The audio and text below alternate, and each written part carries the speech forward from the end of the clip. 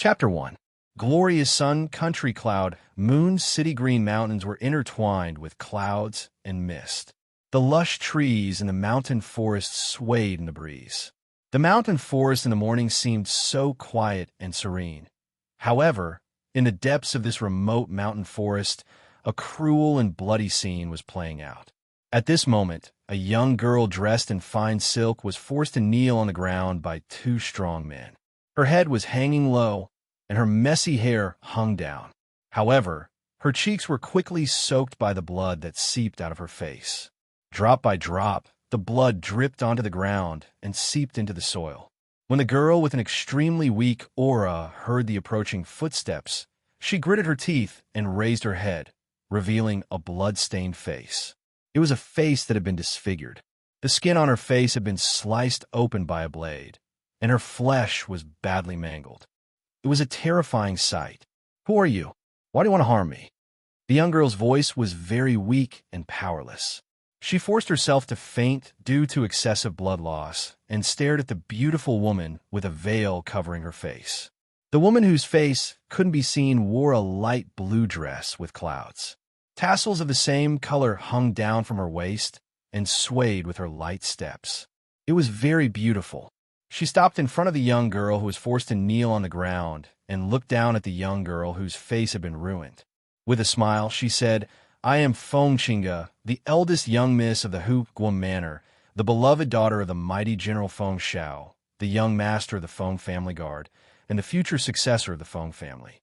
At the same time, I am also the fiancé of the glorious Sun Country's third marquis." The familiar voice and the words of the woman in front of her caused the young girl to open her eyes wide in shock. "You? Who are you? Who are you?" "I am Fengqinga. I am Fengqinga."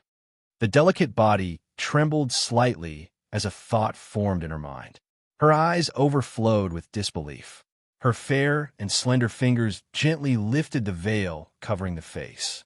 A beautiful and elegant face was reflected in the eyes of the young girl on the ground. When she saw the face that couldn't be more familiar, she was so shocked that she couldn't speak. Her peerlessly beautiful face gently tilted up as she looked at the young girl with a frightening face on the ground. Her voice was filled with boundless anticipation and excitement that was difficult to suppress.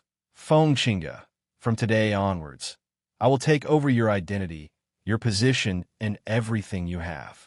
As for you," her voice paused for a moment before she gave a low laugh. "With your intelligence, why don't you think about how I will deal with you?" Hearing the original voice of the person in front of her, Fengqinga's body trembled. She stared at her in disbelief. "Ruoyan? You are Su Ruoyan." Su Ruoyan was an orphan who had grown up with her. She was the one who had brought her back to the Guam Manor from the streets. She was the one who had kept her by her side to accompany her. She was the best friend she could talk about everything with. She was the sister she regarded as family. However, she would never have thought that the person who ruined her looks and wanted to steal her status would actually be her. "Why? I treated you so well. Why did you do this?" The betrayal hurt her heart like a knife. When she thought of her face being ruined and her identity being taken over, no one would know about it. She couldn't help but hate. Chapter 2. She looked at Fengqinga's devastated appearance with satisfaction. However, she did not stop there and continued to speak. "Originally, in order to prevent any undue delay, I should have killed you immediately and destroyed your corpse so that no one would be able to find your existence. However, Fengqinga's heart trembled when she heard the sinister smile. She then heard her demonic voice again. "Do you know why I only allowed someone to destroy your beautiful face, but not your snow-white skin?" She squatted down slightly and looked at her face to face. "That's because I wanted to sell you to the most lowly place, a place for men to play with. I believe that even if your face is destroyed and you look like a ghost, there will still be many people who will like your jade skin. What do you think? Don't look at me like that. Your face is already destroyed.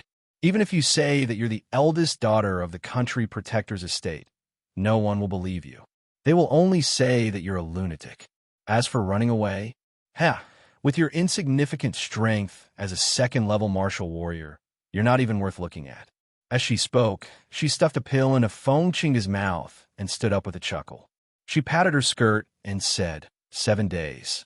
After 7 days, even if you're not dead, you'll die from the poison. Feng Chinga gritted her teeth and screamed, Su Ruyun, even if I become a ghost, I won't let you off. Heh, you can't even play with me as a human. Once you become a ghost, you won't be my opponent. She sneered and ordered, take her away and sell her. Don't leave any clues behind. It's best if you silence the person who takes her away. Yes, the two strong men respectfully responded. Then, one of their palms chopped down and carried the dying Feng Chinga on their shoulders. After a few leaps, they disappeared into the forest. A middle-aged man dressed in black who had been standing behind Surun stepped forward. My lady, it's getting late. Do you want to return to the estate first? Yes, it's time to go back. She revealed a gentle smile and looked at the sky as she spoke softly. From this moment onwards, I am Feng Chinga, and Feng Chinga is me. 2 nights later, in Dalong Town, Heavenly Fragrance Restaurant, when she smelled a sweet fragrance, the unconscious Feng Chinga slowly opened her eyes. Before her brain could react, she heard a strange clicking sound and felt a pair of hands touching her arm. She was so shocked that she screamed and rolled off the bed.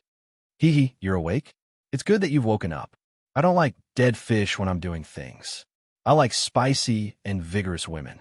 That's the flavor. A vulgar man in his 30s stared lecherously at Feng Chinga, who had rolled to the side. His eyes were filled with excitement as he said, I really didn't expect that I would be able to get such a good product tonight.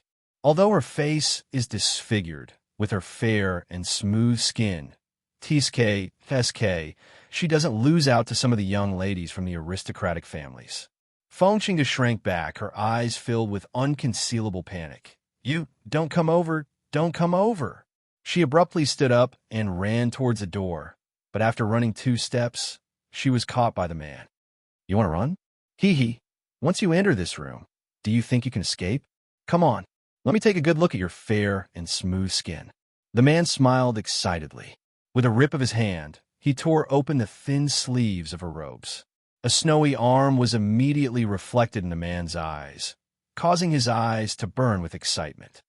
Ah! Feng Chinga screamed. The disgusting feeling of being hugged by the man caused goosebumps to appear all over her body. As she tried to push him away, her hand touched the dagger at the man's waist. Without a second thought, she pulled it out and stabbed it towards the man's heart. Hiss! Slut! The man's lust rushed to his head, and he was unable to dodge in time. A bloody gash appeared on his chest, and the pain caused him to throw Feng Chinga away. Ah! Bang! Chapter 3. Damn it!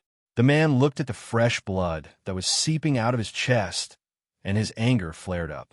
He fiercely stepped forward and kicked her in the abdomen as he cursed. Get up! Don't play dead with me. As he spoke, he reached out and pulled her clothes, lifting her up and throwing her onto the large bed. The sharp pain in her head and the pain in her abdomen caused her, who had originally fainted, to frown. It was as if there was a crying voice in her mind, causing her to feel irritated. Shut up! She coldly shouted and opened her eyes. At the same time, she could not help but knit her brows tightly together. There was indeed a crying voice in her mind, and in front of her, there was a vulgar man who had stripped down to his underwear and was staring at her with a lustful expression. Her gaze swept past the vulgar man's disgusting body, and she looked towards the quaint room. Her lips could not help but purse into a thin line. In her mind, the sobbing voice seemed to be startled when she coldly shouted, and it actually stopped. Oomph. Now you know that playing dead is useless, right? You'd better play with me obediently. Otherwise, I have plenty of ways to deal with you. As he spoke, he pounced towards Feng Chinga, who was sitting on the bed like a hungry wolf pouncing on its prey. You're courting death. She coldly snorted in disdain. She bent her knees and raised her leg to kick the vulgar man who had pounced on her. Bang! The vulgar man was caught off guard by the kick, and his entire body fell to the ground like a toad with a muffled groan. He returned to his senses and quickly got up. He angrily glared at the woman sitting by the bed and raised his fist. Damned woman, you dare to kick me. See if I don't beat you to death. However, to his astonishment, his fist was caught by her. He did not know what method she had used to hold his hand and then bend it downwards. All he heard was the sound of his bones breaking, and the pain caused his face to turn pale. He instinctively let out a blood-curdling scream, but a pair of ice-cold hands had already wrapped around his throat.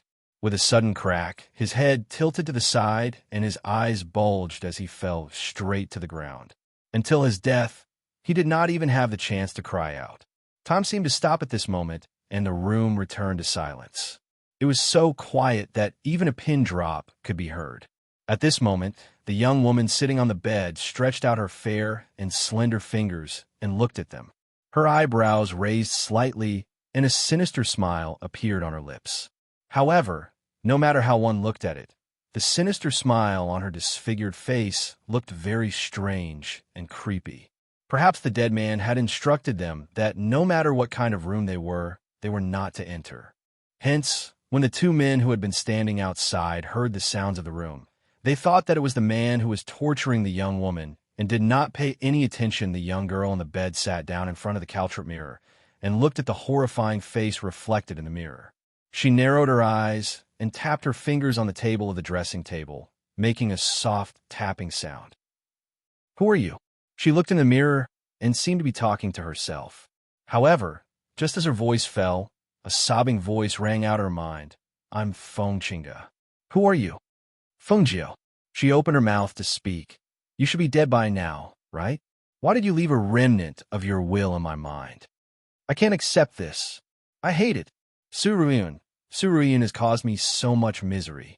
The sobbing voice echoed in her mind with hatred. Chapter 4. Don't cry yet. Tell me everything. She furrowed her brows and thought to herself.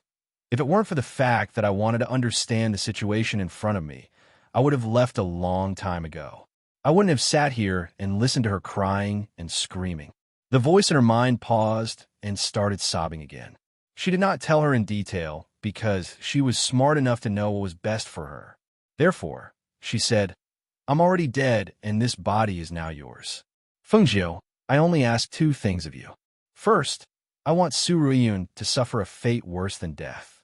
Killing her with one blow won't relieve the hatred in my heart. Only by making her suffer a fate worse than death will I be able to relieve the hatred in my heart." Her voice was thick with hatred. At this moment, she knew that there was nothing she could do to salvage the situation. All she wanted was for Suruyun to suffer a fate worse than death. Fengjiu raised an eyebrow, but did not speak. He only curled the corners of his lips into a smile that was not a smile. At this moment, as if he knew what she was thinking, Fengqinga continued, "I don't know where you've come from, and I don't know what your identity was in the past. However, from your calm response and your calm demeanor, I believe that you're definitely not an ordinary person. At the very least, you wouldn't be as foolish as me to have your identity stolen and your life harmed." Hearing this, Fengjiu's eyes flashed and the smile on his lips deepened. "Say it. What's the second thing?" Hearing this, Fengqinga knew that she had agreed. She secretly heaved a sigh of relief, but at the same time, her voice carried a bit of sadness and sadness. "My family treats people very well and treats me like a treasure in their hands. I hope you can take good care of them in my place. Don't let them know that I'm no longer here," that her slender and fair fingers gently tapped on the table. The sound of the tapping was very soft, but it made Fengqinga's heart skip a beat. She did not know what Fengjiu was thinking, but she did not want to hear any rejection from her. Therefore, she said, "I will leave all my memories to you. This way, you will know everything that has happened. Fengjiu, you must help me. You must help me." When Fengjiu heard the voice in her mind, she suddenly felt a sharp pain in her head, as though someone had forcefully stuffed something into it. She frowned and closed her eyes to endure the pain. After a while, she slowly opened her eyes. In her mind, there were many memories that did not belong to her. Perhaps it was because Fengqinga's memories had merged with hers. Therefore, when the scene of her face being disfigured flashed across her mind, she felt as if she had experienced it herself. It was as if she was the one who had suffered the pain of being cut by a knife. Suruyun? Interesting. The merging of the memories in her mind allowed her to understand her current situation and the various aspects of the situation. Therefore, she stood up and walked over to the dead man's side. She then took all the valuables from his clothes. One of the sleeves of her dress had been torn, and the front of her dress was also torn. She then tore a piece of cloth from the inside of her dress to cover her face. Her disfigured face was too eye-catching. If she wanted to leave this place, she would have to do it quietly and not attract any attention. Unfortunately, after searching the entire room, she could not find a single piece of clothing. As for the dead man's clothes, she felt that they were too dirty and could not be worn. When she thought about how this was a place for pleasure, she tore off the other sleeve as well, revealing her snow-white arms. She then changed her dress into a tube-top dress. Her gaze fell upon the light muslin of the bed curtains. She reached out and pulled it over her body before leaving through the window at the back. After landing firmly on the ground, she looked around and saw that the only path she could take was in front of her. Thus, she blended into the group of women who were teasing her in front of the courtyard. Just as she was about to leave, a scream suddenly rang out. Chapter 5. She had been exposed. Run. This was her first reaction, and she really did run out. However, who knew that a cold light would flash in front of her eyes? That cold and bloodthirsty aura was clearly a terrifying, murderous aura. Seeing that cold light coming towards her, she didn't even think about it, and squatted down with her hands covering her head. The sharp sword aura seemed to have streaked across the top of her head. Her ears were filled with cries and screams, and the people who were running in all directions were pushing and shoving each other. But Fengjiu found that there was a lot of empty space around her. She raised her head and looked around. With her, as the center point, a group of people had fallen around her. They had all died with a sword slit to their throats. Luckily, I dodged quickly. She secretly rejoiced. Just as she was about to move away, a pair of black boots stopped in front of her. Her eyes narrowed, and a dim light flashed in that instant. She raised her head timidly, her body trembling. Wood, standing in front of her, was a man dressed in black. His face was covered with a black cloth, and his face could not be seen clearly. But his eyes were filled with a sinister light, as if they were poisonous. The sword in his hand, that was pointed diagonally to the ground, was still dripping with blood. Drops of blood blossomed on the ground. It was unknown whether it was intentional or not, but due to the trembling of her body, the light veil draped over her body slipped to the ground, revealing her snow-white skin. Her face was covered, but her pair of moving eyes were filled with tears. Coupled with her trembling, slender figure, she appeared delicate and pitiful. The man in black was obviously not someone who cared about women. His sinister gaze only flashed for a moment when he saw that snow-white skin, but he quickly moved away. His gaze looked towards the retreating crowd, as if he was looking for something. At this moment, the hand holding the sword moved slightly, preparing to kill this eyesore in front of him. The murderous aura filled the air, and Fengjiu shouted in panic, "Whoa, don't kill me." However, the moment she stood up, her hand touched her thigh, and a sharp dagger flashed at the man's wrist holding the sword. Hiss! Clang! Because he couldn't sense any killing intent from the woman in front of him, he was careless and let his guard down. Coupled with the fact that he was so close to her, his wrist was injured and blood gushed out. He couldn't stop trembling, and the sword in his hand fell to the ground.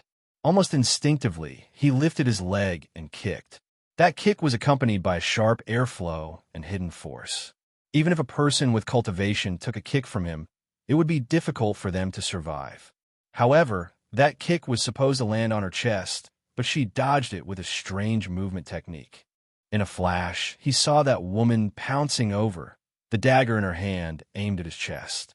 He instinctively reached out to block it, but who would have thought that her attack was a feint? At the same time that the dagger stabbed out, she kicked between his legs. Yes, the heart-wrenching pain caused him to groan in pain. His legs involuntarily clamped together in a half-squat, but this also gave her the perfect opportunity. She held the dagger in a reverse grip and slashed across his throat, sealing his throat with one stab. A fatal blow. Even at the moment of his death, the black-clothed man's eyes were still wide open, filled with unwillingness and resentment. He seemed to be unwilling to believe that he would actually die at the hands of a woman. Chapter 6. A skinny figure was squatting in an inconspicuous street corner and yawning. His eyes were half squinted as he watched the teams patrolling back and forth on the street. Bored, he took out an apple from his bosom and began to chew on it. She was wearing a beggar's robe, which was old and dirty. Her dirty face was stained with dirt, and her hair was wrapped in rags. She looked just like a thin and small beggar. No one would have thought that the brothel girl who made the mayor so angry that he issued a search warrant would be a little beggar on this street corner.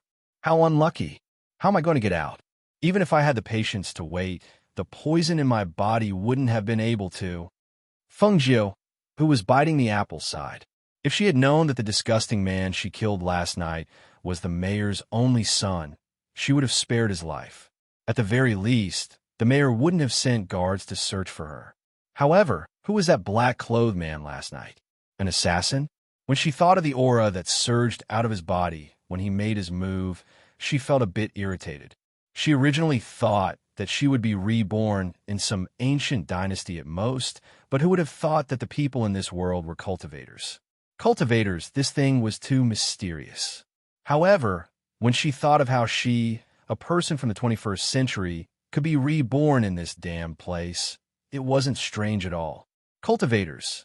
Then all her abilities would be useless in front of those immortal cultivators.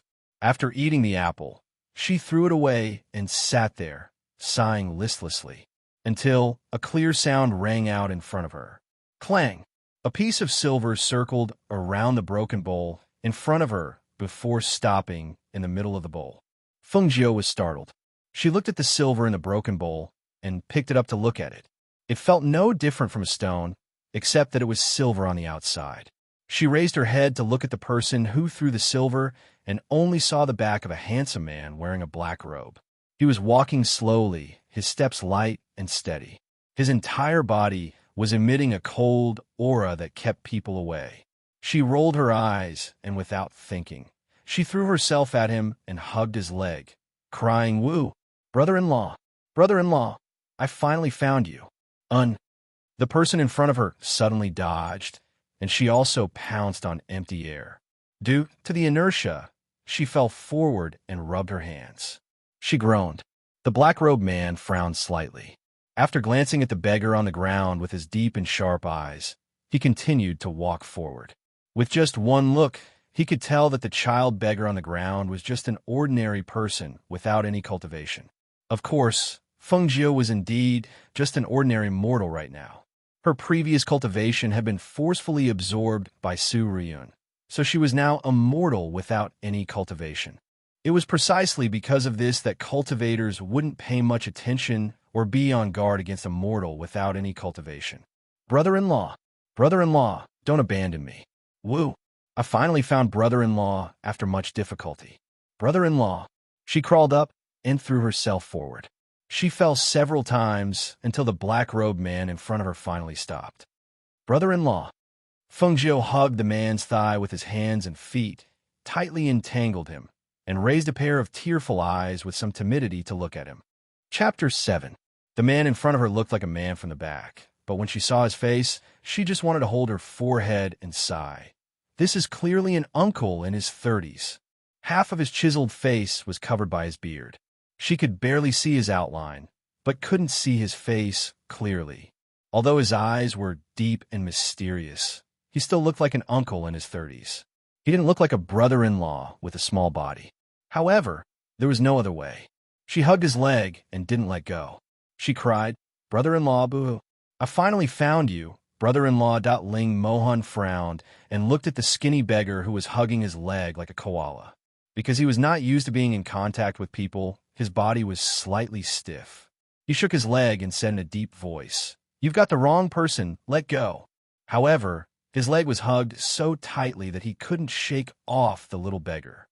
"Brother-in-law, I'm not wrong. Sister said that you have a big beard. I saw you when I was very young. I can't be wrong, boo-hoo. Brother-in-law, don't drive me away. Sister is dead. There's no one at home. My stepmother wants to sell me, boo. Brother-in-law, I'm not your brother-in-law. You've got the wrong person." Ling Mohan's face became colder and colder, and the cold air around him became more and more intense. It was very frightening, but the little beggar who was hugging his thigh did not let go at all. He swung his leg several times, but she could not get rid of him.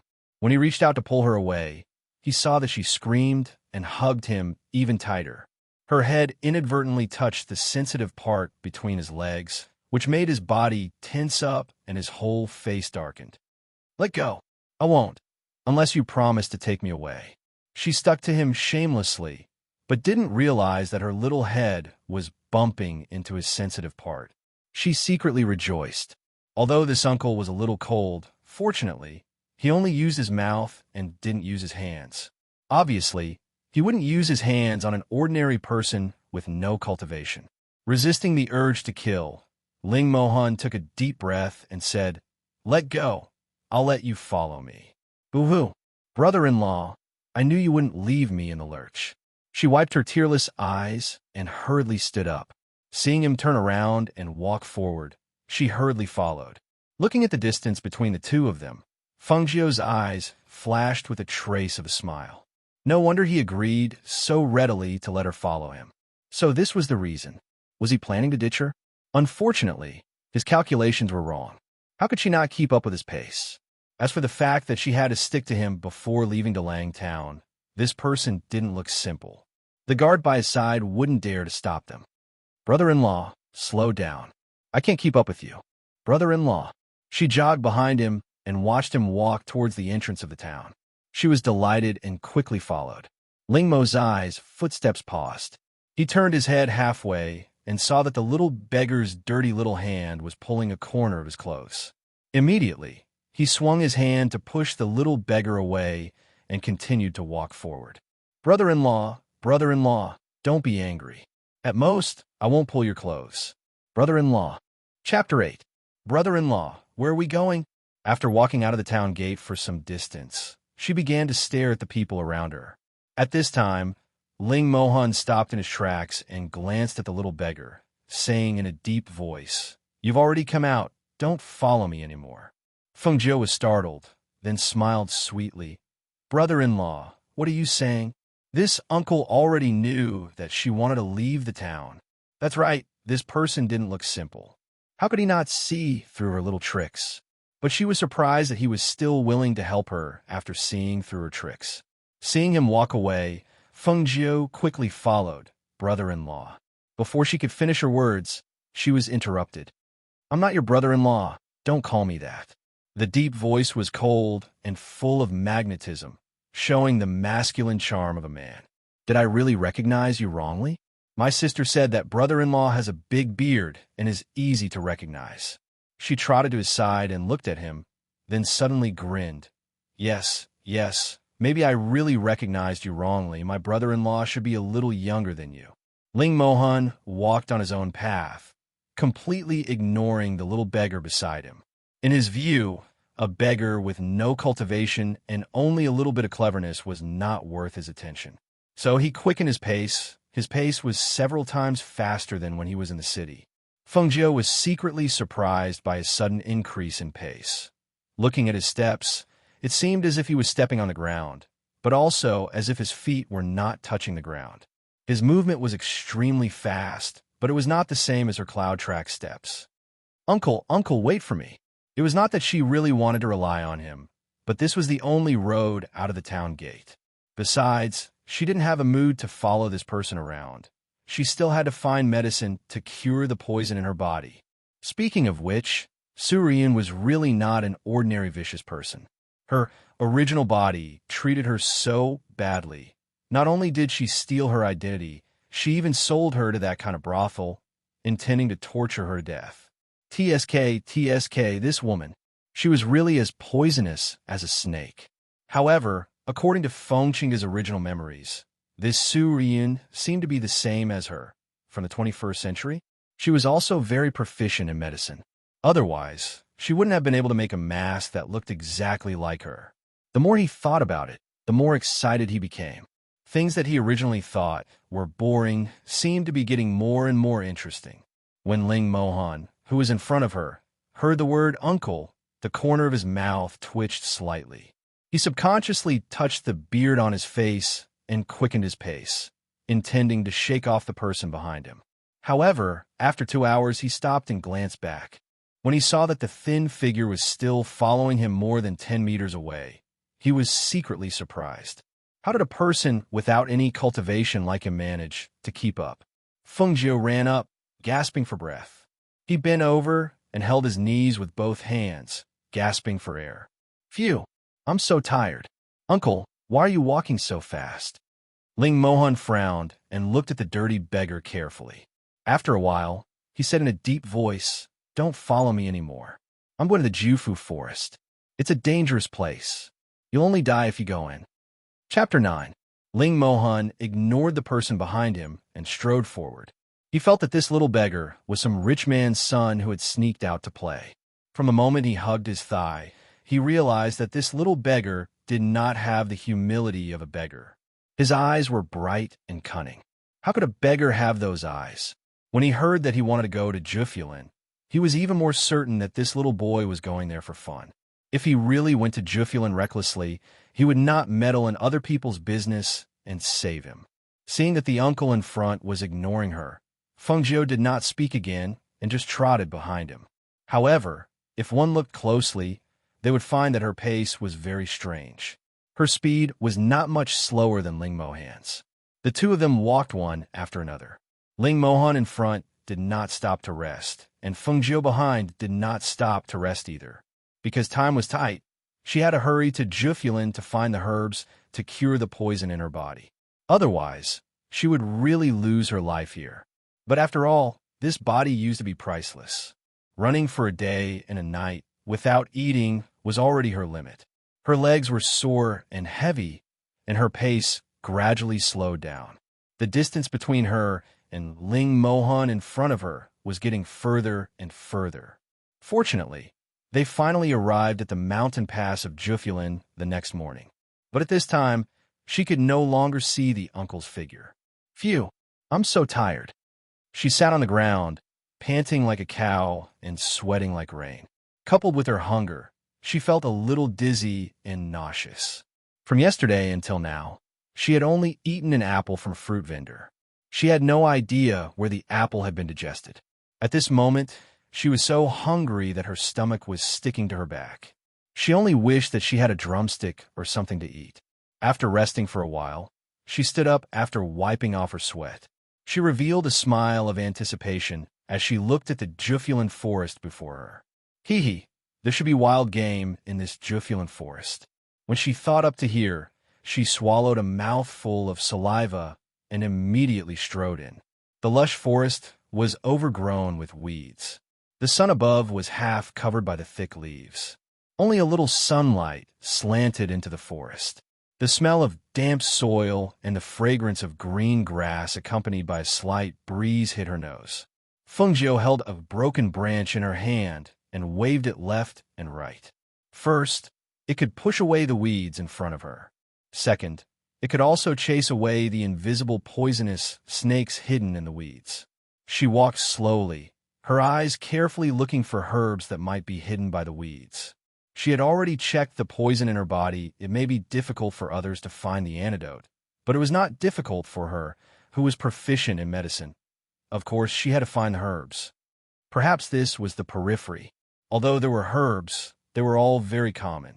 As for the wild game she was thinking of, there was no need to talk about it. After walking for almost an hour, she did not see any wild game that could be eaten. She did see a few four-legged snakes lying on the trees. Her stomach was really unbearably hungry.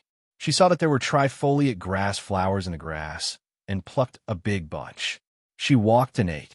Although the stem of the trifoliate grass was sour, the flower had a light fragrance. Although it was not much, it was better than an empty stomach. Chapter 10.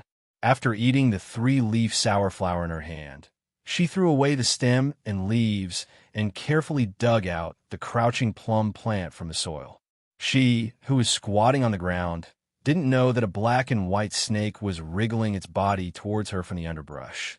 As the viper got closer and closer to her, its body propped up its head, and its tongue flicked out, making a subtle hissing sound. At that moment, The viper suddenly jumped out and opened its mouth to bite Feng Ix's calf. Feng Jiu's expression changed, and a murderous aura was released in that instant. Her eyes were extremely sharp, and she quickly turned around, one hand grabbing the snake's head and the other hand grabbing the snake's 7 inches away. Her fingers squeezed inwards, and with a pu sound, the hand grabbing the snake's 7 inches away forcefully squeezed into the snake's body. Hiss! That poisonous snake hissed, and its body twitched a few times before softening. Oh, it's actually a many-banded kite?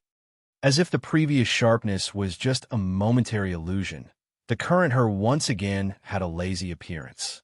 She stared at the poisonous snake in her hand and laughed. If there's no wild rabbit or wild boar, then I'll just have to make do with roasting this snake to fill my stomach. However, as soon as she finished speaking, the smile on her face froze. Because she discovered a very big problem. There was no fire. In this damp forest, it wasn't easy to start a fire by friction.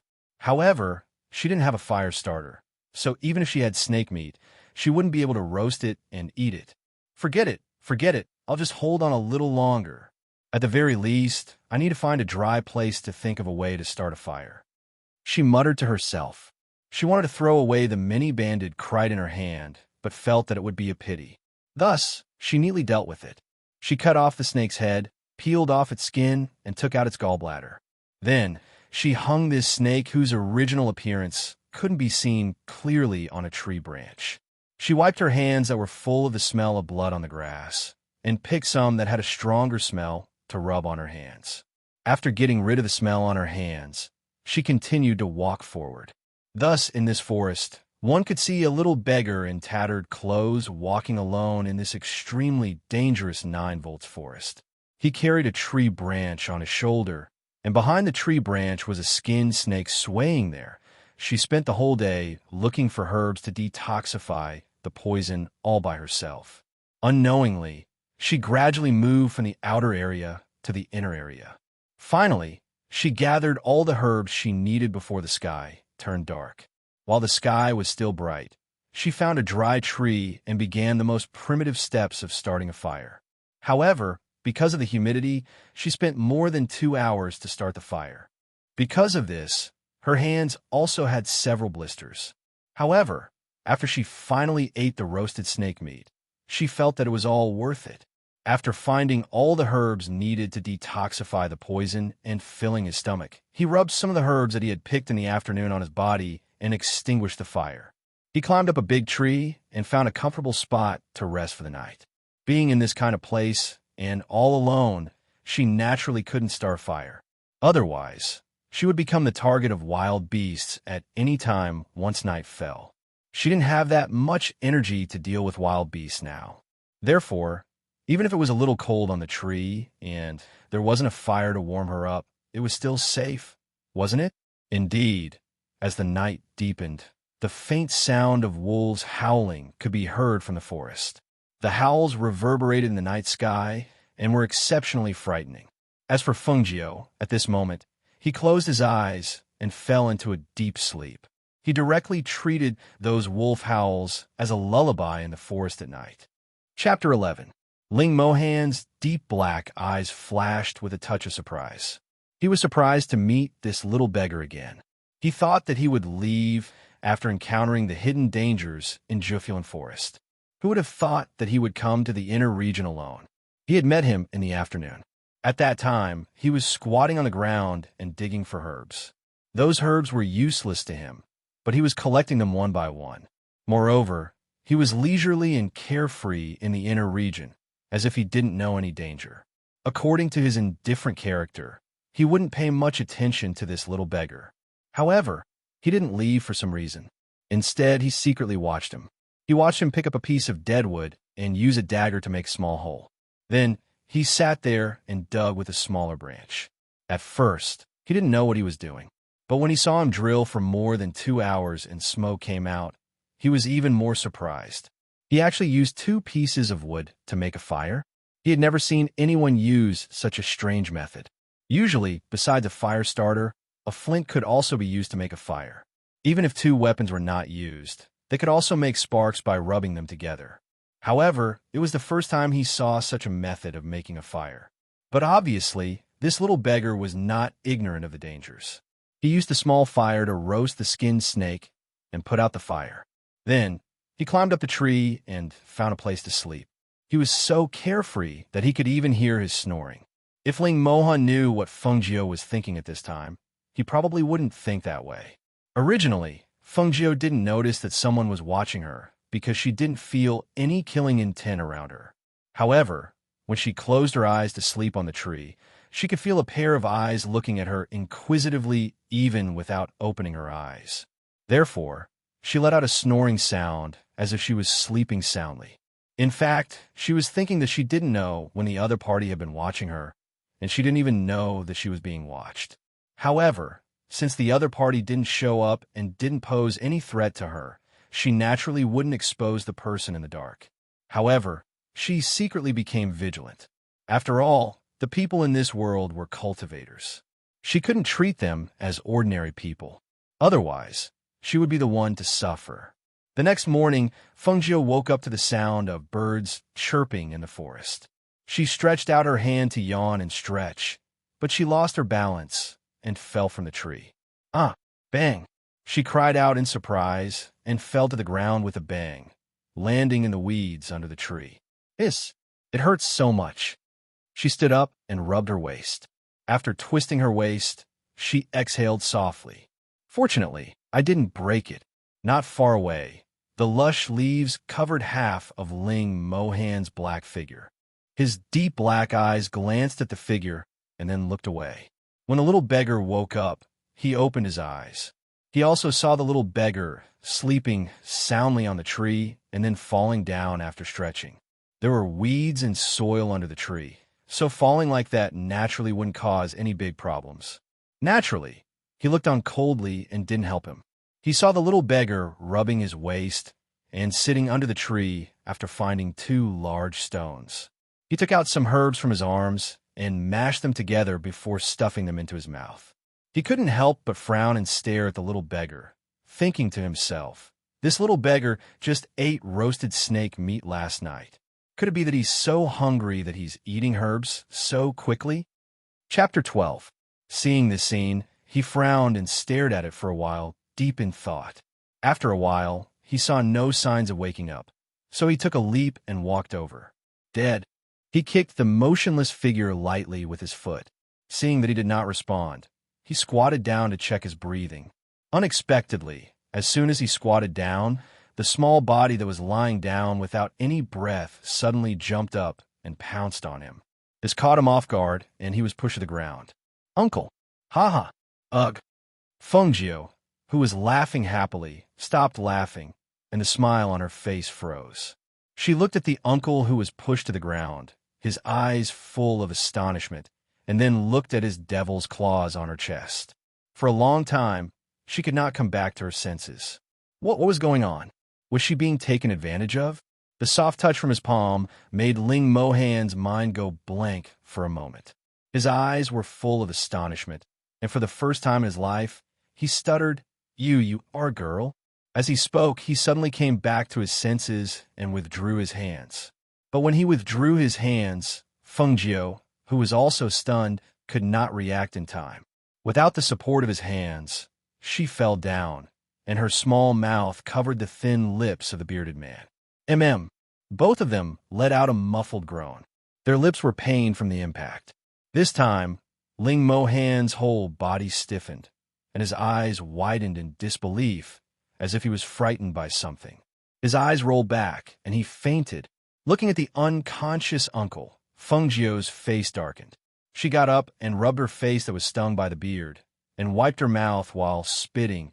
"I didn't even say that you were an old cow eating young grass, and you still have the nerve to faint?"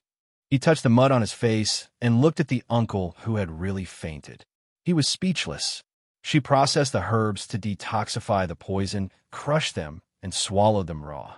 The effect of the medicine was too strong, and she spat out a mouthful of blood.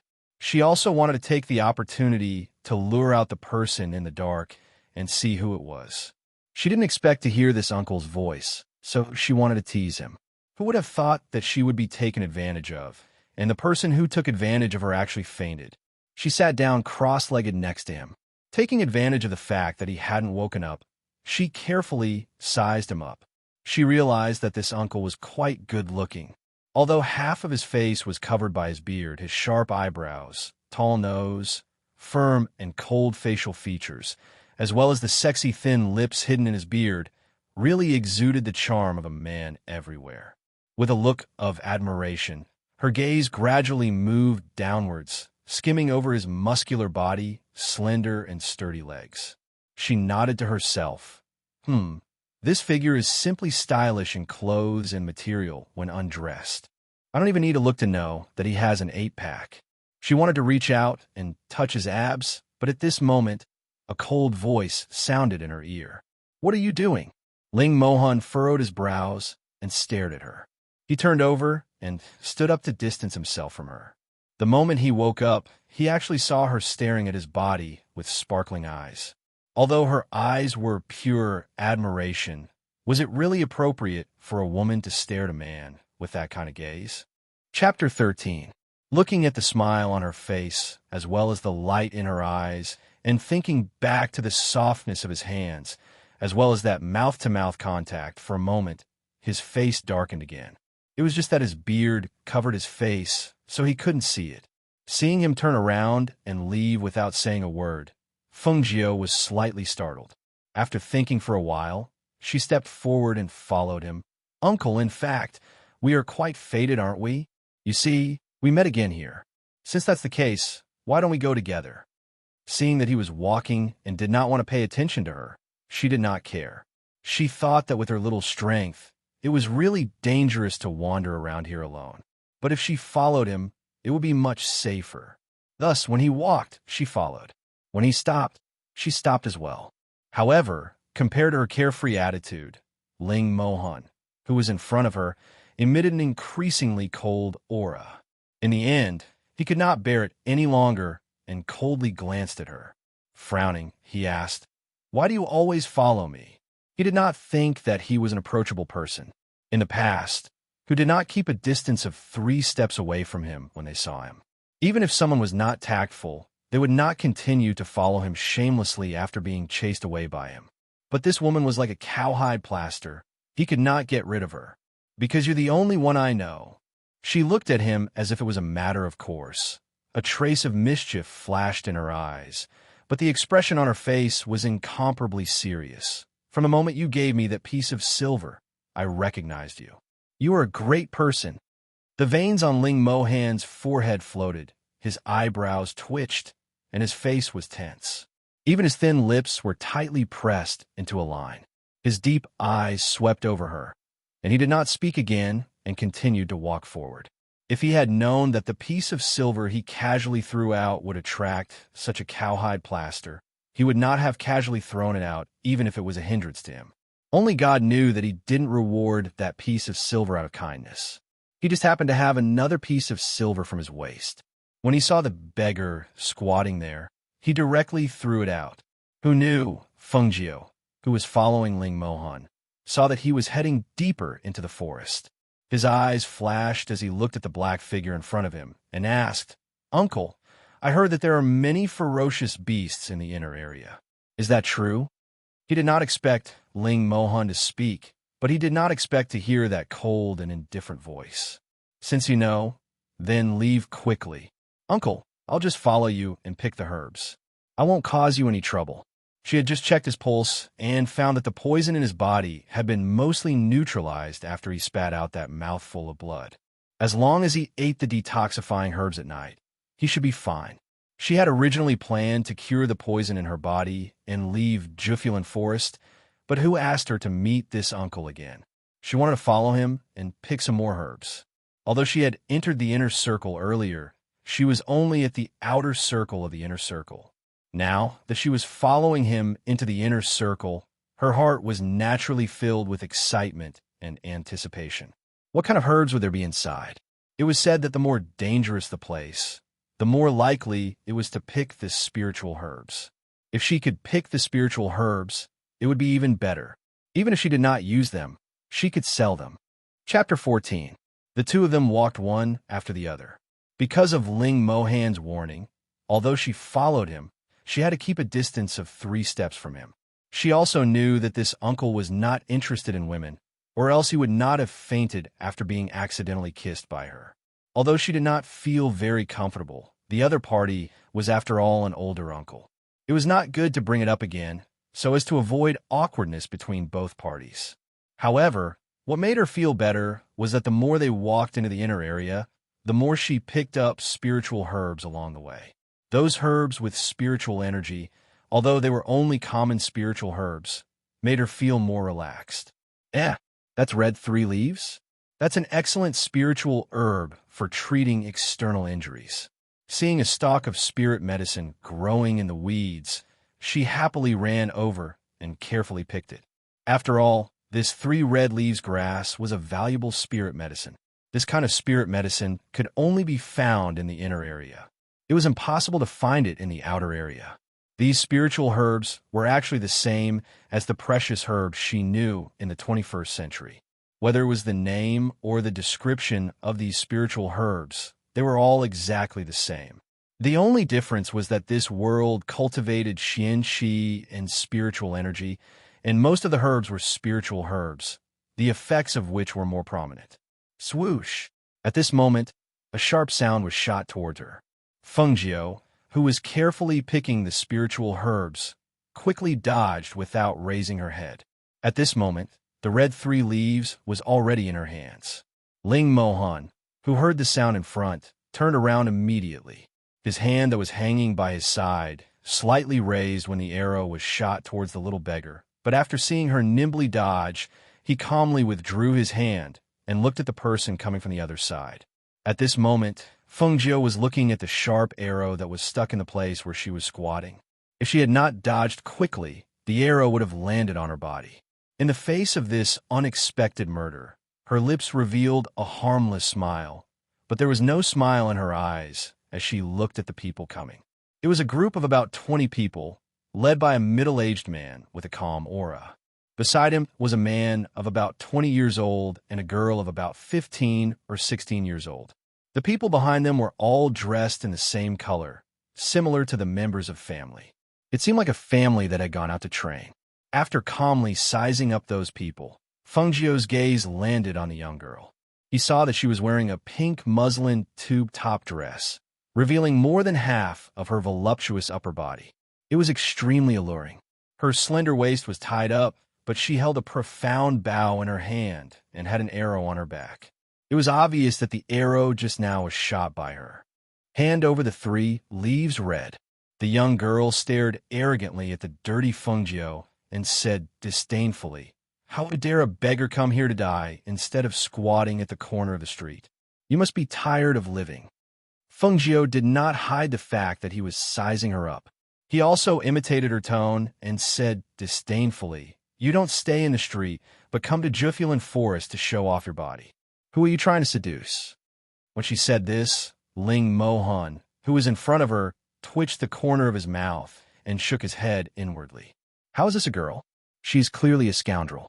When the people on the young girl's side heard this, their expressions turned cold. Pairs of eyes filled with murderous intent fell on Fengjiu like sharp swords. Only the middle-aged man and the young man's expressions remained the same, but they looked at Fengjiu as if they were looking at a dead man. Chapter 15. The young girl shouted angrily. It was unknown whether she was angry or embarrassed, but her beautiful face was flushed red. Without thinking, she raised the bow in her hand again. She took out an arrow, placed it on the bowstring, and aimed at Fengjiu. Whoosh! The sharp arrow carried a burst of xian qi and shot towards Fengjiu's heart at a speed that was too fast for one to cover their ears.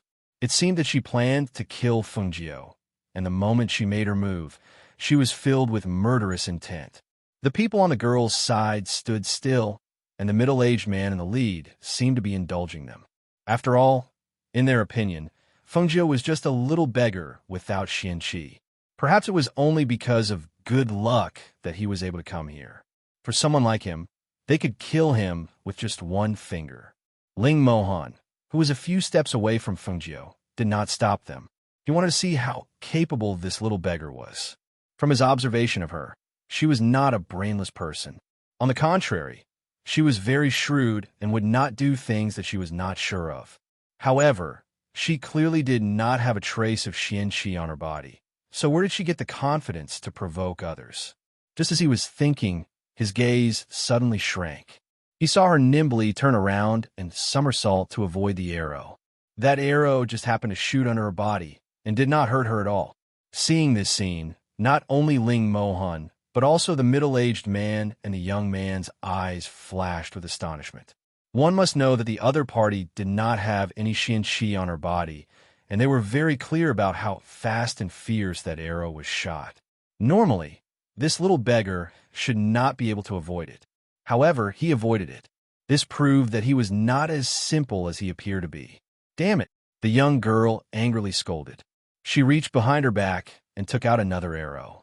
She knocked the arrow and shot it out. However, none of the arrows that were clearly aimed at the little beggar could hit him. Several arrows in a row missed. She then looked at the little beggar with a smile on his face. He raised his chin slightly and looked at her, as if to say, "Is that all you have?"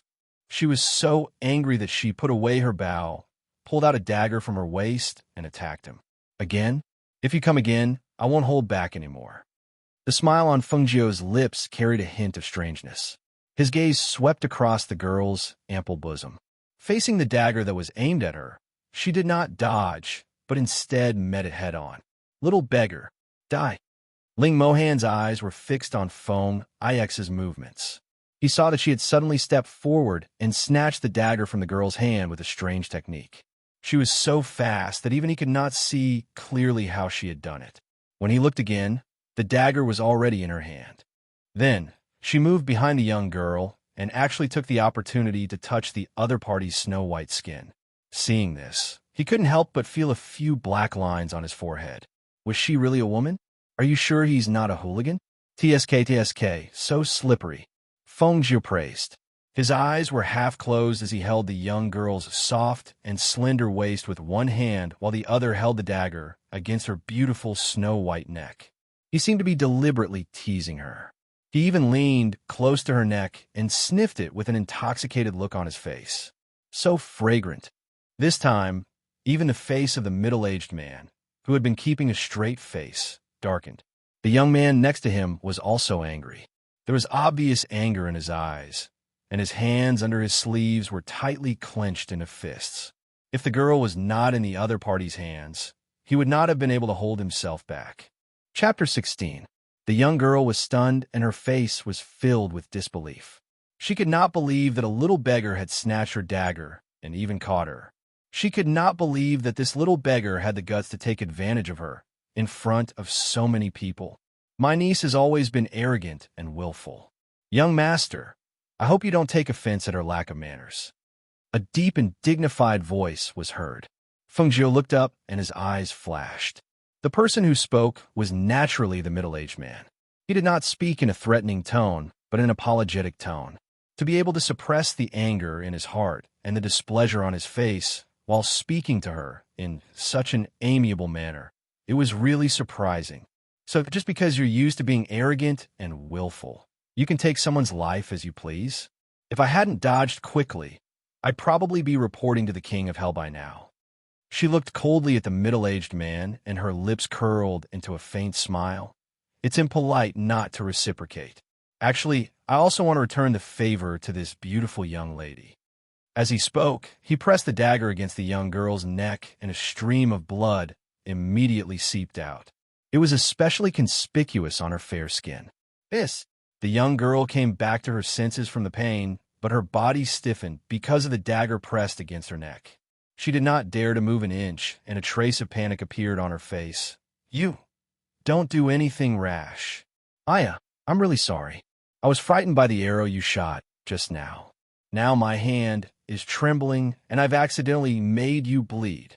Seeing this scene, the middle-aged man's face darkened, and the pleasant expression on his face instantly disappeared.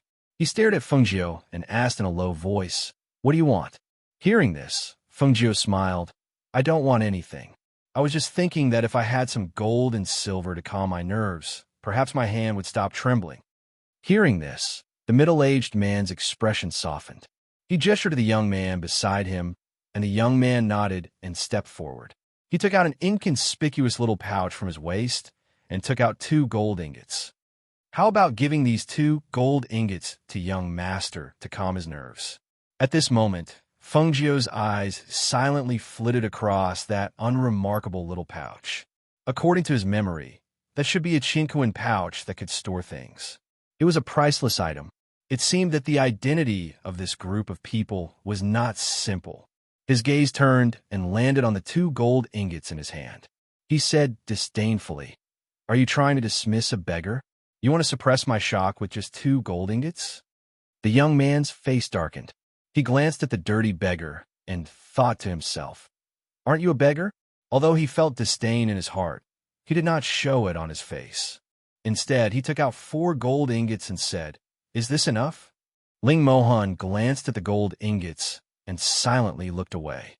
Money like silver and gold ingots could only be used to buy things in the secular world. If one really wanted to buy things for cultivation, it was impossible to buy them without crystal coins. Compared to the expensive crystal coins, these gold ingots were really not enough.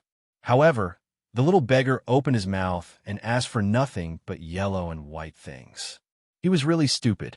Fengjiu was too lazy to care about what others thought. She looked at the gold ingots and rolled her eyes, saying, "It can be said that we don't know each other until we fight. I'll let her go. You're not allowed to attack me again." "Of course," the middle-aged man replied in a low voice. Chapter 17. The young girl clenched her teeth and nodded. "As long as you let me go, I won't attack you." Hearing this, Fengjiu signaled the young man to hand over the gold ingot. The young man walked forward, glanced at the young girl, and handed the gold ingot to Fengjiu. Fengjiu took it and stuffed it into his bosom, then moved the dagger away and threw it at the young man. The young man took a step back and caught the dagger. At the same time, the young girl turned around and kicked Fengjiu. "Damn you, little hooligan! Who told you to take advantage of me?" Fengjiu was already on guard and quickly retreated after taking the gold ingot, so the young girl's kick naturally missed. She still wanted to go forward, but at this time, the middle-aged man called out in a deep voice, "Ingro, come back." "Second uncle." The young girl stomped her feet, unwilling to give up, but when she saw her second uncle's warning gaze and her big brother's gaze, she bit her lip and walked back. On the other side, Fengjiu's 6 gold ingots were a bit heavy, and because he was afraid of crushing the spiritual medicine she kept in her bosom, he took out the gold ingots and showed them to Ling Mohan as if he was presenting a treasure. "Uncle, look, I have a lot of money. How about I treat you to a drink when we get out?" Ling Mohan glanced at her and walked forward. Fengjiu immediately followed behind him. Uncle walked slowly, seeing the 2 of them leave one after the other. The young man's eyes flashed with killing intent. He asked, "Second uncle, why didn't you kill that brat? That black-clothed man isn't an ordinary person. Even I can't see through his cultivation, and that brat is also strange. He clearly has no cultivation, but he has that kind of movement skill. He's definitely not a beggar." He paused slightly and said, "We have more important things to do on this trip, so don't complicate matters. Let's drop this matter and don't mention it again." Yes, although he was unwilling, he could only agree. After all, compared to their mission this time, that brat was indeed insignificant. Only when she thought of the mission this time did the young girl suppress the unwillingness and anger in her heart. She asked somewhat expectantly, "Second uncle, is there really a divine beast born in Jufulin Forest?" "Yes, I believe that the various aristocratic families will also receive the news and come to the 9 volts forest. Or rather, they're already somewhere in the 9 volts forest, so we have to move faster to avoid losing the initiative."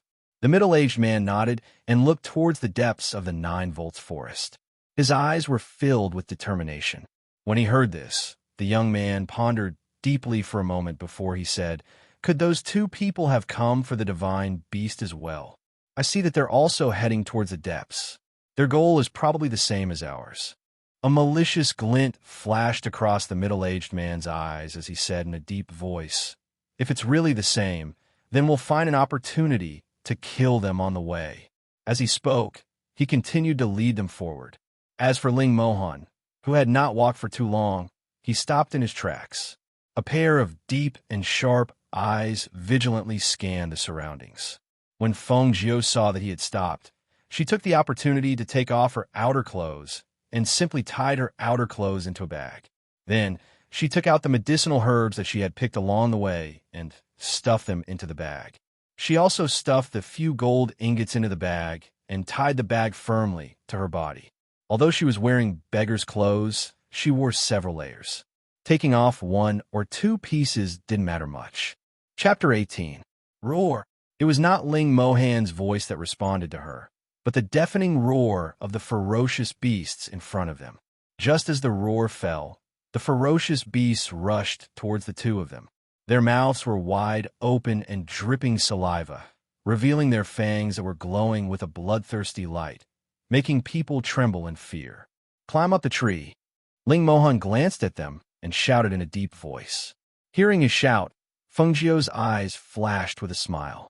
She said that this uncle was a good person. Uncle, then be careful. She quickly climbed up a big tree next to her, hugging the trunk to watch the scene below. She also wanted to see how good this uncle was. However, when she caught a glimpse of the young man hiding behind with a bow, an arrow aiming at the uncle below, her eyes flashed with a cold light. She thought of something and saw that a ferocious beast below was crashing into the tree she was on. So the hand holding the branch loosened, and with the force of the collision, she fell from the tree.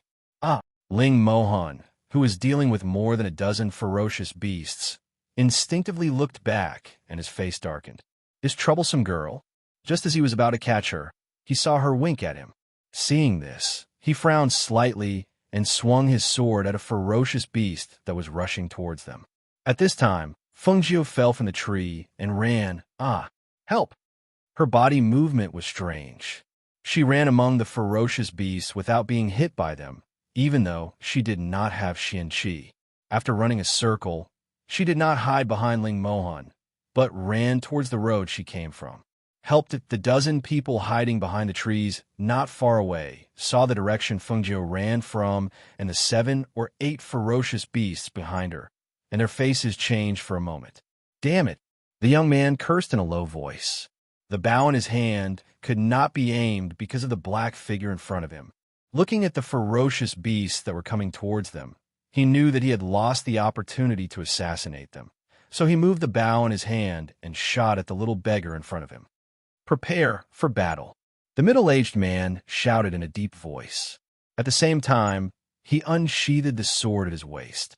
When Feng Jiu saw the young man shooting at her with a bow and arrow, the corners of her mouth curled up, revealing a strange and evil smile. She could only do it once, but not twice. She would not let the person who had tried to take her life time and time again off the hook. Moreover, her hands were itching. She would use this group of people to test her combat power. Once she made up her mind, a murderous aura spread out from her body. Her sharp aura revealed the aura of a superior. Just the change in her eyes and the aura around her made the middle-aged man's heart tremble. He was shocked beyond words. He had seen countless people and could see that the little beggar at this moment was like a completely different person. The little beggar's imposing manner, the fierce murderous aura, and the confidence between his brows made him tremble in fear. However, this person did not have any profound strength. He believed that no matter how strong his aura was, it was impossible for him to be stronger than him in battle.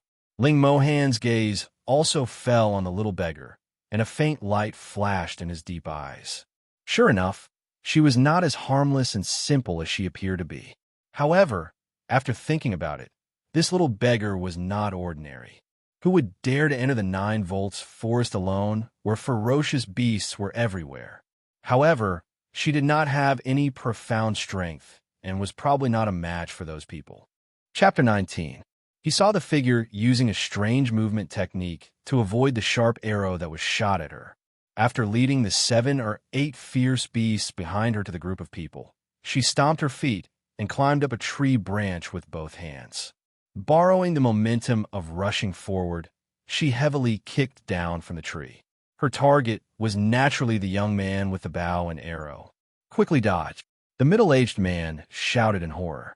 He wanted to go forward and pull him away, but the ferocious beasts were pouncing on him. He couldn't even take care of himself, so how could he free up his hands to help him? As a result, he could only watch as the little beggar kicked down. Fortunately, the young man suddenly woke up after the loud shout. His body instinctively retreated, avoiding the fatal kick from Fengjiu that was aimed at his head. However, because he was too slow in dodging, his face was kicked and his entire body staggered back a few steps. At this time, a ferocious beast pounced over, but the young girl beside him blocked it for him. "Brother, why are you in a daze?" The young girl anxiously shouted, her face unable to hide her anxiety. At this time, the young man regained his senses. The burning pain on his face made him angry and annoyed. He put away the profound bow in his hand, and with a surge of profound energy, he gathered profound energy in his fists and suddenly punched out. With a loud bang, a ferocious beast that pounced forward was sent flying by him. Ow! Bang! The ferocious beast howled, and its body heavily fell to the ground, shaking the ground. Seeing the young man send a ferocious beast flying with a punch, the dozen guards seemed to have received encouragement. Their eyes brightened and they shouted loudly, "Young master is mighty." Due to the excitement in his heart, his fighting spirit was aroused. The panic from the unexpected confrontation with the ferocious beast calmed down at this moment. Not long after, he actually killed the 7 to 8 ferocious beasts one by one. The ground was littered with ferocious beast corpses, and a thick smell of blood permeated the surroundings. After the crisis was resolved, everyone realized that there were 7 to 8 ferocious beast corpses lying not far away. It was obvious that the black-clothed man had killed them alone. However, the black-clothed man's figure had disappeared. Not only that, the little beggar and their second uncle had also disappeared. "Brother, where's second uncle?" The young girl looked around to look for them, but she didn't see their figures. The young man stretched out his hand to wipe the trace of blood from the corner of his mouth. His eyes stared maliciously in a certain direction. He didn't say anything, but returned the profound bow to her and strode towards the left. The young girl and the guards hurriedly followed after him. In the forest covered by the dense trees, a murderous aura was overflowing, and the atmosphere in the air was a little colder because of the murderous aura. The middle-aged man stared at Feng Nine in front of him with sharp eyes, and his deep voice was filled with cold, murderous intent. "You are no match for me. Don't make a futile struggle." "Is that so?" Feng Jio's lips curled into a smile. His figure instantly dashed out, and the moment he attacked, his killing intent was overflowing. The middle-aged man snorted heavily, as if mocking him for overestimating himself. Surging, profound energy poured into the sharp sword in his hand, and the sharp edge of the sword met the attack in the next moment. Clang! The dagger and sword clashed, producing a clanging sound. Sparks burst out. Almost at the same time, the weapons in their hands turned and attacked again. After a few moves, the long sword pierced towards Fengjiu. The sword's aura was so sharp that she couldn't dodge it. Chapter 20. It seemed that she could not avoid the sword, but just as the tip of the sword was about to pierce her chest, her body fell back in an instant, and she used the strength of her waist to turn around. Not only did she avoid the fatal sword, but the dagger in her hand also stabbed towards the middle-aged man at a speed that was too fast for the ears to cover. When he saw that Fengjiu had avoided the sword with the strength of her waist, the middle-aged man was slightly shocked. Looking at the murderous aura in front of him, he could not continue his attack and could only retreat quickly, but he was still half a beat too late. "This!" He gasped and stared at the figure in front of him with a sinister and cold gaze. Although he had avoided the fatal wound, his arm was still cut by the dagger, and the wound was so deep that the bone could be seen. Scarlet blood gushed out and quickly seeped into his sleeve. Due to the severe pain of the wound, his hand hung limply and trembled uncontrollably. "Second uncle!" the young girl exclaimed and ran over quickly. "Kill him!" the middle-aged man shouted in a gloomy voice. The guards responded and rushed forward, but were stopped by the young man, who raised his hand. "Let me take care of this beggar." The young man's aura was sinister and had a strong, bloodthirsty aura. He stared at Fengjiu like a venomous snake. Seeing the middle-aged man being helped to the side by the young girl, Fengjiu's gaze swept over the man who was emitting a sinister aura. She raised her chin and said contemptuously, "You are still no match for me." Although the man's aura was very stable, he was still not at the same level as the middle-aged man. Even if she wanted to kill the middle-aged man, she could not kill him in a few moves. However, this man was different. It would be easy for her to take his life. On a tree not far away, Ling Mohan looked at her arrogantly raised chin and contemptuously said. He secretly shook his head. She was still a little girl.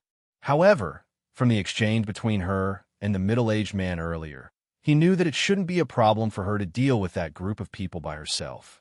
With her ability, as long as she acted carefully in the inner region, there shouldn't be any accidents. Thinking of this, he took a deep look at the figure, took a deep breath, and left quietly. Not a match for you? Oomph. Then have a taste of my power. The young man gave a heavy snort, and the profound energy in his body surged. An orange profound energy aura immediately diffused from his body. He clenched his fists, and with a deep shout, he took a step forward and punched towards Fengjiu.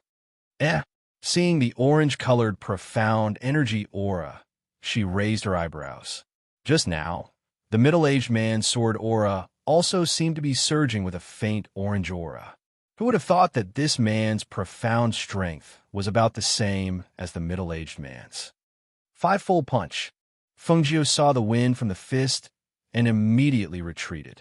When she saw the young man's fist hit a tree after she dodged, she was secretly surprised to see the fist imprint on the tree. This profound strength cultivation coupled with the destructive power of his fist technique was truly astonishing. The other party used his fist to attack, and every move was firm and aggressive. With her strength, it was naturally impossible to meet force with force. Since that was the case, then she would use softness to overcome force. Her eyes flashed, and she put away the dagger in her hand as she retreated quickly. After the young girl helped her second uncle bandage his wound, she saw Fengjiu put away the dagger. She could not help but sneer. Second uncle. That little beggar must have been scared silly, right? He even put away the dagger in his hand? Does he think that he can defeat my brother empty-handed? Chapter 21. Until they saw the next scene, they finally understood where the uneasiness in their hearts came from. The little beggar took a step forward and bent his knees slightly. All the strength in his body seemed to have dissipated. His hands hung limply by his side and then slowly lifted up. When his nephew threw a heavy punch, he turned to the left and retracted his leg. Then, he cupped his fist, and the seemingly limp hand accurately grasped the area between his thumb and index finger. Using his strength, he used the momentum of retracting his leg to neutralize the force of the punch. He turned sideways and grabbed the young man's arm. With a cracking sound, a blood-curdling scream suddenly rang out. Hiss! The young man let out a blood-curdling scream. The sharp pain in his arm caused his face to turn pale. However, this was not the end. He could not pull his hand away, nor could he retreat. After his hand was twisted, his other hand was also caught. It was also difficult for him to escape. Crack! Brother! Young master! The guards and the young girl cried out in shock, their voices trembling because of the shock. What made them even more shocked was that after the hands were broken, the hands that didn't seem to have any lethality were now clasping their throats. No, don't. The young man finally showed a look of horror. The aura of death enveloped him and made his whole body tremble uncontrollably. Don't kill him. The middle-aged man's expression changed greatly, and he tried to stop them. However, before he could finish his words, he heard a cracking sound. His nephew's neck was bent, and his vitality was instantly cut off. Even in death, his unwilling and frightened eyes were still wide open. Brother. The young girl wailed mournfully and sorrowfully. She wanted to rush forward, but the middle-aged man firmly held her back, preventing her from going forward. Young master, the guard were also shocked by this scene. They could not believe that their young master, the #1 disciple in the family, was killed by a beggar. If the family head knew, how angry would he be? Kill him and avenge young master. More than a dozen people rushed forward with murderous intent, and the sharp swords in their hands flew out.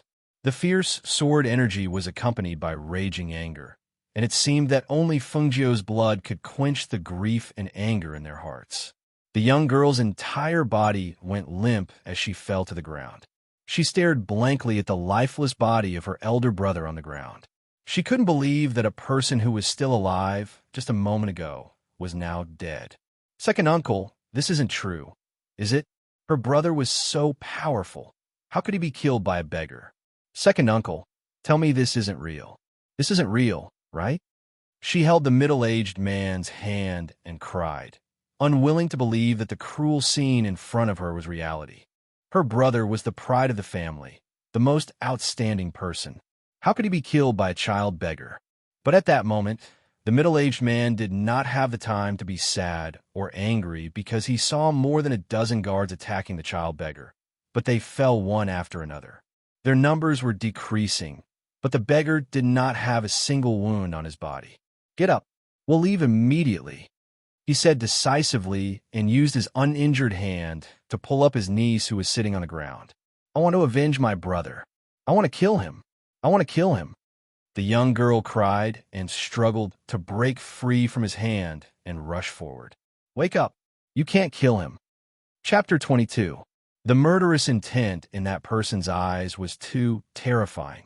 So much so that when he saw it, his heart felt weak and even his legs felt weak. That kind of gaze, that kind of murderous intent, he had never seen it from his elder brother. It was too frightening. Who would believe that a dignified martial master like him would actually be scared to the point of fleeing by a brat without any profound chi? But he just had to flee, because he was very clear that if he didn't flee, they wouldn't be able to survive. Seeing that middle-aged man forcefully pulling that young girl away, Fengjiu was a little astonished. Didn't they say that she wasn't his opponent? Why did he flee? She was still thinking of having a good fight with him after dealing with these guards. The dagger in her hand slashed across and slit the throat of the last person. Blood splashed out, and that person also fell down. Looking at the dozens of corpses on the ground, her expression was indifferent, without the slightest bit of pity. She had always adhered to the principle of not offending others if others didn't offend her, but towards those who wanted to take her life, she would not be soft-hearted. She took down the chinquan pouch from the waist of the man whose neck she had broken, only to discover that she was unable to open it. After thinking carefully, she then recalled that this thing also required profound energy to open, and right now, she didn't have a single bit of profound energy in her body, so naturally, she was unable to open this pouch. But she did find a few matches on those guards, so she put the matches in the universe bag into her bosom. Only then did she remember that she had accidentally forgotten about the person. Then where's Uncle? He wouldn't have left again, right? She looked around and shouted a few times, Uncle, Uncle? Walking forward, she only saw a ground full of ferocious beast corpses. Meat? Her eyes slightly brightened as she looked at those ferocious beast corpses, but what she thought it was roasted fragrant meat. Rubbing her stomach, she swallowed her saliva and immediately took out a dagger to cut off the flesh of a hind leg. Only then did she carry that ferocious beast's hind leg and walked forward, intending to find a place to roast the meat to eat. About 2 hours later, the middle-aged man and young girl who had originally left returned once again. Brother. The young girl rushed forward and hugged her brother's corpse, crying bitterly. How am I going to tell father that you're dead when we get back? Big brother, how could you die like this? Woo-woo. Seeing that none of the 18 guards he had carefully selected from his family had survived, and even his own nephew had lost his life here, the middle-aged man's eyes were filled with grief. One of his hands was tightly clenched into a fist, and on the other hand, his injured hand hung limply as if it had lost all feeling in it. Ingro, carry your brother's corpse back and properly bury him. We will definitely avenge today's grudge. The young girl wiped her tears and cried, Second uncle, that little beggar is in this 9-volt forest. How are we going to take revenge if we leave? Once we leave this 9 volts forest, we don't even know where to find him for revenge. No, we don't have to do anything. When we return, I will personally go to the mercenary guild and issue a hunting mission. Naturally, someone will take his head for us, he said in a gloomy voice. He looked down at his hand that was hanging limply by his side. The killing intent in his heart was difficult to dispel. However, he was not a match for Qin Wentian. Upon hearing this, the young girl wiped away her tears and carried her brother's corpse on her back. Only then did she notice that the Chinquan bag on her brother's waist was missing. So she said, "Second uncle, that person also took big brother's Chinquan bag. That's even better. We have plenty of ways to find him." His gaze was gloomy as he looked towards the depths of the inner region. Although they had come for the divine beast this time, it was very clear that it was not suitable for them to go in at the moment. Chapter 23. As for the other side, Fengjiu found a place to roast some vicious beast meat and ate it. However, she didn't go any further. She sat under the tree and pondered. Although the poison in her body had been cured and her life was saved, it would be very difficult for the Feng family to believe that she was Feng Qingge if she left Zhefulan Forest and returned to the Feng family. Although she was Feng Qingge, who would believe that she was really Feng Qingge aside from her and Suriyun? After all, compared to a person whose face was disfigured, the Feng family's Feng Qingge, who had a beautiful face that could topple cities, was the true master in everyone's eyes. She reckoned that if she dared to go to the Feng family's gate and say that she was Feng Qingge, then Suriyun would be a fake. She probably wouldn't even be able to enter the Feng family's gate before being beaten to death outside. Furthermore, that Suriyun wasn't simple either. If she didn't have a foolproof plan, then she couldn't return to the Feng family. AI, the previous master's mess is really troublesome. She placed her hands behind her head and leaned back against the tree as she looked at the sky above her. That's right, I could take advantage of this opportunity to draw spiritual energy into my body again. Her eyes lit up as she sat up straight and murmured, "Although I don't know how to draw spiritual energy into my body, it's in my memories." Thinking of this, she suddenly became excited. This world was a place of cultivation. Of course, there were more people who cultivated profound energy, because out of 100 people, there would only be 1 or 2 people who could cultivate profound energy. As for spiritual energy, it could be said that out of 10,000 people, there was only 1 or 2 people who could cultivate profound energy. The difference between profound energy and spiritual energy was that profound energy cultivated the body, while spiritual energy cultivated the immortal body. Immortals could soar through the clouds and stand in the sky. They could summon the wind and rain and were omnipotent. Moving mountains and overturning seas was only a matter of time. However, because there were fewer people who cultivated spiritual energy, and there wasn't a spirit disc to test spiritual energy in a small rank 9 country like the country of Glorious Sun, no matter if it was a member of an aristocratic family or a member of the imperial family, they would usually start cultivating after having their profound energy tested. Only those who were extremely talented and had the opportunity to leave the country of Glorious Sun and go to a small country above level 7 would be able to test their spiritual power. In her memory, there were only 3 people who could cultivate spiritual power in the entire country of Glorious Sunday. However, the 3 spiritual cultivators had left the country of Glorious Sun for many years. Even so, their family status in the country was unshakable. Follow one's heart and do as one pleases. Immediately, she sat down cross-legged, closed her eyes, and tried to guide the qi into her body according to the cultivation chant in her mind. However, while imagination was beautiful, reality was cruel. She abandoned all distracting thoughts, emptied her mind, and silently chanted the incantation. She tried to draw qi into her body for 3 hours, but because she closed her eyes and didn't think about anything, she accidentally fell asleep after sitting for a long time. Roar! The roar of a ferocious beast from the depths of the forest woke her up. She opened her hazy eyes and yawned. Her entire body showed a bit of laziness. When she thought about how she fell asleep while meditating, she couldn't help but shake her head and chuckle. It's hard not to doze off when I'm not thinking about anything with my eyes closed. She rubbed her neck and stood up to move her limbs. Because she had just slept, she seemed to be more energetic. Hence, she sat down cross-legged under the tree again. With the previous example, this time, she pulled herself together and steadied her mind. She silently chanted the incantation again. Chapter 24. Fengjiu slowly opened her eyes, and the corners of her lips hooked up, revealing a smile. She had finally succeeded in drawing qi into her body. It was faster than she had imagined. Thinking of the heaven and earth pouch, she immediately took it out from her bosom and poured her mysterious qi into it before opening it. TSK, there are quite a few things. The space inside wasn't very big, but there were quite a lot of things inside. After taking a quick look, she placed the herbs and a few gold ingots in a bag, and then tied the bag securely to her waist. Seeing that there was still some barbecued meat left, she put it into her space. Only then did she walk into the forest, planning to find a water source to clean the wounds on her face. The mud on her face was not smeared carelessly. She had smeared it with the earth's core water and a paddle.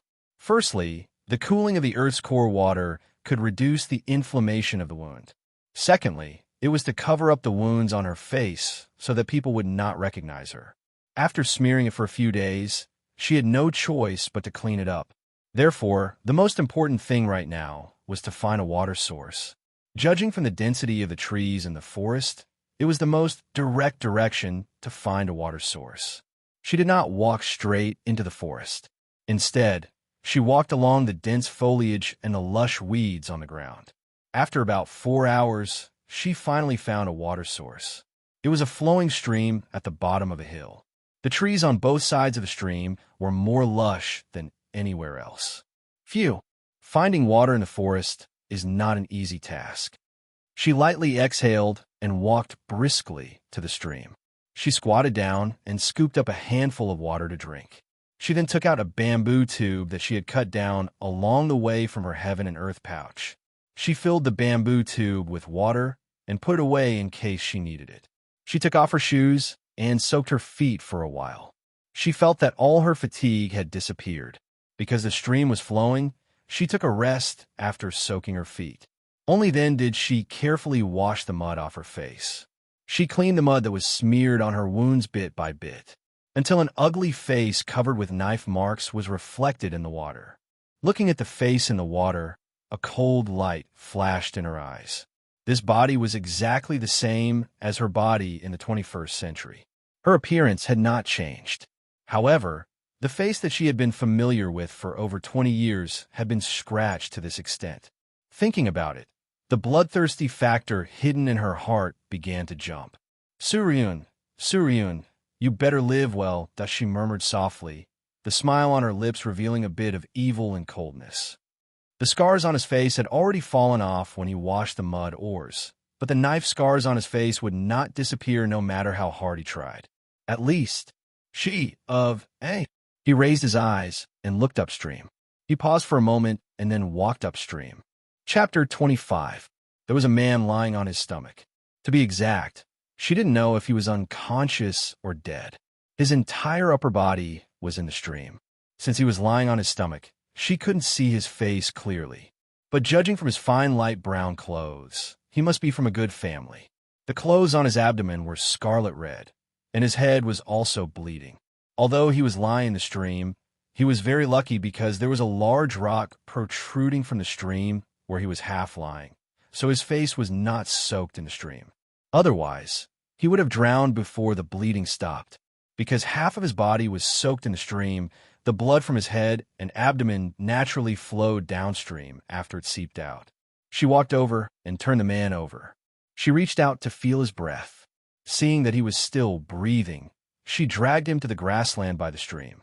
After checking his wound, he took out a small bottle from his chinkoan bag and sprinkled some hemostatic medicine on the wound on his head. Then he untied his clothes and sprinkled some medicine on the wound on his abdomen. Finally, he took out a piece of clothing from his chinkoan bag and tore it into strips to bandage his wound. "You are so lucky to have met me." Looking at the unconscious man, she chuckled and raised her eyebrows in surprise. She said to herself, "When did I become so kind?" In order not to let the smell of blood attract ferocious beasts, she took off the man's clothes and threw them into the stream. Then she took out a set of clothes from her universal bag and put it on him. Seeing that it was getting late and there was a water source, she picked up some branches and started a fire. She planned to spend the night here. She wanted to get close to the water source to see if there were any fish in the stream. But after squatting by the stream for a long time, she didn't see any fish swimming by. She couldn't help but sigh. It's true that there are no fish in clear water. She could only reheat the barbecue and tear off a piece to eat. After filling her stomach, she sat cross-legged and began to practice. She was just drawing chi into her body. She had just entered the warrior stage and had to start from scratch. However, she felt that her body had changed slightly after practicing chi. She felt the benefits, so she naturally had unlimited motivation to practice. She practiced for several hours until she felt that the chi in her body had entered the second level of the initial stage of the Black Realm. Only then did she exhale and open her eyes. The sky had already darkened, and the night wind in this forest was slightly cold. Fortunately, there was a bonfire in front of him to keep warm, and the profound chi in his body could also circulate to drive away the cold. She turned around and looked at the man beside her. She saw that his body was curled up and seemed to be trembling. She reached over and touched him. It turned out that the fever was caused by the inflammation of his wound. After thinking for a moment, he rummaged through his chinquin bag and took out a small bottle. He poured out a pill and smelled it in his palm. After confirming the efficacy of the pill, he pinched his chin and stuffed the pill into his mouth. Then he poured some water into his mouth and swallowed the pill. She added some branches to the fire, and the flames burned even more fiercely. But at this moment, the sound from the forest made her body stiffen, and there was a moment of tension and solemnity. Woo-ayo, woo-ayo, woo. A wolf? She instantly stood up, listening to the extremely horrifying howls of the wolves in the night, coming closer and closer, echoing in the forest. Chapter 26. She wanted to take advantage of the fact that the pack of wolves had yet to reach her and quickly leave. However, it was also at this moment that pairs of glowing green eyes emerged from the weeds not far away that looks like I won't be able to leave. She frowned slightly and glanced at the pack of wolves that were encircling her. Then, she glanced at the unconscious man and felt that she really knew how to cause trouble for herself. Facing the pack of wolves, it would be fine if she was alone, but there was an unconscious man behind her. This was troublesome. A wolf howl sounded, as if it was issuing an order. The pack of wolves that were slowly encircling her suddenly leaped in front of her. As the stream was downhill, the place where she had placed the man happened to have a more prominent slope. At this moment, this slope was very good at protecting her, so she did not have to worry about the wolves pouncing on her from behind. She also did not have to worry that the man behind her would be dragged away by the wolves. She pulled out her dagger and placed it in front of her, her entire body emitting a murderous aura. Since she cannot escape, then she would fight. She did not believe that she could not kill these dozens of wolves. A sharp light flashed in her cold eyes. She secretly circulated the profound energy in her body and stared at the dozens of wolves that were grinning and drooling in front of her, as if they were waiting for something. The dozens of wolves let out low howls, as if they wanted to scare her until she lost her will to fight and then pounce on her. However, Fengjiu was not an ordinary person. Naturally, she would not be scared to the point where her legs went weak and she lost her ability to fight. Because she was at a disadvantage, she could not attack or she would be surrounded. Therefore, she was waiting for the wolves to pounce on her. The dozens of wolves sensed that the murderous aura did not retreat, but instead increased. They let out low howls. At this moment, a larger Hui Lang also let out a howl. A woo. As soon as the howl fell, the dozens of wolves instantly pounced on Fengjiu. They bared their sharp fangs, and saliva dripped down from their mouths. They fiercely bit at Fengjiu, their sharp claws reflecting a cold light in the night. Fengjiu saw the opportunity and attacked instantly. Her strange movement technique became even faster under the usage of her profound energy aura. The dagger in her hand fiercely pierced into the neck of the first wolf that pounced on her, and then she pulled out. In the night, a mournful cry rang out, and she only saw a pillar of blood spurt out. The warm wolf blood that carried a strong, fishy smell splashed all over her body, and that wolf also fell down with a cry. After killing a wolf, she instantly retreated and swung the dagger in her hand at the two wolves that were pouncing on her from the left. Perhaps the death of their companion made the wolves more vigilant. They reacted quickly and dodged the dagger at the same time. However, the other wolves pounced on her from the front. The wolf on the right pounced on the unconscious man while she was attacking the wolves on the left and front. At this moment, she was unable to split herself and could only brandish the dagger to stab the wolves while simultaneously kicking towards the bonfire. A few pieces of burning red tree branches flew towards the wolf on the right. Wolves were afraid of fire. When they saw the flames flying out, they howled in fear and retreated in panic. It was also at this moment that Fengjiu's dagger killed another two wolves. Including the one just now, there were 3 wolves that had fallen in front of her. Chapter 27. The warm morning sun shone on the ground, and the man who had been unconscious for an entire night finally regained consciousness and woke up. However, when he opened his eyes, what he saw was an extremely strange scene. A little beggar dressed in shabby clothes sat cross-legged beside him. His body was splattered with scarlet blood, but it had already dried.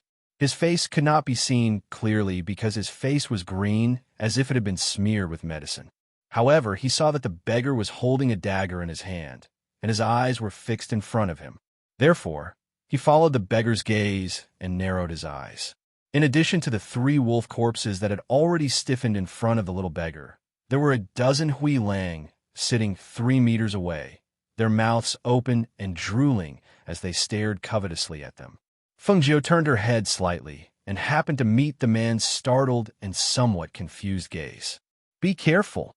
The man suddenly cried out in alarm. He looked in horror at the Hui Lang that was pouncing towards the little beggar.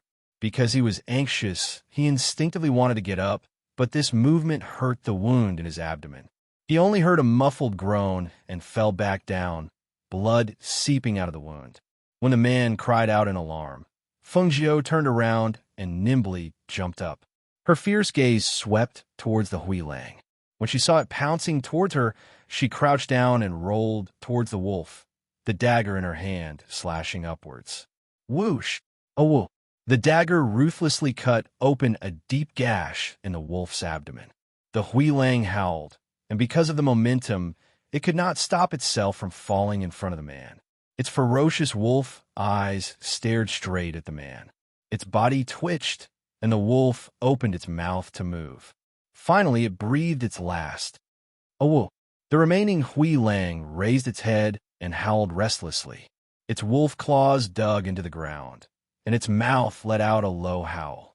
Its ferocious wolf eyes stared unwillingly at Fengjiu, but did not dare to move forward. After killing the Hui Lang, Fengjiu stood up straight. Her fierce gaze stared at the Hui Lang, and the corners of her lips curled up like a bloodthirsty Azura. "If you don't leave, I'll kill you all one by one." Her gaze swept over and fell on the leading Hui Lang, standing on the hillside, not far away. As if feeling the threat in her gaze, the Hui Lang's ferocious eyes stared at Fengjiu for a while, then raised its head and howled. Not long after, the dozen or so wolves crouching down got up and ran. The man half propped himself up and stared blankly. His eyes were wide open, and his face was filled with disbelief. Fengjiu wiped the blood off the dagger on the wolf's fur and put it away. She turned around and saw the man's expression. She smiled carelessly. "It's good that you're awake. If you didn't wake up, I would have left." She walked to the side and sat down. She took out a bamboo tube and drank a mouthful of water. She had been staring at the dozen or so wolves for an entire night. Her mental strength was tense, but she could not relax at all. It must be known that under such circumstances, if she let her guard down, she could be torn to pieces by those wolves at any time. "Who are you?" Perhaps because he was frightened by Feng Jiu's previous fierceness, he stuttered. Why do you care who I am? Then who am I? When a man said this, Feng Jiu was surprised. Did you hit your head? You don't even remember who you are? Chapter 28. The man was stunned as he looked at the little beggar with a green face, leaning over. He did not come back to his senses for a long time until he heard his voice. You hit the back of your head when you fell, and the blood clot pressed on your nerves. I think it's just a short period of memory loss. It'll be fine once the blood clot disappears. She clapped her hands and stood up. All right, you're awake. I should go. Hearing this, the man became anxious. He quickly endured the pain in his abdomen and stood up. He was a little uneasy and apprehensive as he followed Feng Jiu. He wanted to say something, but he did not know what to say. He could only stare at her. After the man stood up, Feng Jiu was stunned. Only then did she realize that he was very tall. He was at least half a head taller than her. Moreover, his skin was an ancient color and he was very strong. He seemed to be even stronger than the uncle. At this time, the clothes on his body were a little tight. The muscles on his arms were tight, as if the clothes would burst at any time. She turned her gaze and looked at the man beside her. She asked, "What are you doing?" She just casually saved a person. She did not want to bring this kind of trouble.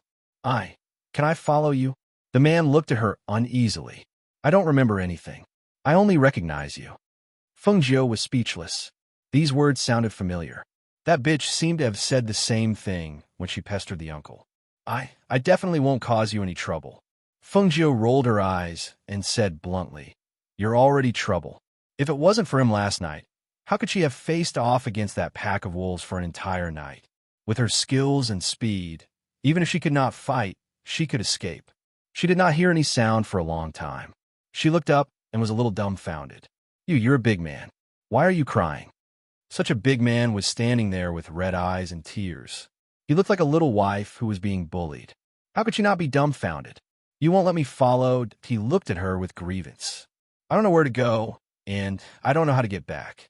"You won't let me follow?" Feng Jiu rubbed her forehead and looked at the sky speechlessly.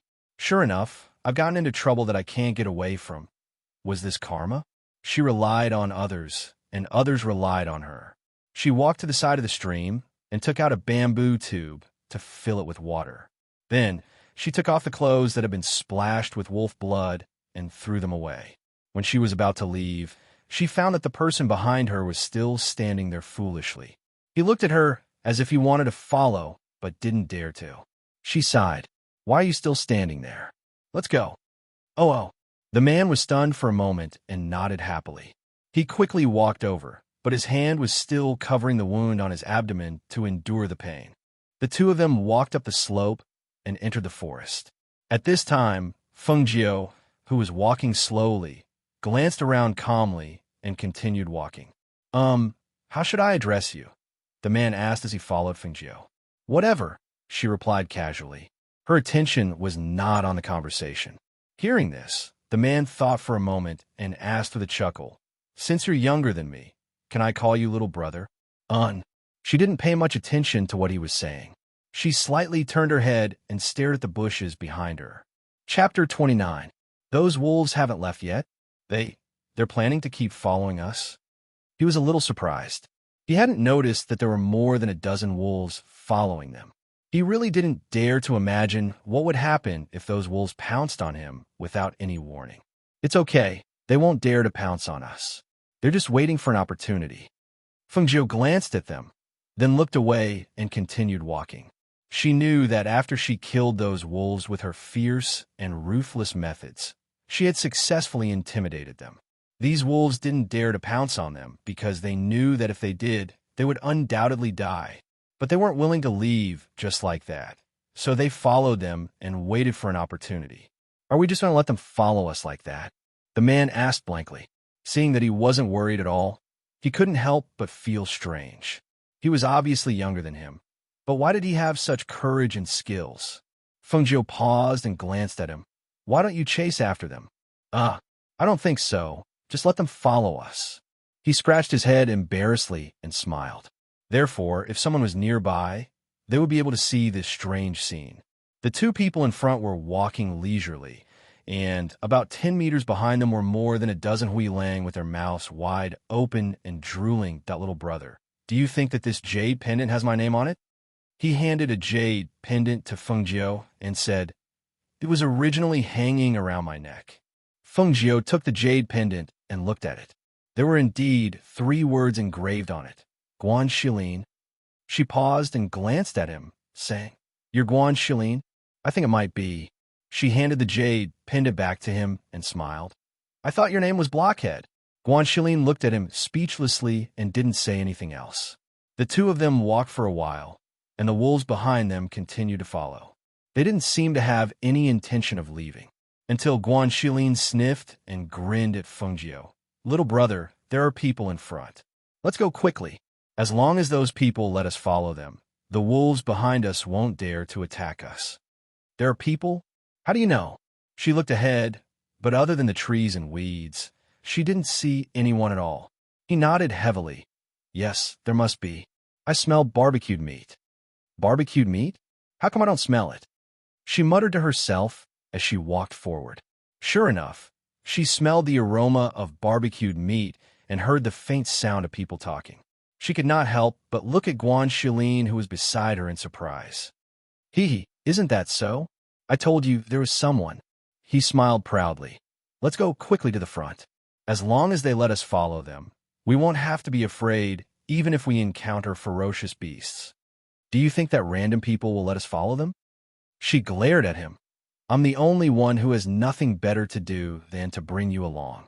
Seeing him standing there in a daze with a helpless expression, Feng Jiao glared at him and said, this place is the 9 Volts Forest. There are many ferocious beasts and danger everywhere. What do you think others will do if they see the 2 of us? What will they do? He asked blankly, his face full of confusion. Stupid. They'll definitely think that we're approaching them with ulterior motives. Then what should we do? Chapter 30. After that, Guan Shilin and Feng Jiao quietly approached those people. First, they observed them from behind a tree for a while, then they swaggered forward. Feng Jiao originally thought that he was going to think a way to get those people to bring them along, but unexpectedly, he walked right past those people without saying a word or even looking at them. On the other hand, the group of people instantly became vigilant when they saw the 2 of them. The leader secretly sized them up, and only then did he let down his guard because the cultivation of the 2 people was not very high. They were not a threat to him, but at this moment, he heard a cry of alarm from one of his clansmen. Third Master, it's a wolf pack. Because of this cry, the 30 to 40 people who were resting quickly became alert. At this time, Feng Jiao, who was already walking forward, also cried out after hearing their words. What? Wolf pack? Where? Where? She asked nervously as she pulled Guan Shilin back to the periphery of those people. Who are you people? Did you attract that wolf pack? A middle-aged man shouted in a deep voice, staring at them with some anger. How was that possible? She widened her eyes and said, those are wolves, not kittens. How could we possibly attract them to follow us? Besides, if we knew that there were wolves following us, we would have run away long ago. Why we walk so slowly? Old 6, don't be rash. Being alert is the most important thing right now. The middle-aged man in the lead said in a deep voice, those are Class 1 vicious beasts, Hui Lang. They are extremely fast. Everyone, be careful. Feng Jiao saw that the group of well-trained people had formed a protective circle around them, and a few younger boys and girls were protected in the middle. She pulled Guan Shilin closer to the group, but they only guarded the outer circle and did not enter the protective circle. Even so, they still received an angry glare from a girl in the protective circle. Little beggar, stay away from me with your dirty body. Cousin, don't be rude. A boy said in a low voice, somewhat dissatisfied with the girl's rudeness. He looked at Feng Jiao and Guan Shilin and said gently, I see that your cultivation is not high. It's better for you to stand in the protective circle.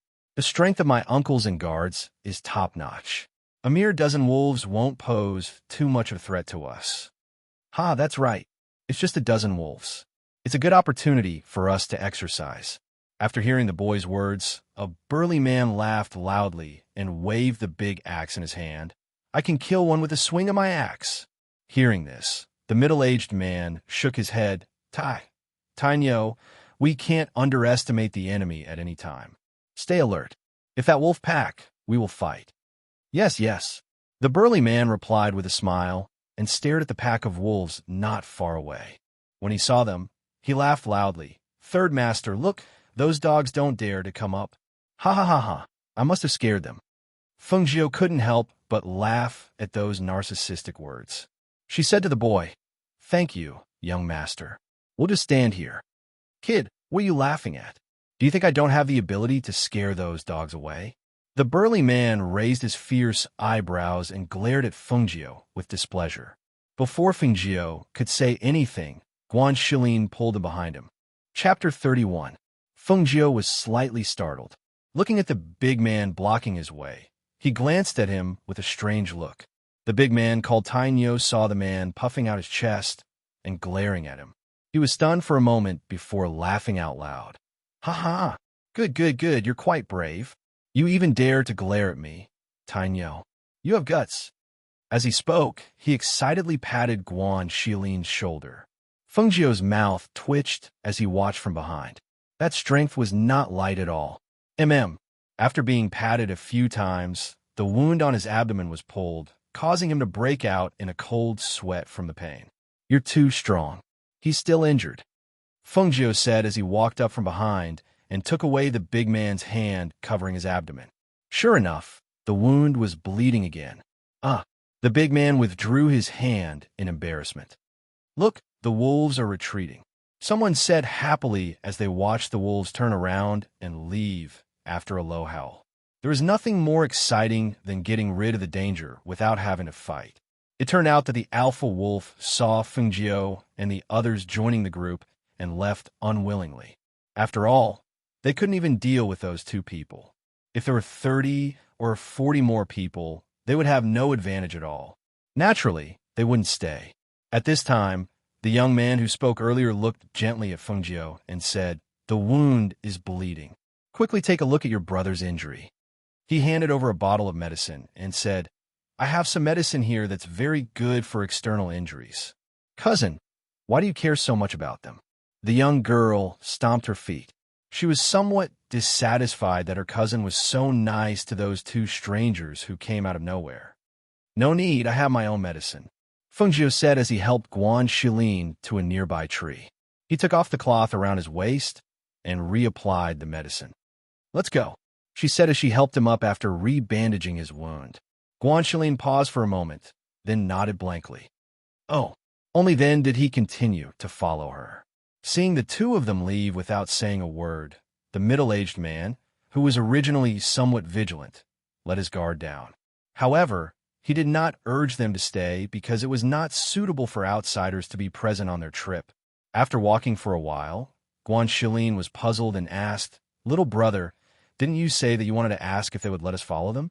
Why did you leave without asking? Fengjiu had a stalk of green foxtail in his mouth. His pace was leisurely, and he was waving a branch in his hand. He asked casually, Why should we follow them? Of course it's so that they can help us when we're in danger. Wrong. She shook her head and said, People have to rely on themselves. If you want to rely on others, then you're dead. Besides, we only joined them to get rid of that pack of wolves. Now that those wolves aren't following us anymore, why should we follow them? Guan Shilin scratched his head in a daze and said, That makes sense. He looked at him with admiration and said, Little brother, you're obviously younger than me, but you're much smarter and more powerful than me. Of course, do you think I'm like you? I've been stabbed in the back. What do you mean by stabbed in the back? He asked in confusion. Chapter 32. Hearing Fengjiu's words, Guan Shilin was startled for a moment. He didn't say anything for a long time and just lowered his head as he walked in silence.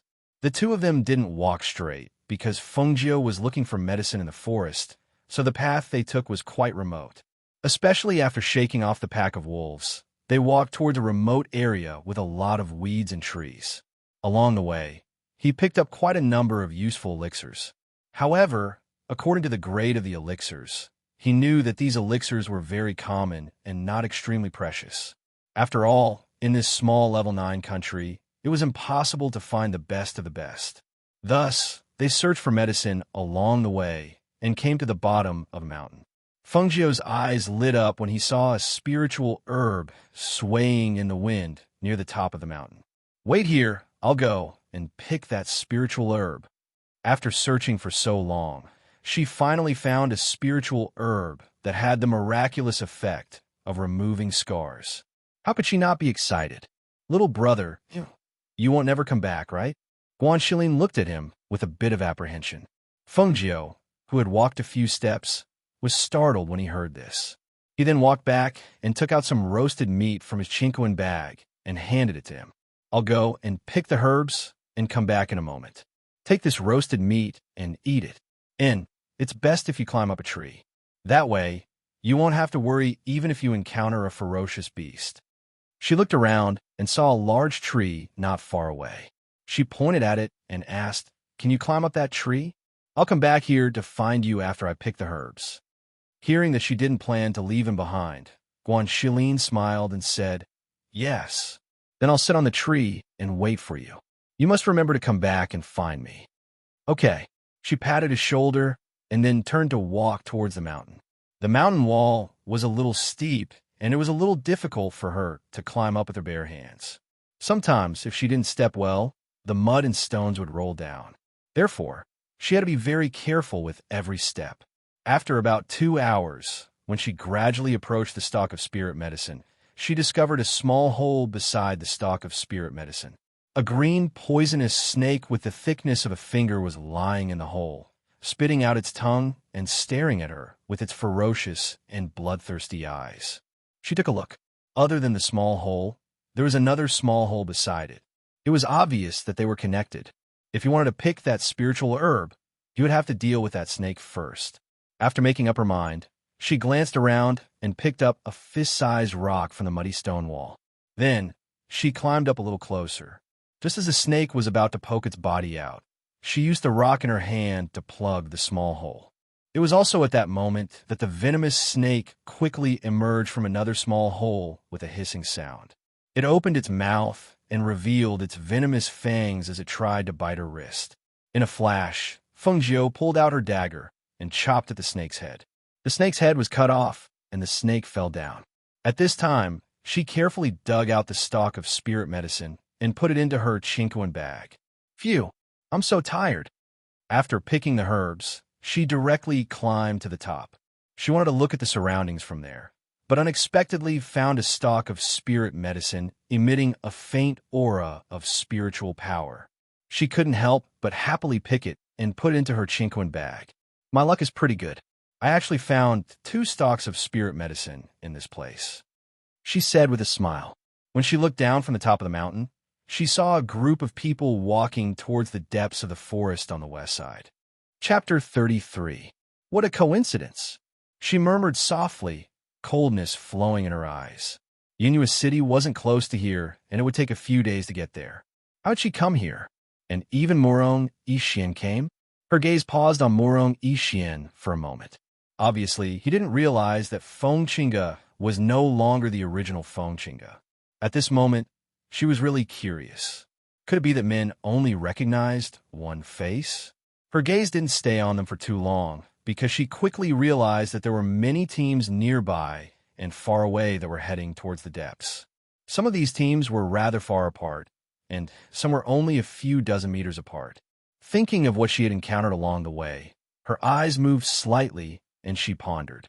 What was in the depths of 9 Volts Forest? How could it make these people head straight for the depths? Just as she was thinking, she suddenly felt a pair of ferocious eyes staring at her. She abruptly turned around, and her eyebrows couldn't help but jump. Black bear. Less than 5 meters away from her was a 2 to 3 meter tall black bear. It was staring at her with a ferocious grin, and its slightly lowered body seemed to want to quietly approach her. However, when she discovered it, she heard the black bear raise its head and roar before fiercely pouncing on her. Roar! A black bear's roar shook the ground slightly. Its voice spread from high above and spread to the surroundings in an instant, allowing all the people in the forest to hear it. Facing such a big black bear, Fengjiu didn't think that she had a chance of winning. She immediately took advantage of the moment when it pounced on her and lowered her body to the side. Profound energy surged, and she used strange steps to escape down the mountain. Roar, roar! That big black bear pounced on empty air and roared again. Its huge body leaped, and it actually chased after Fengjiu at an extremely fast speed. Fuck! There's another one! Fengjiu, who was rushing down the mountain, couldn't help but curse when she saw the brown bear in front of her. What kind of fucking luck do I have? She turned her gaze and looked for a way to escape. When the teams that were walking towards the deepest part of the mountain heard the roar of the black bear, they couldn't help but stop and look up. The black bear had astonishing combat strength. Moreover, the black bear in the 9 volts forest was not an ordinary black bear. It was a Class 2 high-grade ominous beast. It was almost impossible for a dozen warriors of the initial stage of the Black Realm to kill a black bear of the 2nd level, advanced level. Therefore, everyone who came here knew that if they encountered a black bear, they had to stay far away and not fight it head-on. In the forest, Morong Yixian's heart suddenly tightened. His footsteps paused, and he abruptly turned around to look at the mountain peak. "Brother Morong, what's wrong?" Dressed in a flowing blue dress, Fengqing's beautiful face was filled with astonishment. Seeing that his gaze was fixed on the mountain peak, she could not help but follow his gaze. However, she did not see anything. "It's nothing." He shook his head and smiled gently. Looking at the people around him, he felt that the feeling of unfamiliarity was becoming more and more obvious. It was as if the Fengqing in front of him was not the Fengqing he knew at all. Because of their interactions over the past few days, even though she was clearly in front of him, he did not feel the throbbing of the past. Chapter 34. Being stared at by his serene and calm gaze, her heart faintly felt uneasy. She gently stroked her face with one hand and softly asked, "Big brother Morong, why are you looking at me like that? Is there something on my face?" He did not answer and only gave a refined smile. "Let's go." Following that, he continued to walk forward. Fengqing paused for a moment before following him into the depths of the forest. As they walked, she would occasionally turn her head slightly to look at his handsome and refined appearance. He was so perfect, so gentle that her heart couldn't help but fall for him, lose herself for him, and throb for him. Even if she had to live with someone else's face for the rest of her life, she wouldn't have any regrets. On the other side, Fengjiu was currently in a somewhat difficult situation because the 2 black bears behind her had been chasing her for over 2 hours. She had originally thought that she would be able to easily shake them off, but who would have thought that the 2 bears would run faster than she had expected? Moreover, the ground shook as she ran, and the occasional bear roars from behind her made it impossible for her to slow down. Her speed could not be slow, but even a deity would not be able to endure running like this. Stop chasing me. If you anger me, I'll fight it out with you." She raised her head and shouted. Her speed did not decrease, but her breathing was already slightly ragged. Had she only picked 1 stalk of spirit medicine? Was it worth it to chase her for over 2 hours? Roar! Roar! What she received in response were the 2 bear roars and the speed behind her that did not decrease. Seeing a large and sturdy tree in front of her, she gasped for breath as she turned around to take a look. She quickened her pace and ran forward.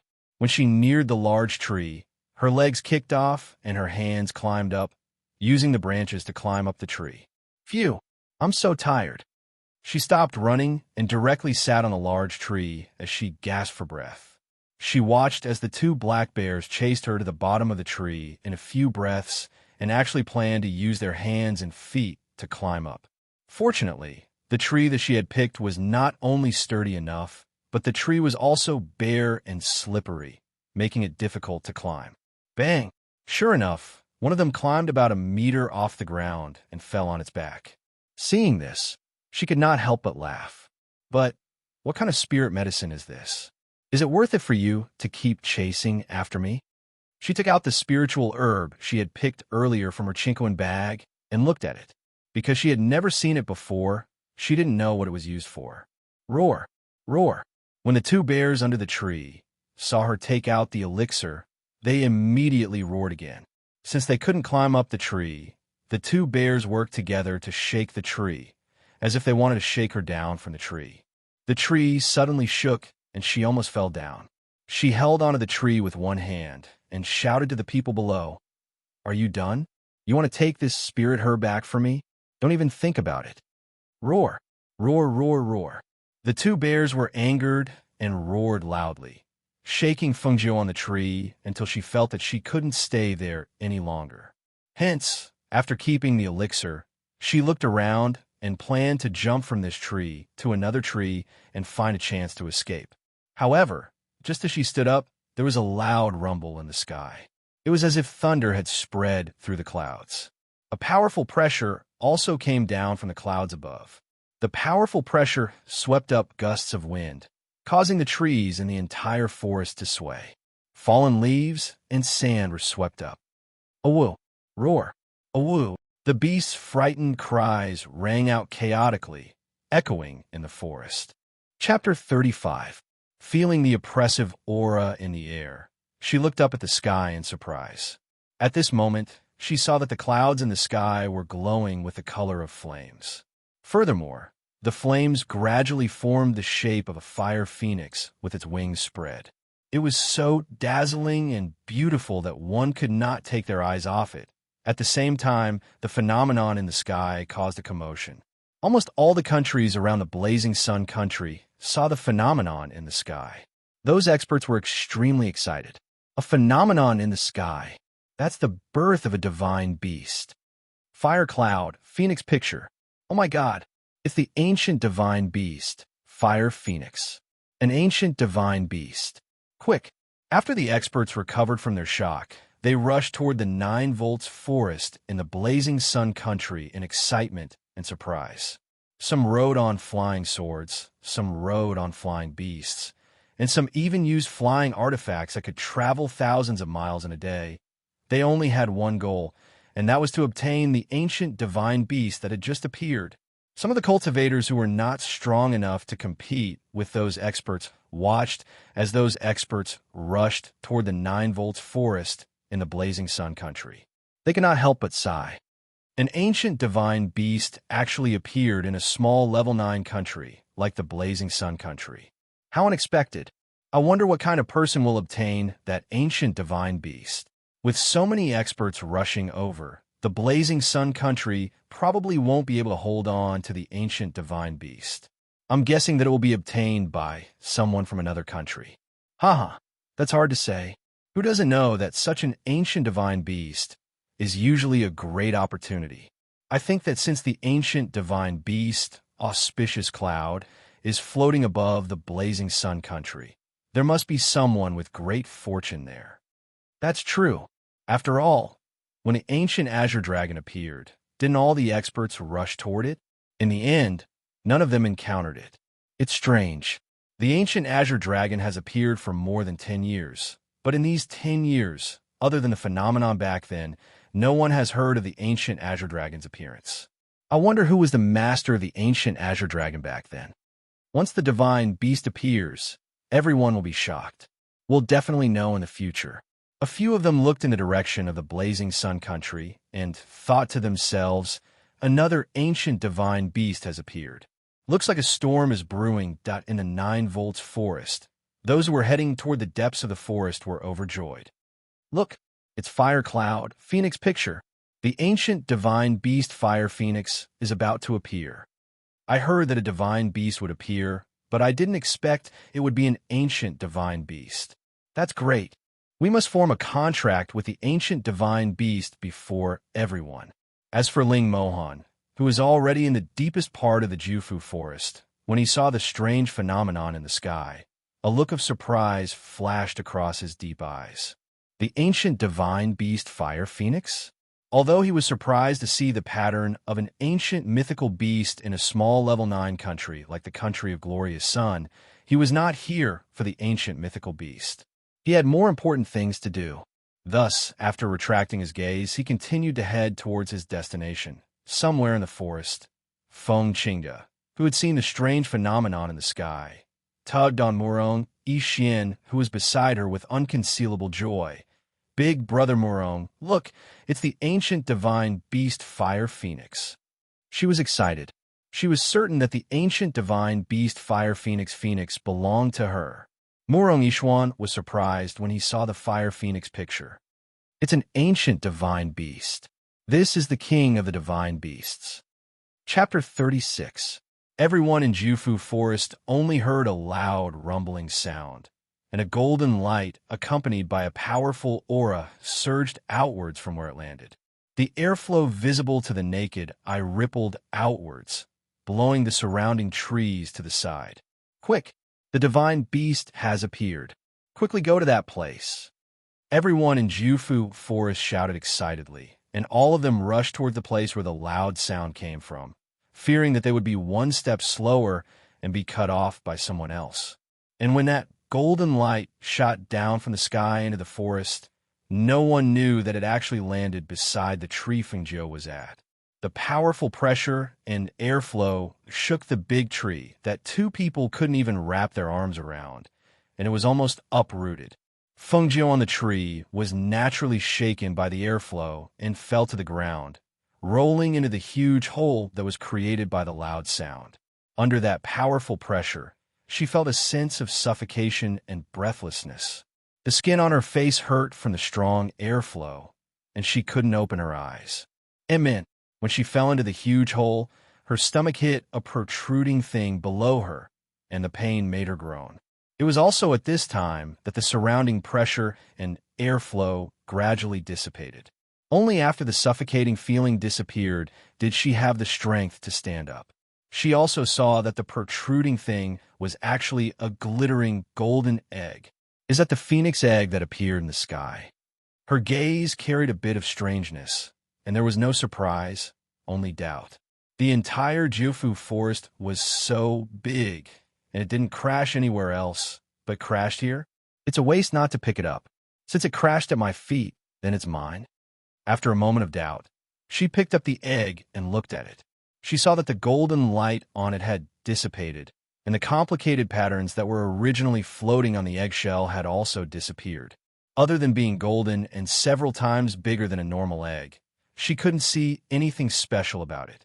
Looking around and seeing that there wasn't a single person, she originally wanted to put the golden egg in her Chinquan bag, but when she opened it, she realized that she couldn't stuff it in.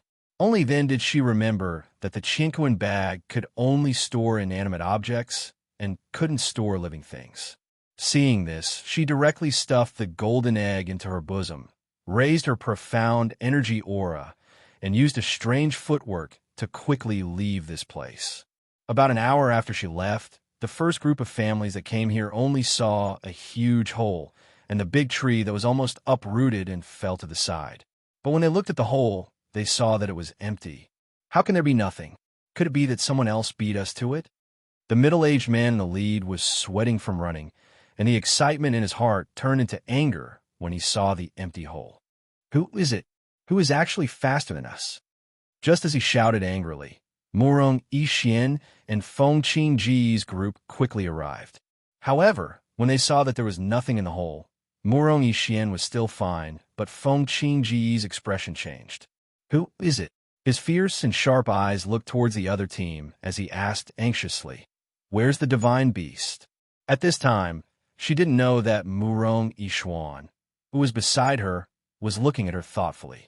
Because in Murong Yixian's heart, Feng Qinga was a gentle and submissive woman. She was considerate and kind-hearted. He had known her since childhood, but he had never seen her with such a fierce and sinister expression. Chapter 37. Feng Qinga seemed to have sensed something as she quickly turned around and saw his thoughtful gaze. Her heart skipped a beat as she hurriedly said, "Brother Murong, I was just impatient." Murong Yixian smiled elegantly and said in a gentle voice, "It's already extremely rare for an ancient mythological beast to appear in our glorious Sun Country. What's more, we saw the divine light land and the mythological beast descend with our own eyes. Actually, there's no need to be too stubborn about whether we can obtain it or not." Everything depends on fate. Amen, Brother Murong is right. Chinga was just impatient. She recovered her usual calmness and gentleness as she looked at him with adoration. Who obtained the mythological beast? Suddenly, a voice filled with pressure came from the sky. That voice contained the aura of spiritual energy, and it clearly spread around the forest. Feeling the fluctuation of spiritual energy that was different from profound energy, the people standing at the edge of the hole were shocked. They all looked up and saw a middle-aged man standing on a flying instrument in midair. He stood with his hands behind his back as he looked down at the people below. The pressure of a powerhouse filled the air in an instant and shrouded everyone's body. Everyone only felt a heavy aura, as if Mount Tai was pressing down on them. Their chests felt as if a large rock was pressing down on them, making them unable to breathe. Their legs faintly wanted to kneel under this strong pressure. Indeed, some people with lower cultivation couldn't withstand the pressure from above and knelt on the ground with a plop. The blood in their chests churned and blood flowed out from their mouths. Fengqing's forehead was also covered in cold sweat from that strong pressure. Her face was pale and her legs went soft. She was about to fall to the ground when Murong Yishuan helped her up. At the same time, he used profound energy to protect her heart meridian to prevent her blood from churning. Senior, can you retract your pressure and allow this junior to speak in detail? Murong Yishuan looked at the middle-aged man in midair. At this time, he noticed that there were a few people in midair. Some of them were on swords, some were riding on flying beasts, and some were standing on flying instruments. What? The mythological beast disappeared? An old man at the side glanced down and frowned as he said to the middle-aged man who was releasing his pressure, "Retract your pressure and listen to what that brat has to say. Who obtained the mythological beast? Speak quickly." Perhaps it was because the old man had spoken or because Murong Yishuan was neither arrogant nor humble. But after the middle-aged man retracted his pressure, he said in a deep voice, "Speak what you know." Once the pressure dispersed, the people below felt as if a large rock pressing on their chest had been removed. They could finally breathe and recover. When facing such an expert, everyone below naturally didn't dare be disrespectful. Murong Yishuan cupped his hands and bowed towards the people above before saying, "Seniors, when this junior arrived here, there was already no divine beast. I don't know who obtained the divine beast. This junior is speaking the truth. If you don't believe me, you can ask the people over there.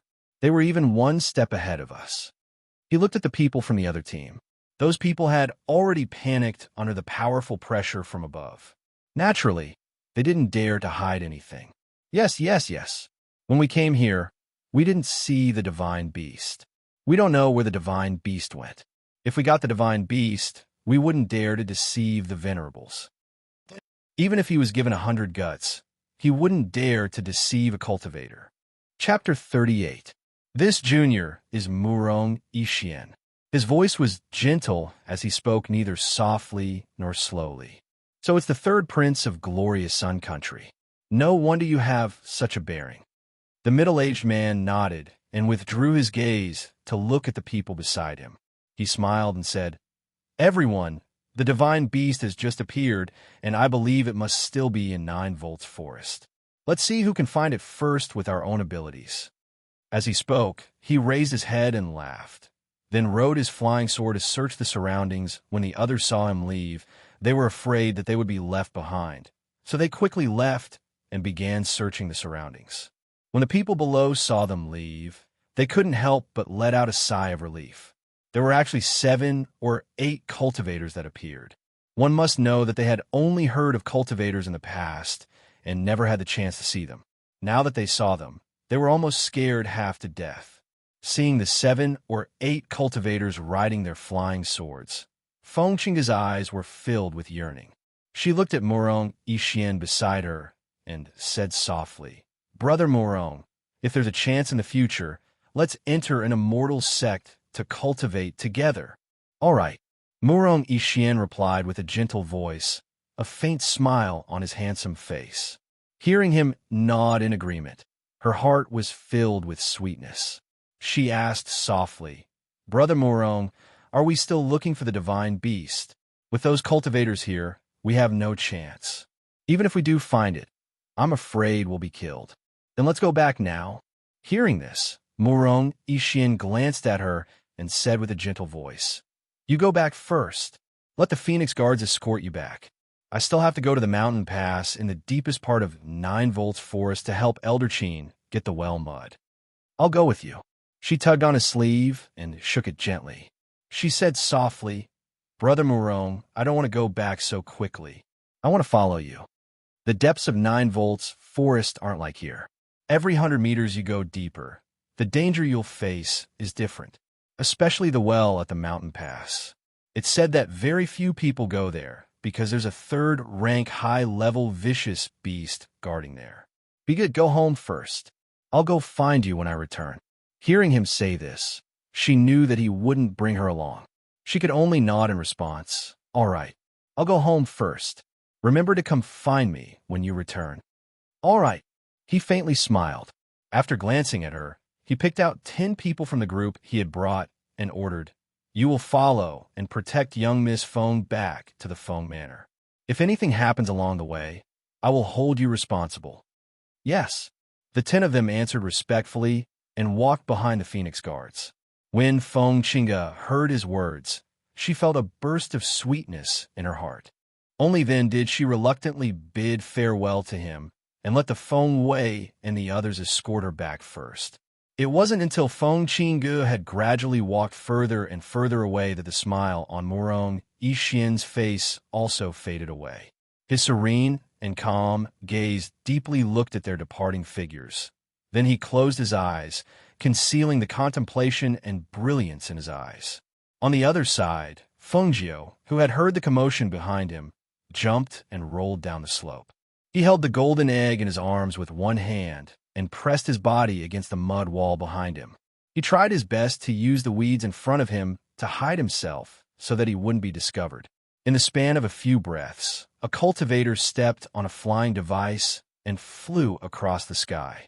His eyes scanned the forest below, looking for suspicious things. Fengjiu pressed against the mud wall and didn't move at all. He even held his breath. It wasn't until the figure in the air gradually disappeared that he let out a soft sigh. "Phew, that was too dangerous. This egg is troublesome." Chapter 39. She reached out and knocked on the egg, only to hear a knocking sound. She thought, this egg can't be hidden. As soon as she meets someone, it will definitely be discovered. The people flying in the air are still looking for this egg. Obviously, they won't leave so soon. If she carries this egg to Guan Shilin, not to mention whether she can safely reach him, even if she does, she's afraid that she'll implicate him. What should I do? This is troublesome. She frowned, thinking of the contract method in her mind. Her eyes lit up, and she bit her finger and dripped a drop of blood on the egg. However, the drop of blood wasn't absorbed by the egg. Instead, it flowed down the egg. She widened her eyes. Didn't they say that an unborn beast can be contracted with a drop of blood? Are they lying? She didn't give up and squeezed 2 more drops of blood, but there was still no reaction. In the end, she could only give up. "HM? What's that sound?" She tilted her head slightly and looked around. She heard a faint sound that seemed to be coming from underground. Sure enough, when she looked down, she saw that the soil seemed to be half turned up, and there seemed to be something drilling under the soil. A burrowing mouse? It can't be, right? Even a burrowing mouse isn't that big. She put the golden egg into her bosom and wanted to jump away from the turned ground and climb up a tree. However, as soon as she poked her head out, she saw a middle-aged man not far away flying towards her on a flying sword. She was so scared that she instinctively retreated.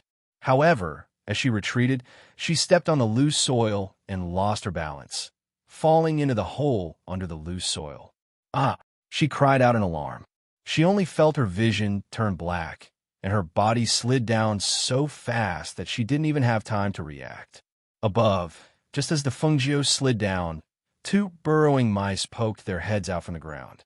They squeaked a few times and looked around. Not long after, they dug up the soil again to fill up the exposed hole. The middle-aged man who came over on his flying sword looked around, but didn't see anyone here. He also didn't feel anyone's aura. He couldn't help but frown. Did I hear wrong? He scanned the area with his divine sense again and again, but didn't find anything.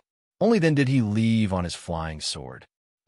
Underground, Fengjia's scream echoed throughout the tunnel. Her body slid down, and she could not see anything in the darkness. She only knew that the tunnel was twisting left and right all the way down. Halfway down, she seemed to have kicked something fleshy. With a squeak, the fleshy thing rolled down with her. Bang!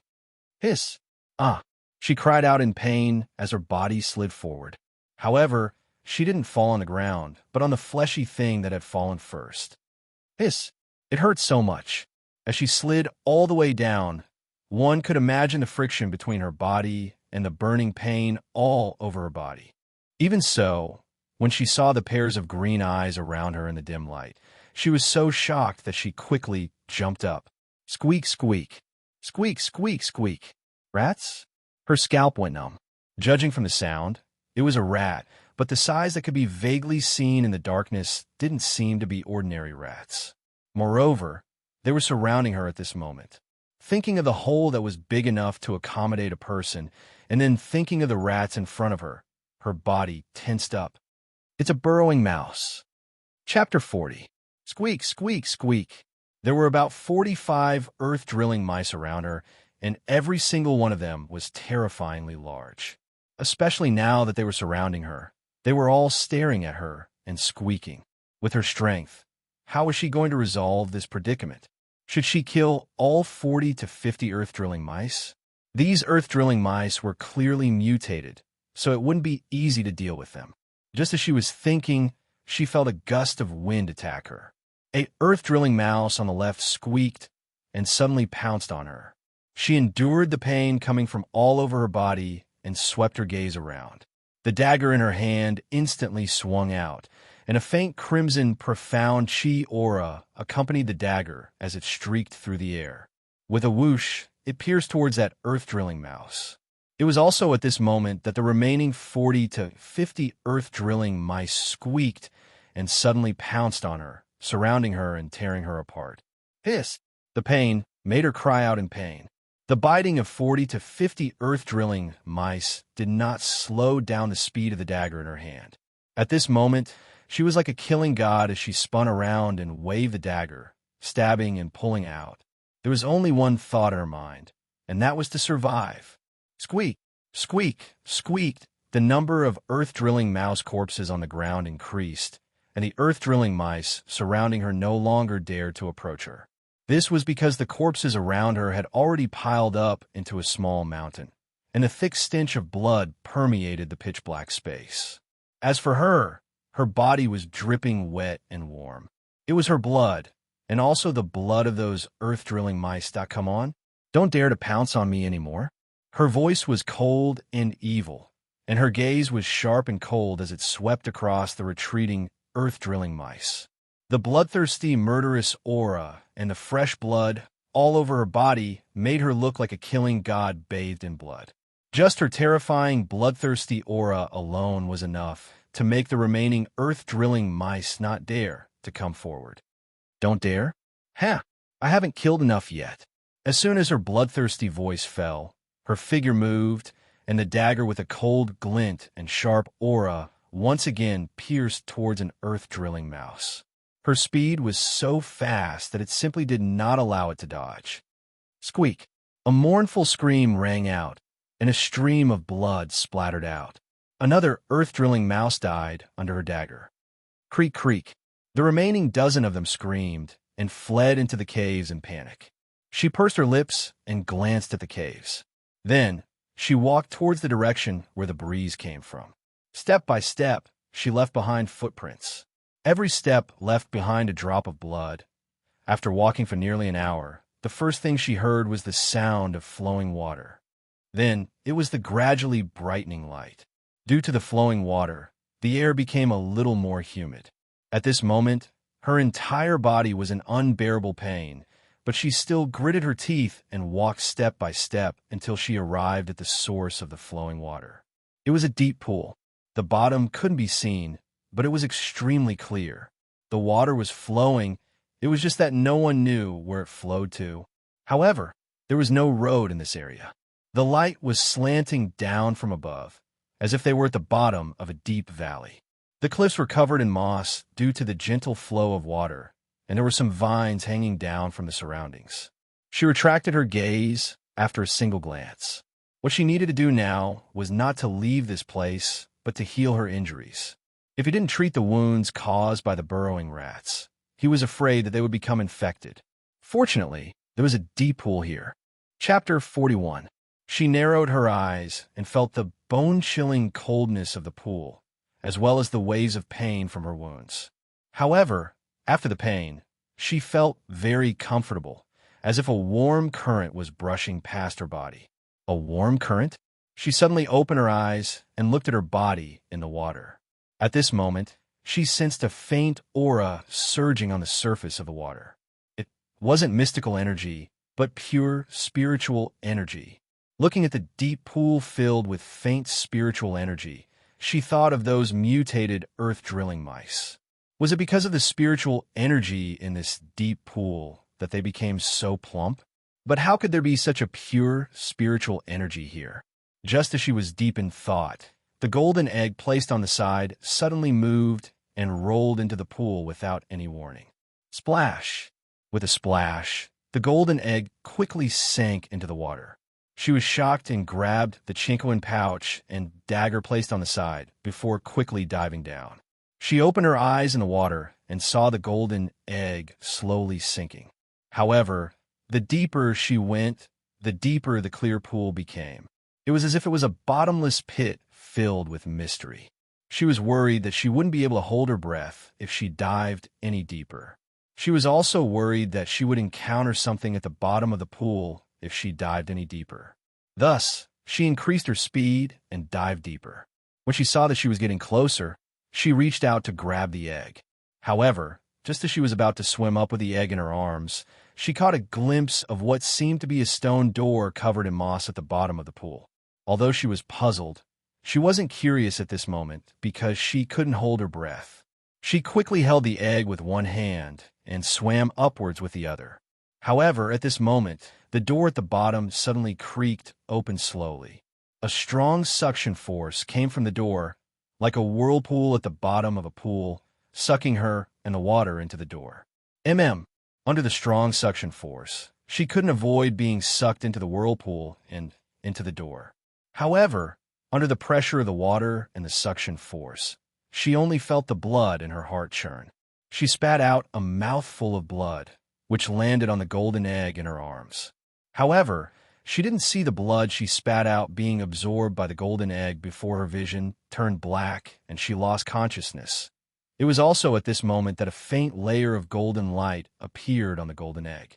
The complicated patterns that had disappeared on the eggshell reappeared and gradually extended outwards along with the golden light. The most unexpected thing was that the golden egg, which was originally the size of 2 fists, gradually grew bigger in the golden light. It was still in Fengjio's arms, but at this moment, it was as big as a big watermelon. On the other hand, a crimson-red pattern of a flaming phoenix appeared between Fengjio's brows, and her entire body was enveloped by golden light. Moreover, the wounds on her body were healing at a speed that was visible to the naked eye. With a loud boom, Fengjio, who had been sucked into the whirlpool, fell to the ground.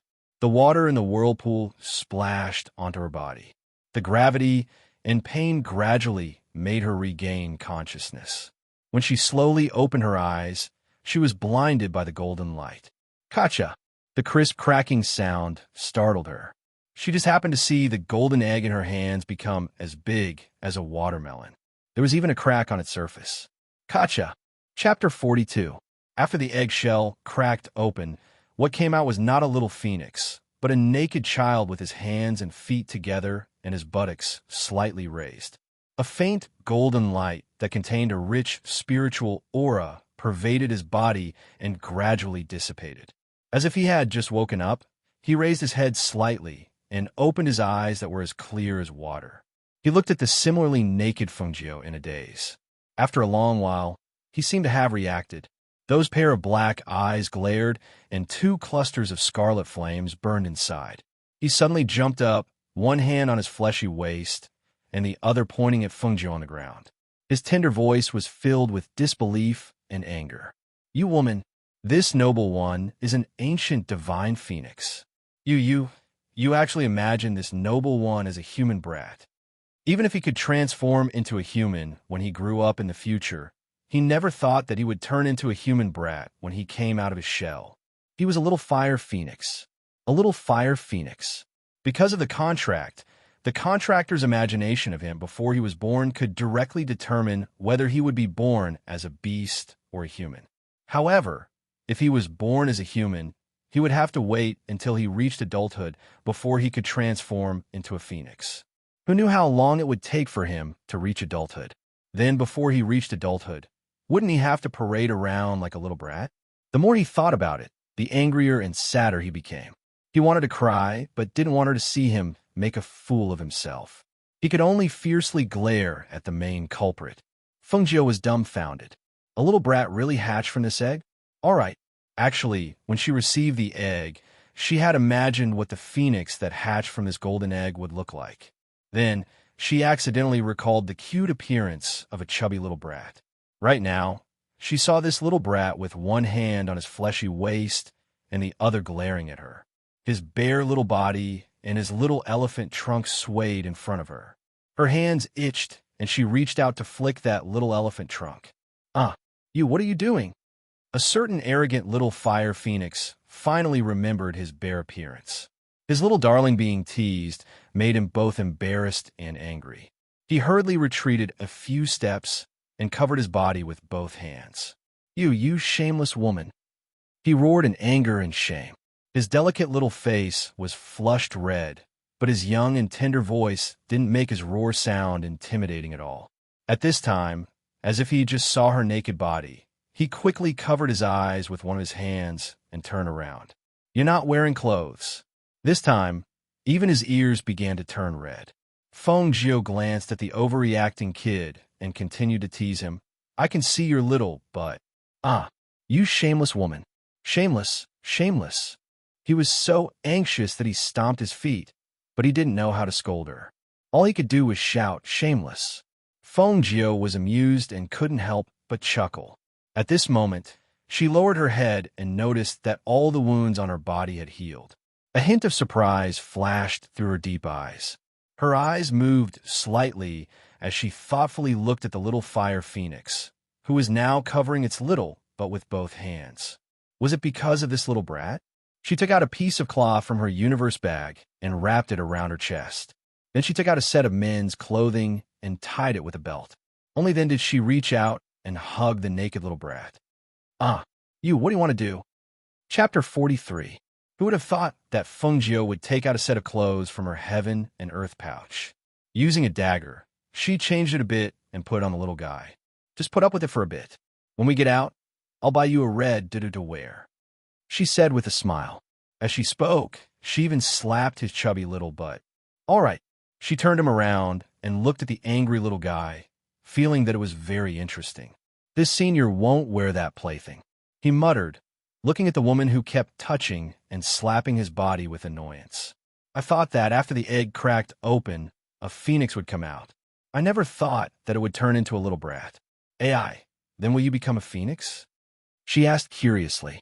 It would have been better if she didn't mention it, but once she mentioned the arrogant little fire phoenix, he became angry. "You still have the nerve to say that. This senior is an ancient divine beast, but this senior was born in the form of a human. This is all your fault." Fengjiu rubbed her nose. "How would I know that my random fantasy would come true?" "Humph." He gave a heavy snort. Crossing his arms in front of his chest, he angrily turned his head away, not looking at her. Fengjiu smiled without caring. She stood up and looked around. "I never thought that there would be a place like this at the bottom of the lake." Thinking about the suction force that pulled her in, her brows slightly knit together. "I really don't know how such a woman became my contracted master. She's ugly, weak, and likes to touch people's butts. She's a completely perverted woman." At this time, the little fire phoenix was hugging the eggshells and eating them. As he ate, he muttered to himself. From time to time, he would throw a resentful look at Fengjiu. Fengjiu didn't know whether to laugh or cry. She reached out and flicked his little head. Little guy, whether you're willing or not, you're already my person. From now on, you'll follow me. As she said this, she looked at him with a strange gaze. Also, are you that hungry? You can even eat those eggshells? Little Fire Phoenix rolled her eyes and turned her head away arrogantly, ignoring her. His eggshell was good stuff. Eating it could not only increase his strength, but it could also increase his body's nutrition. That woman didn't know anything. She was an idiot. All right, let's go. Let's see what's so special about this place that it has such a suction force that could suck us in, Fengjiu said as he walked inside. It could be seen that this was a secret palace that had been abandoned for many years. However, it was unknown how this secret palace was not submerged by the water at the bottom of this deep pool. Little Fire Phoenix hugged the eggshell and ate as he followed behind her. From time to time, he would look at the figure in front of him. He felt that this woman was very strange. She was very weak, but she didn't panic even in such a place. I've waited for so many years, and finally, someone has come. The heavens haven't forsaken me.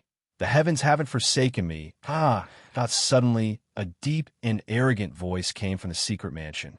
The excitement in the voice caused a powerful pressure to vibrate and reverberate in the air. What was strange was that she didn't feel the slightest discomfort when she saw the powerful pressure that was visible to the naked eye rippling in the air like water. Was it because she had contracted with the ancient mythological beast, the Fire Phoenix? Thinking of this, she couldn't help but look at the little guy behind her who was gnawing on the eggshell. Chapter 44. Why are you looking at me again? The little guy glared at her.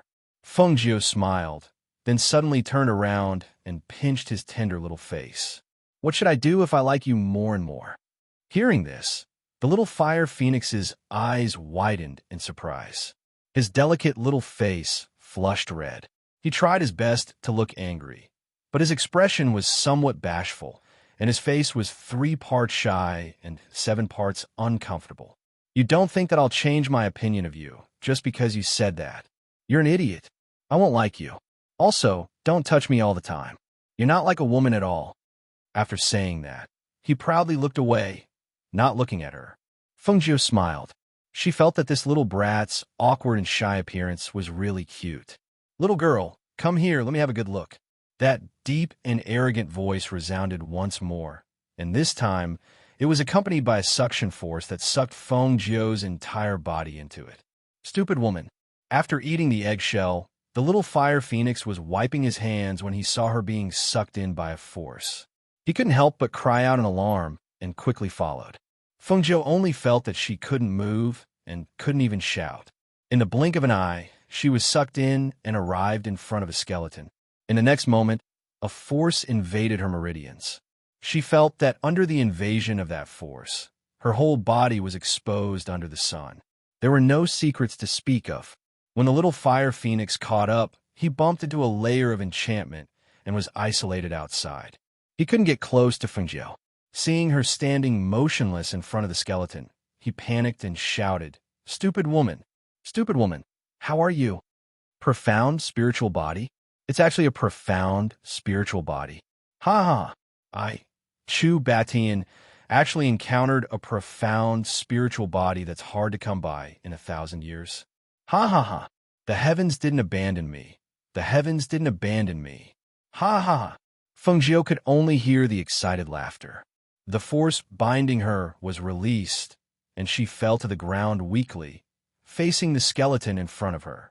Fengjiu didn't feel any killing intent or malice, only the excited voice. Therefore, he wasn't worried. He turned to the little Fire Phoenix who was outside the bounded domain and said, I'm fine. Don't worry. After all, the two of them had a soul contract. After the little Fire Phoenix calmed down and sensed that she was fine, he snorted and said uncomfortably, Who's worried about you? But his eyes still couldn't help but look inside the enchantment to check on her condition. Knowing that he was lying, Fengjiu did not mind. Instead, he focused on the skeleton in front of him and called out tentatively, Senior. At this moment, a shadow appeared on the skeleton. A middle-aged man wearing a black robe floated in midair. He looked down at Fengjiu with a sharp and oppressive gaze. You have a profound spiritual body. Little girl, you're not simple. Not only did she have a profound spiritual body that's hard to come by in 1,000 years, but she was also the contracted master of the ancient divine beast, the fire phoenix. How could such a little girl be ordinary? Chapter 45. Profound Spiritual Body. Fengjiu looked at the figure in astonishment and asked, Is the profound spiritual body very rare? Forgive her for not being in this world for long, and there were many things she did not know about cultivation. She had never heard of the profound spiritual body. The profound spiritual body is a cultivation genius. Not only can you cultivate Xian Qi, you can also cultivate spiritual Qi. Furthermore, your cultivation speed is 10 times faster than others. The middle-aged man looked at her with a smile and continued, In other words, if others take 10 years to cultivate to Xian Qi Martial Master, then you might be able to cultivate to the Martial Master level in a year. This kind of cultivation speed can be called a genius. Hearing this, Fengjiu was startled and said, That can't be right. I've tried to cultivate spiritual Qi into my body, but I didn't feel any difference in my body. I didn't have the kind of cultivation speed that Senior described. She had spent a lot of time cultivating spiritual Qi into her body. Furthermore, the Xian Qi in her body was not enough. That's because the profound spiritual Qi in your body has not been opened. He stared at her with a burning gaze. I hope that you will take me as your master. This way, I will open your profound spiritual Qi and help you cultivate. If it was anyone else, hearing such a strong person say that he wanted to take them as his disciple, they would probably agree without hesitation. However, Fengjiu raised her eyebrows after hearing this. She looked at the old man and did not speak for a long time. You're not willing? Seeing that Fengjiu did not react with joy, he frowned and released his spiritual Qi. However, he found that his spiritual Qi did not have any effect on someone like her who had a contract with an ancient divine beast. He gave up and sighed. You don't have to worry about my motives. I only hope that after you become my disciple, you can help me with 3 things. Hearing this, Fengjiu thought for a while before saying, Senior, please tell me. If it is within my ability and does not go against my style of doing things, I can agree. Hearing this, the middle-aged man laughed loudly. Good. I see that you're also a casual person. Your temperament is somewhat similar to mine. Fengjiu smiled and said nothing. Little girl, I used to be the palace master of the Tianyuan Palace, Chu Batian. When I was in my prime, no one dared to oppose me. As long as I think it's right, I'll definitely do it. Back then, he told Fengjiu about his life in detail. Fengjiu also listened attentively. From his words, he knew that he was a willful person, but because he was too willful, he was regarded as an evil demon by the orthodox immortal sections.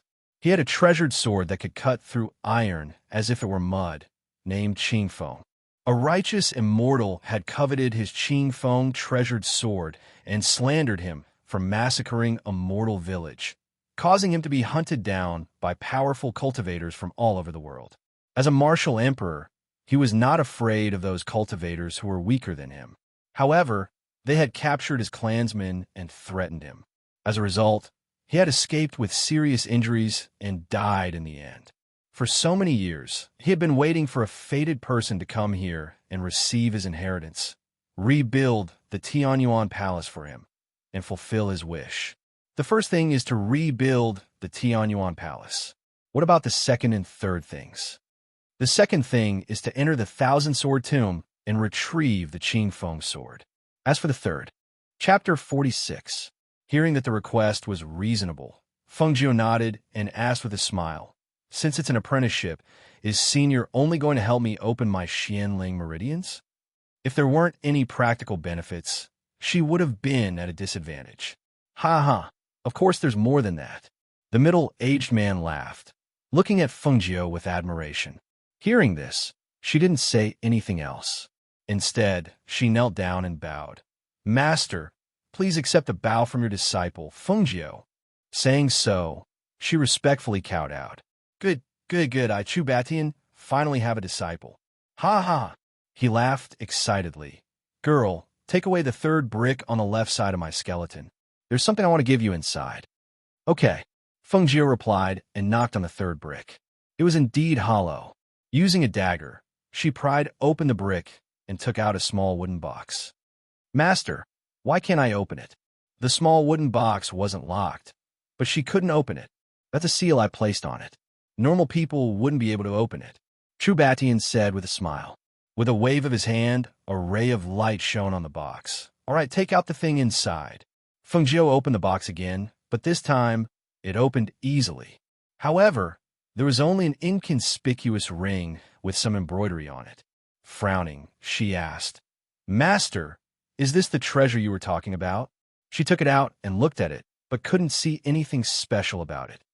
Haha, I really don't know where you came from. Haven't you heard of spatial rings? Chubatian shook his head and laughed. Don't look down on this ring. It's not an ordinary spatial ring. Aside from being able to store things, it's a world of its own. Even living things can be placed inside. Also, the time when food is placed inside is still, so it won't spoil. Is that amazing? How did Master get such a treasure? This should be even more priceless than the Qing Feng sword. With something like this, who would want his Qing Feng sword? I got this spatial ring by chance. Back then, I only thought of it as an ordinary item, so I didn't know it was a spatial ring. After all, it's impossible to find a spatial ring in this place. It was only after I was heavily injured that I dripped a drop of my blood into the ring that I knew it was a spatial ring. Speaking up to here, he paused and continued. Ever since I died, the soul contract with the ring's soul. You only need to drip a drop of blood to bind it, and you'll be able to enter it. They're all the treasures and treasures that I've collected in my life. These are all the treasures I've left for you. I can't to myself to enter the spatial ring, she thought. Chubatian's right. If I added Chubatido, the spatial ring, to Batian, and to be, to hide. Chubatian didn't know what Chubatian was thinking. If he knew, he would definitely be pissed to death. How could she only think of using such a treasure to hide? The owner of the spatial ring can enter it. However, there seems to be a barrier inside the ring. Back then, I was like a lamp that ran out of oil, so I couldn't figure it out.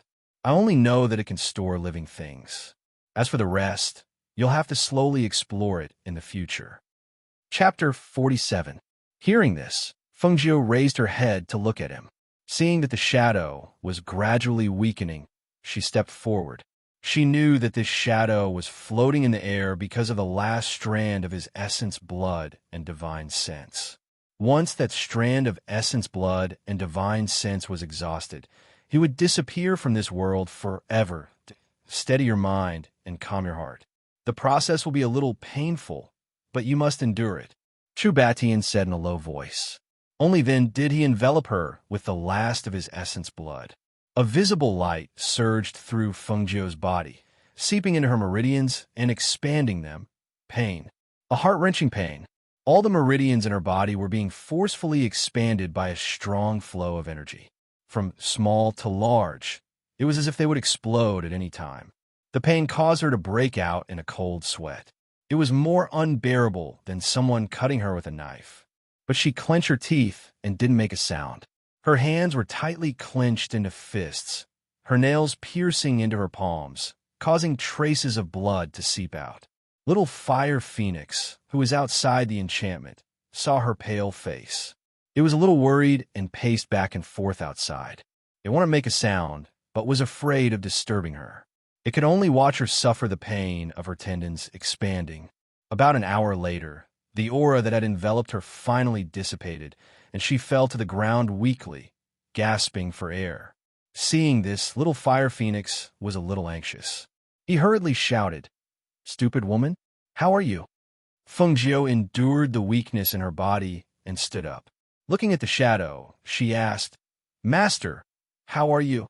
"I'm already an ancient person. I've been guarding the last of my essence blood and divine sense for a disciple like you. I have no regrets." Chubatian looked at her and said, "Girl, before you're strong enough to protect yourself, you must remember to keep a low profile. Don't let anyone know that you have the profound spiritual body. Otherwise, you'll attract a fatal disaster.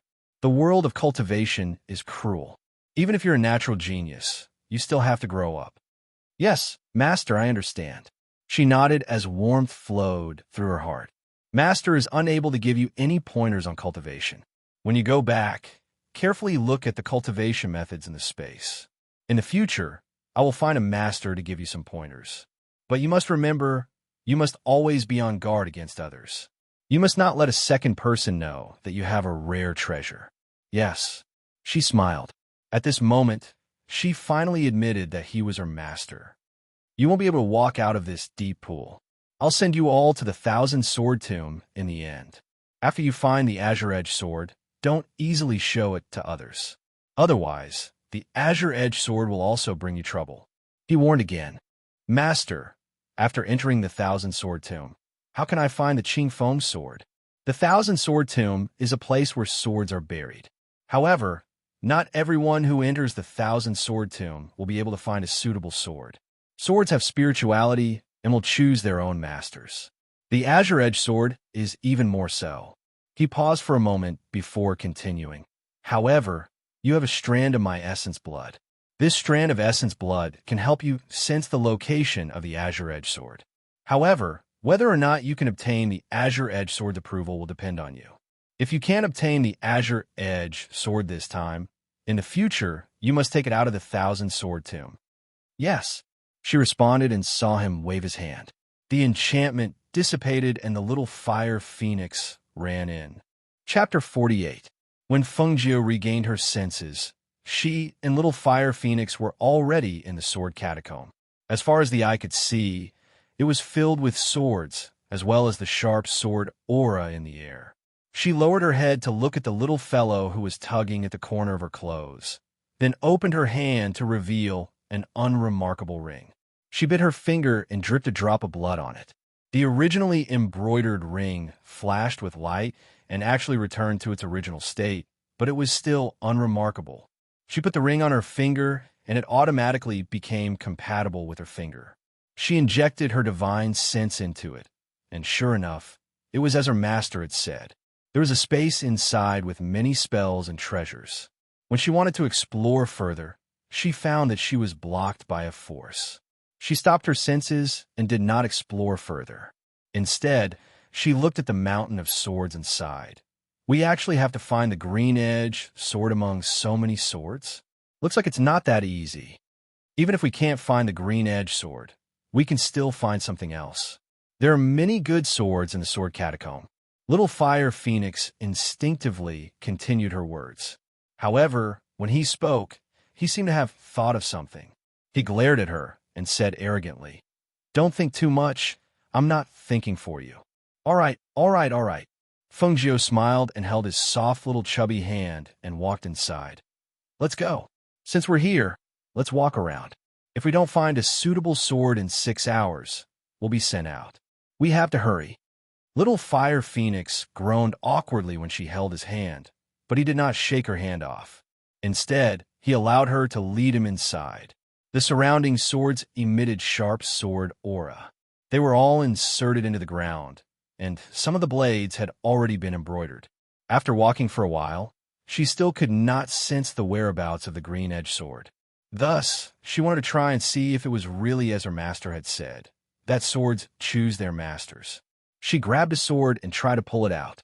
However, the sword was firmly inserted into the ground and did not move at all. She wanted to try again, but she felt a cold sword aura shoot out from the sword, causing her to immediately withdraw her hand. TSK, it's really amazing, she said curiously, and the light in her eyes grew brighter. What's so amazing about it? The swords of the sword catacomb have always been like that. Little Fire Phoenix pursed his lips and looked up at this stupid woman who was completely like a layman. He frowned and said, "You're not really planning to slowly search here, are you?" Upon hearing this, Fengjiu was stunned. What else? Little Fire Phoenix looked at her with disdain. You're really stupid. Being looked down upon, Fengjiu felt helpless. Who asked her to be so ignorant? Didn't that person leave you a strand of essence, Qi? Close your eyes and try to sense if there's any aura of the Azure Edge sword in the surroundings. Will this work? The little fellow raised his chin and said in a deep voice, "The Qing Feng sword is not an ordinary sword. Furthermore, you have a strand of its previous owner's blood essence. Of course you can sense its location. I'll give it a try." She did as she said. Feng Zhou immediately closed her eyes and did not think about anything. She only quietly sensed the sword aura in the sword tomb. After about half an incense stick's time, she suddenly opened her eyes. Her eyes were filled with surprise. Chapter 49. She brought the little fire phoenix to the place where the azure edge sword's aura was emanating. It was a small mountaintop, and there were all kinds of treasured swords on it. The azure edge sword was at the very top of the mountaintop, and at this moment, there was a sharp sword aura floating on the sword, and a low sword hum entered her consciousness, causing her mind to tremble. Is that the azure edge sword? She stared at the sharp sword emitting a cold light at the top of the hill, and she felt her blood boiling. This feeling was very strange. Buzz! A sword hum was transmitted into her ears. Standing at the bottom of the hill, she saw the azure edge sword at the top of the hill vibrating. The sword hum was emitted from the sword's body, as if it was howling excitedly. The sword aura on the sword's body became sharper until the azure edge sword was pulled out with a whoosh and slashed down at her from the top of the hill. The little fire phoenix was slightly surprised at this scene. A spirit sword would choose its master, but it was rare to see a spirit sword like this that didn't even need her to pull it out. He looked at her with a strange gaze, but he couldn't tell what was so special about her. Whoosh! The long sword fell to the ground, and the tip of the sword pierced into the ground, just right by Feng Zhou's right hand. Feng Zhou reached out and grasped the azure edge sword. He felt a strong vibration accompanied by a sword hum from the sword's body, reaching his soul. He used a little strength to pull the sword out. With a whoosh, the sword emitted a cold light, and the originally rusty treasured sword looked as if it was newly forged. Seeing the sword's body emitting a faint green light, and the 3 words engraved on the sword's body emitting a layer of cold light, she couldn't help but praise, "What a good sword." With a twist of her hand, she waved the sword, and the biting cold sword aura cut through the air, extremely sharp. Master must have never thought that the azure edge sword would choose me as its master. She smiled lightly and put the azure edge sword into her interspatial ring. Only then did she realize that it hadn't even been 6 hours, and they still couldn't get out. Since we can't get out now, why don't we find a place to sit for a while? It's a good opportunity for me to see what kind of books there are in the space. As she spoke, she led the little fire phoenix to a place where the sword chi wasn't so strong. Just as she was about to take out a book that could conceal one's aura from her space, she suddenly felt the little fellow's gaze on her face. She looked up and asked with a smile, "What's wrong?" Caught peeking, he quickly averted his gaze and averted his eyes in embarrassment, not daring to look at her. But he couldn't resist the curiosity in his heart, so he hesitated and asked, "Why are there so many scars on your face?" Now that he mentioned it, she remembered that she had been soaked in the water for a while. The medicine on her face had long been washed clean, revealing her scarred face. She reached out and touched her face. "A bad woman took a knife and scratched my face." Her tone was a little careless, but the coldness in her eyes was hard to detect. Little Fire Phoenix frowned. "Then you won't fight back?" "I can't beat her," she said with a smile. She thought to herself, she wasn't the same person back then. If it was her, she wouldn't have ended up in this state. "That's why you don't believe me when I say you're weak. But that's fine, as long as this lord is strong. This lord will protect you in the future." Chapter 50. Hearing his words, Feng Zhou's eyes carried a smile as she reached out to pinch his tender little face. "Didn't you dislike me a lot? This sovereign does dislike you, but you're my person. This sovereign can bully you, but how could I let others bully you?"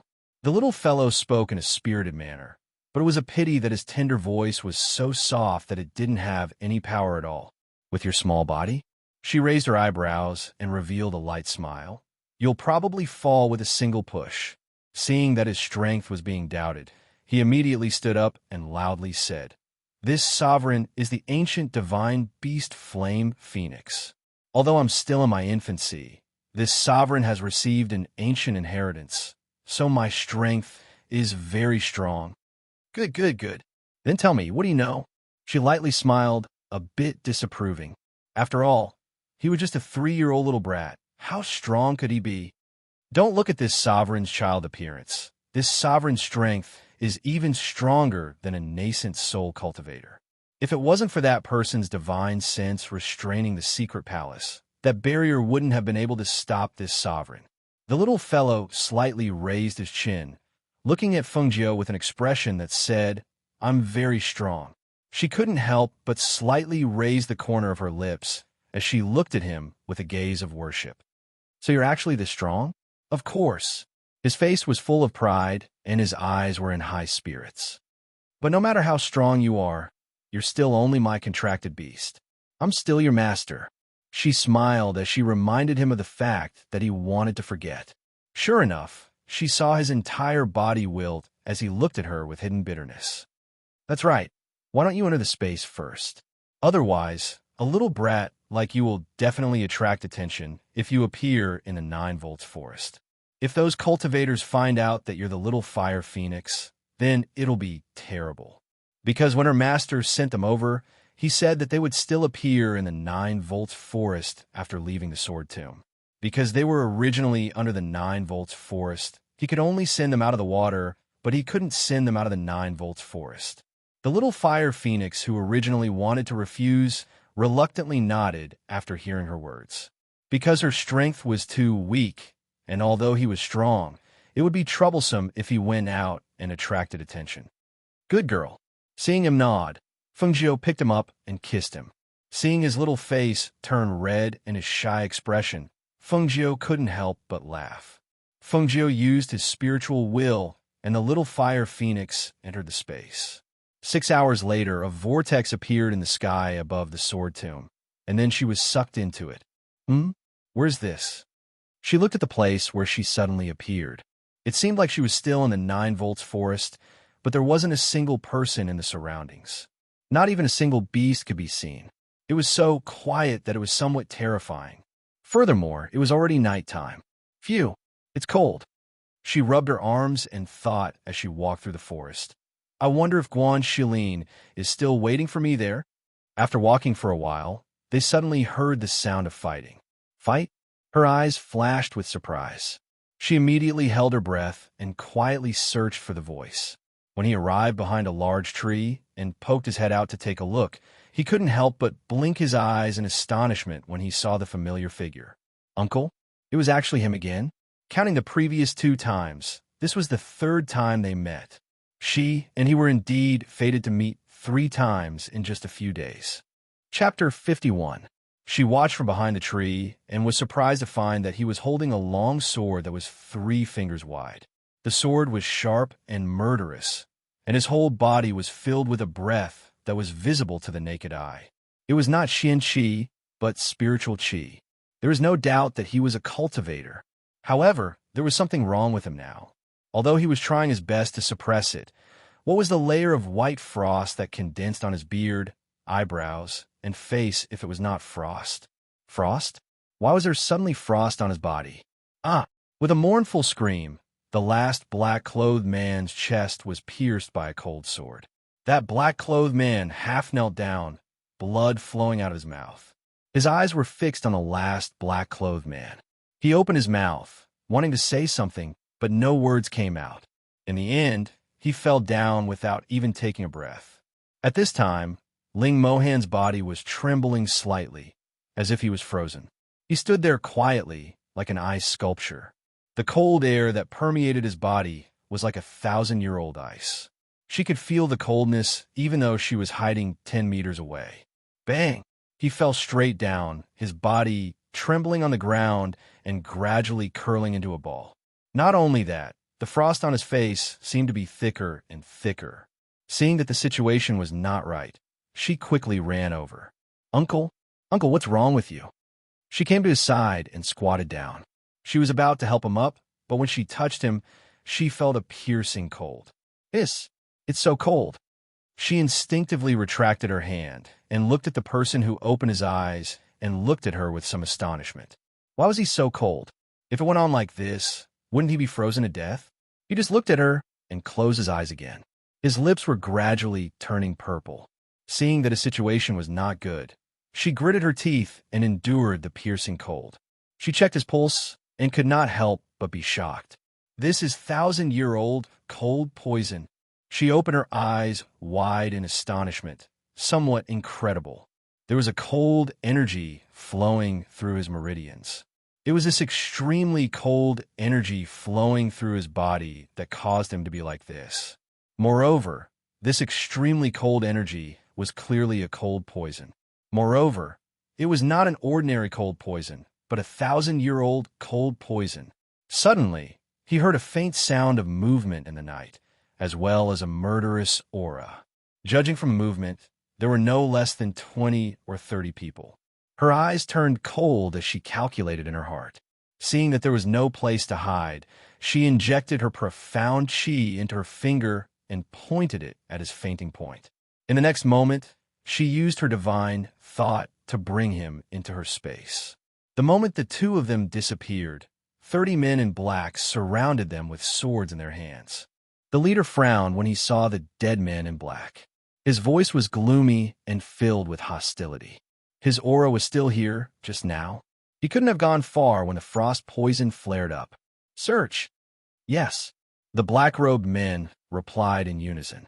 Then, they split into several groups and flew in different directions. At this time, in the space, little Fire Phoenix was glaring at Fengjiu angrily. She didn't expect that she would bring in a man who was emitting a bone-chilling aura. At this time, Fengjiu had no time to pay attention to him. He was busy using his chi to protect Ling Mohan's heart meridian. If his heart meridian was also frozen, then he would not be far from death. Chapter 52. At this time, Fengjiu's face was no longer as lazy as it usually was. She put one hand on his chest, and with a serious look in her eyes, she said firmly, "He helped me. I can't let him die." Little Fire Phoenix was stunned by her expression and could only ask in a small voice, "How do you want to save him? This 1,000-year cold poison is something that even I can't help with." "No, you can help." Fengjiu suddenly revealed a meaningful smile. Hearing this, Little Fire Phoenix blinked his eyes and was a little curious. Just as he was about to ask what she meant, she unbuttoned his clothes, revealing his chest that was suffused with white frost. She injected profound energy into her hands and pressed on the acupuncture points on his body. "Come here." She suddenly stopped and looked at Little Fire Phoenix. What are you doing?" Although he didn't understand, Little Fire Phoenix still stood up and walked over to her side. Fengjiu gave him an unbelievably gentle smile, causing goosebumps to rise all over his body. But in the next moment, he let out a scream. My hand. My hand is bleeding. You woman, what are you doing?" He looked at her angrily, his heart full of grievances. "Lend me some of your blood. It's just a small wound. I won't need much blood." She pulled his little hand to Ling Mohan's lips and dripped the blood from her finger into his mouth. As soon as the blood of Fire Phoenix entered his mouth, the cold poison in his body gradually dissipated, as if it was being suppressed. His body surged with heat, and that heat eased his stiff body. His body, which was originally curled up into a ball, was no longer curled up. Is this sovereign's blood that useful? At this moment, he finally understood the meaning behind her previous words. Seeing that he had finally recovered, Fengjiu sighed and explained, "You are the ancient Fire Phoenix. Fire Phoenix's blood is the hottest. Naturally, it can suppress the cold poison in his body." As she spoke, she patted his little head and smiled. "Thank you so much. You helped me return the favor." Little Fire Phoenix turned her face away awkwardly, but she was very happy because of her words. "How long do you plan to keep him here? What if he wakes up? There are people chasing after him outside. I'll bring him out once those people are far away. His cold chi has been suppressed, so he should be waking up soon. With his ability, as long as he wakes up, he should be fine." Little Fire Phoenix didn't say anything else, and just as she said, Fengjiu brought him out and placed him on the grass after an hour. "Uncle, I've saved your life.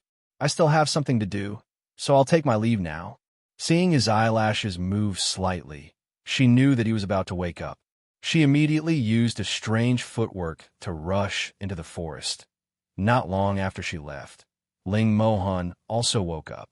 The voice of the little beggar was still echoing in his mind. He looked at his recovered body in surprise and felt that the cold had been suppressed. He was shocked and looked around, but the little beggar was nowhere to be seen.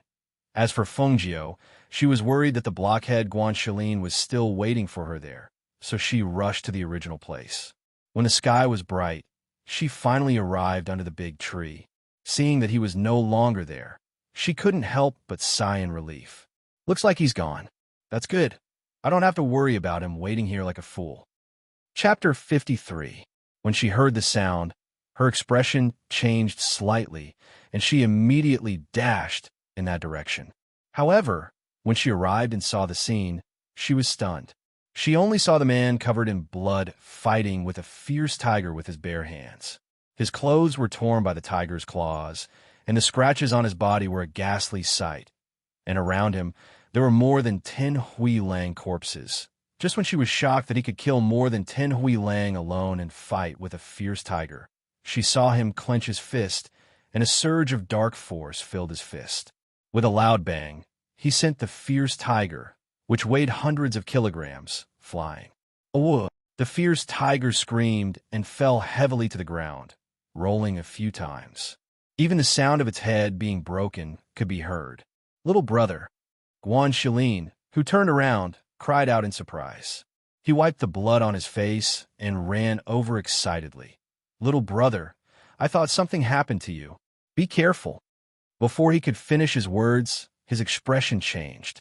He cried out in alarm and threw himself at him, pushing him away forcefully with both hands. He was so fast that Fengjiu, who had turned around after sensing the danger behind her, couldn't dodge in time and was pushed to the ground. A woo! Hiss! The fierce tiger's roar was accompanied by Guanxilin's screams. Little brother, run! Run! The sudden turn of events stunned Fengjiu. She looked at Guanxilin, whose shoulder was bitten by the fierce tiger and was dripping with blood. Her eyes turned red, and she suddenly jumped up, pulled out her dagger, and rushed over. Damn beast! She pounced forward and grabbed the fierce tiger's fur, and the dagger in her hand pierced into its neck. Oh! The fierce tiger screamed in pain, but it refused to let go of the person in its mouth. It wasn't until Fengjiu's dagger once again pierced into its head that the fierce tiger fell to the ground, twitching on the verge of death. Guanxilin? How are you, Guanxilin? She hurriedly pried open the web between his thumb and index finger and pulled him out. Looking at his shoulder that was bleeding profusely and his right arm that was hanging limply, her heart trembled slightly. Such an injury. His hand out, little brother, are you hurt? He asked worriedly in a weak voice. Hearing his words, her heart clenched tightly. Her heart ached, and her eyes became slightly hot. She could only take out medicine to stop the bleeding and sprinkle it on his wound, while cursing. Do you think your life is too long? Who asked you to save me? I could have avoided it, so why did you push me? No one had ever stood in front of her without any regard for their own life, but he, this foolish blockhead, had done so. What idiot! He was so stupid.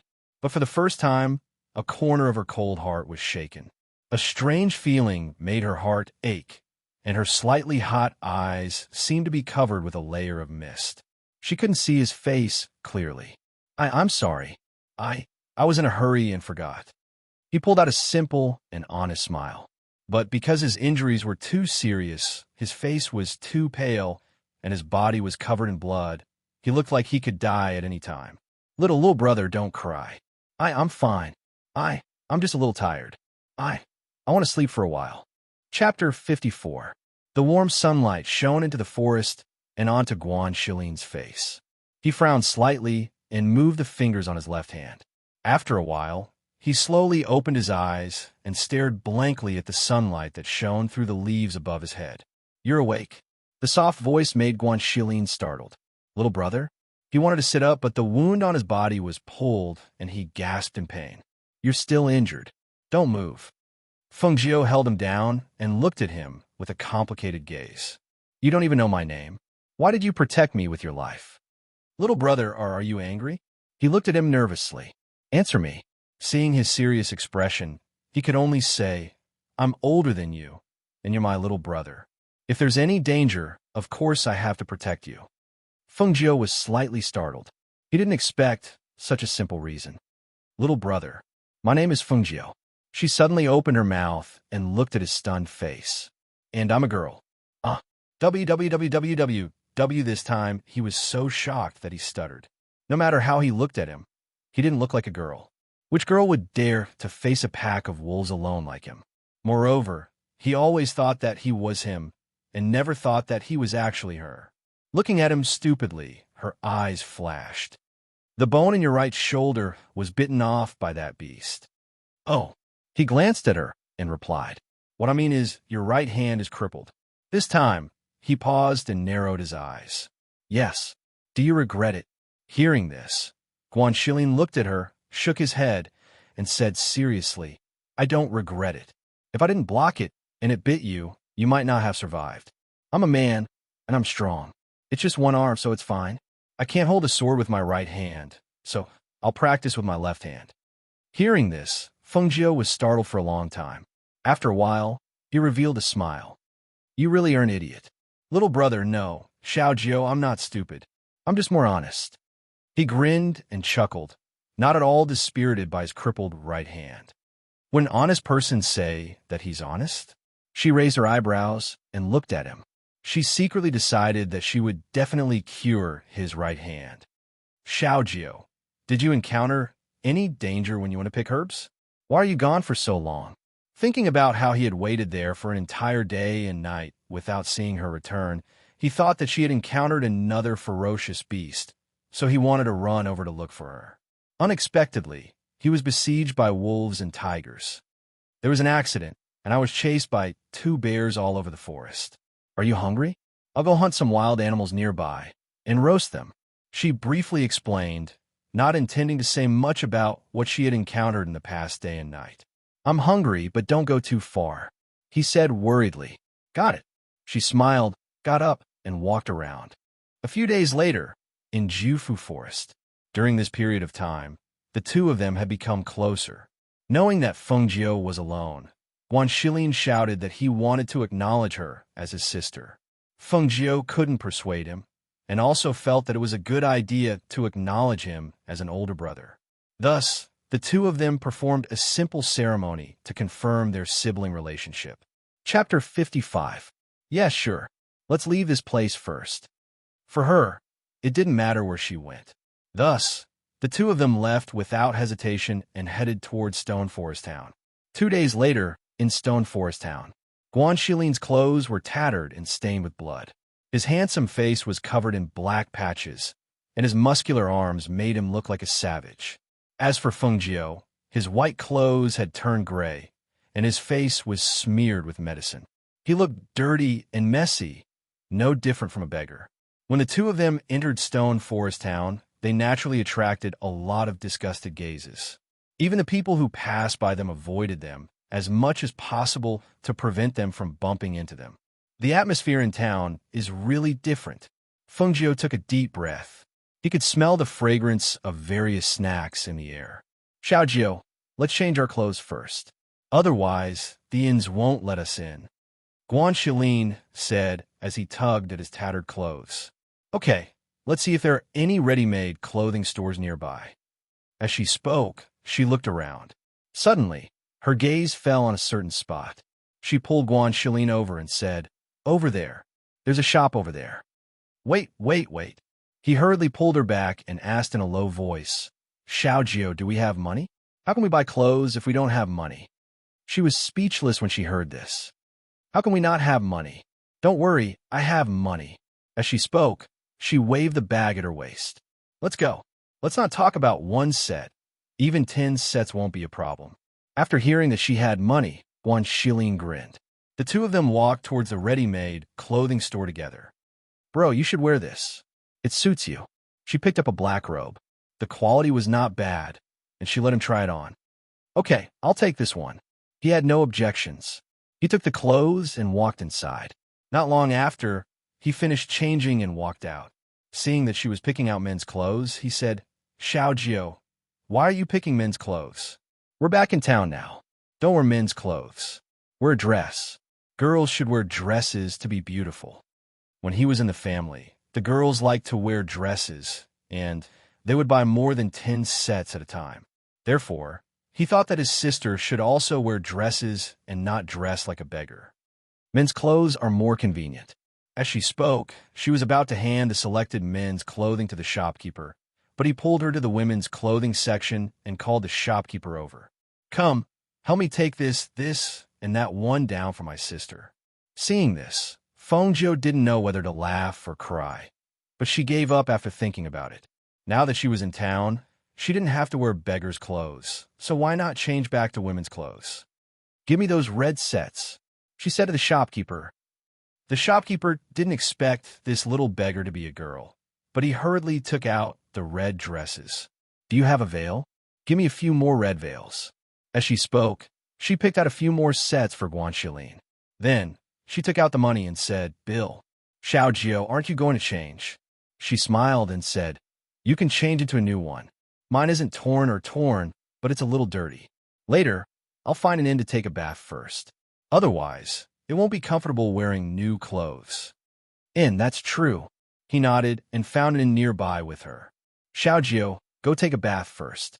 I'll guard the door for you. Outside the guest room, Guanxilin took a step forward, intending to be the door god. Seeing his posture, Fengjiu couldn't help but laugh. No need. This is an inn. I can just close the door. There's no need for you to guard the door for me. You should go take a bath too. I'm hungry. Wait for us to go out and find food. As she spoke, she pushed him towards the next room. Hearing that she was hungry, Guanxilin could only compromise. Okay, remember to close the door. I'll wait for you here after I'm done. She replied, then turned and entered the next room. She closed the door and walked into the inner room where the water was already prepared. Perhaps because it was his first time being someone's brother, Guanxilin was very protective of Fengjiu, especially after he found out that she was a girl. After a quick bath, he dressed and left the room. He stood guard outside the door of the next room, which attracted many strange looks from the guests passing by. Fengjiu took a long time to take a bath. It took about an hour before the door opened from the inside. When Guanxilin heard the door open behind him and turn around, his eyes couldn't help but widen. Shock and disbelief appeared on his face. Xiaojio, Fengjiu replied. Under the red veil, the corners of her lips curled up slightly, and a smile bloomed on her face. Although her face was disfigured, her figure was excellent. Her exquisite and graceful curves matched with the dazzling red dress, made her look like a dazzling sun. She was so beautiful that people couldn't look straight at her. Her face, covered by the red veil, added a layer of mystery to her. She exuded a mysterious aura that made people's hearts itch to catch a glimpse of the beauty's face, but they couldn't see her face under the veil. The red dress on her body was charming and enchanting, but also unrestrained. Her body exuded a cold and arrogant aura like a red plum blossom in the snow. She didn't have the gentleness of an ordinary woman in the boudoir. Instead, she had the innate, noble aura of a superior. Looking at the beauty in red in front of him, Guanxilin was speechless for a long time. He only felt that his little sister was unbelievably beautiful. Her soft black hair was draped over her back and was only loosely tied with a red ribbon. 2 strands of hair fell on her cheeks, adding to her charm and enchanting aura. Her eyes, which were exposed by the red veil, were half closed with a smile. Her eyebrows exuded confidence and arrogance. It was hard for him to associate her with the dirty little beggar that he had seen before. Xiaojio, you're so beautiful. Even fairies aren't as beautiful as you. He grinned foolishly. Thinking that such a beautiful woman was his little sister, he suddenly felt an incomparable sense of pride. Let's go. She chuckled. She was in a good mood after changing into women's clothes, so she walked downstairs. Oh, okay. He hurriedly followed. As if he thought of something, he looked around.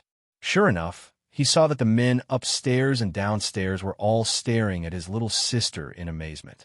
Seeing this, while he felt proud, He also secretly made up his mind to help Xiao Jiao get rid of the scar on her face. It wasn't until the two of them left the inn that the people in the inn came back to their senses. So beautiful. Who is that girl? When did such a stunning beauty come to our town? In the restaurant opposite the inn, Murong Yixian, who was standing by the window, looked at the red figure with confusion in his eyes. Chapter 56. Because of the doubts in his heart, he went downstairs and went in search of the red figure. On the other side, Fengjiu and Guan Shilin found a restaurant and booked a private room. They ordered more than 10 dishes and 2 pots of wine, then closed the door and started eating. Fengjiu put the veil aside and poured wine while saying, "Brother, let's stay here for a while. Later, we'll find a quiet courtyard to rent. It'll be more convenient than staying in an inn." "Okay, we'll look for one later." Guan Shilin had no objections to this. "Xiao Jiao, don't just drink wine. Have a bowl of stewed soup first." He gave her a bowl of soup and scooped up a piece of egg fried meat for her. "Try it and see if it's good. You eat. I'll do it myself." As she spoke, she saw that he wasn't used to using his right hand and couldn't hold the chopsticks properly. She put some of each dish into his bowl and said, "After a while, I'll raise my cultivation and find the medicine to cure your right hand." Hearing this, he was a little startled. "It can be cured? And it's just that the things you need aren't easy to find." She drank a bowl of soup and ate some dishes. "But it won't be a problem. I'm 100% sure that I can make your hand recover to its original state." With her medical skills, as long as she had the medicine, there was no illness that couldn't be cured.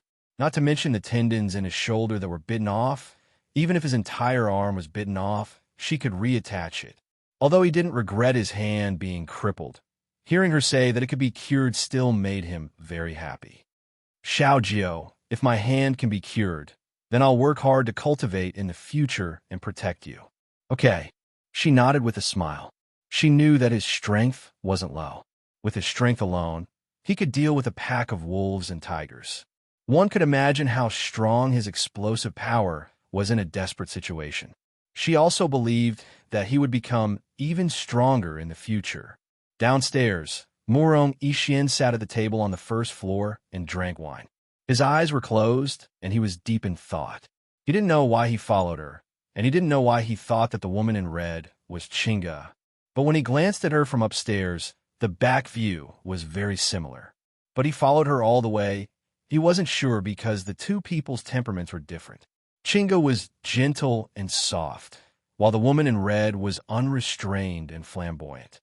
Her red clothes were so dazzling on her. Although his Chinga was also very outstanding, she wasn't that kind of person, and she never wore red clothes.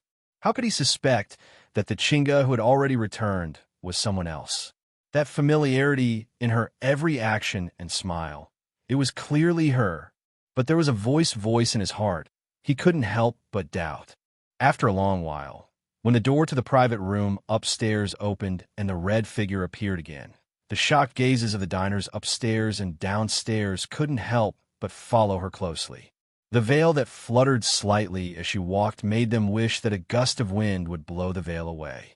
Murong Yixian raised his eyes and looked over, only to see the woman in red with an extremely outstanding temperament slowly walking down. Every step she took was calm and graceful. Her red clothes were like fire, like the sun, yet her body exuded a cold and indifferent aura that kept people away. Every movement she made naturally exuded the noble aura of a person in a superior position. Chapter 57. When she saw Murong Yixian, Fengjiu was a little surprised to see him here. Actually, she had already sensed that someone had been following them, but she didn't feel any malice, so she didn't pay attention to it. Thinking about it, the person who had been following them was him. However, wasn't he accompanying the fake Feng Chinga? Why was he here? And what was the meaning of the inquisitive look in his eyes? Under the veil, she revealed a playful smile. She calmly retracted her gaze and walked out. However, she hadn't taken a few steps when the person who had been sitting blocked her way. She didn't say anything, only raised her eyes to look at him. Murong Yixian didn't say anything either. He stood in front of her and quietly looked into her eyes, as if he wanted to find a trace of familiarity from the past in those eyes. However, he was disappointed. Although those eyes were very similar to hers, those wanton and flamboyant eyes were not hers. This pair of eyes was so beautiful, so similar to the person in his heart. However, his Songchinga's eyes were gentle, but this pair of eyes in front of him hid a hidden sharpness. The two completely different auras made him unable to distinguish between them. "Boy, what are you doing?" Seeing that something was wrong, Guan Shilin stepped forward. His sturdy body blocked the two of them, cutting them off from looking at each other. Murong Yixian came back to his senses and looked at the tall and sturdy man in front of him. He revealed an elegant smile. "Brother, I just saw that this girl looks a little like a friend of mine, so I wanted to say hello." Perhaps it was his gentle and refined manner and noble aura that made Guan Shilin feel that he didn't seem like a bad person. So he was slightly puzzled and turned to look at the person behind him. "Miss, the peach blossoms in Peach Blossom Temple bloom in March." He quietly looked at her, his gaze so gentle that it seemed as if he could drown her in water. And this strange sentence made Guan Shilin a little confused, not knowing what it meant. Only Fengjiu's heart moved slightly. In his memory, there was such a warm face, painting Brother Murong. "I heard that the peach blossoms in Peach Blossom Temple are the most beautiful, with red and white contrasting against each other. The mountains and plains are endless. Is that true?" Under the peach blossom tree, a beautiful young girl raised her head slightly. Her eyes were filled with deep affection as she looked at the man in white beside her. The white-robed man's eyes were filled with tenderness. He reached out to hug the young girl beside him and said gently, "Yes, there are endless peach blossoms in the Peach Blossom Nunnery. When the wind blows, the sky is filled with pink petals like a rain of flowers. When the peach blossoms bloom in March this year, I'll take you to see it. When the peach blossoms bloom in March of this year, I'll take you to see them."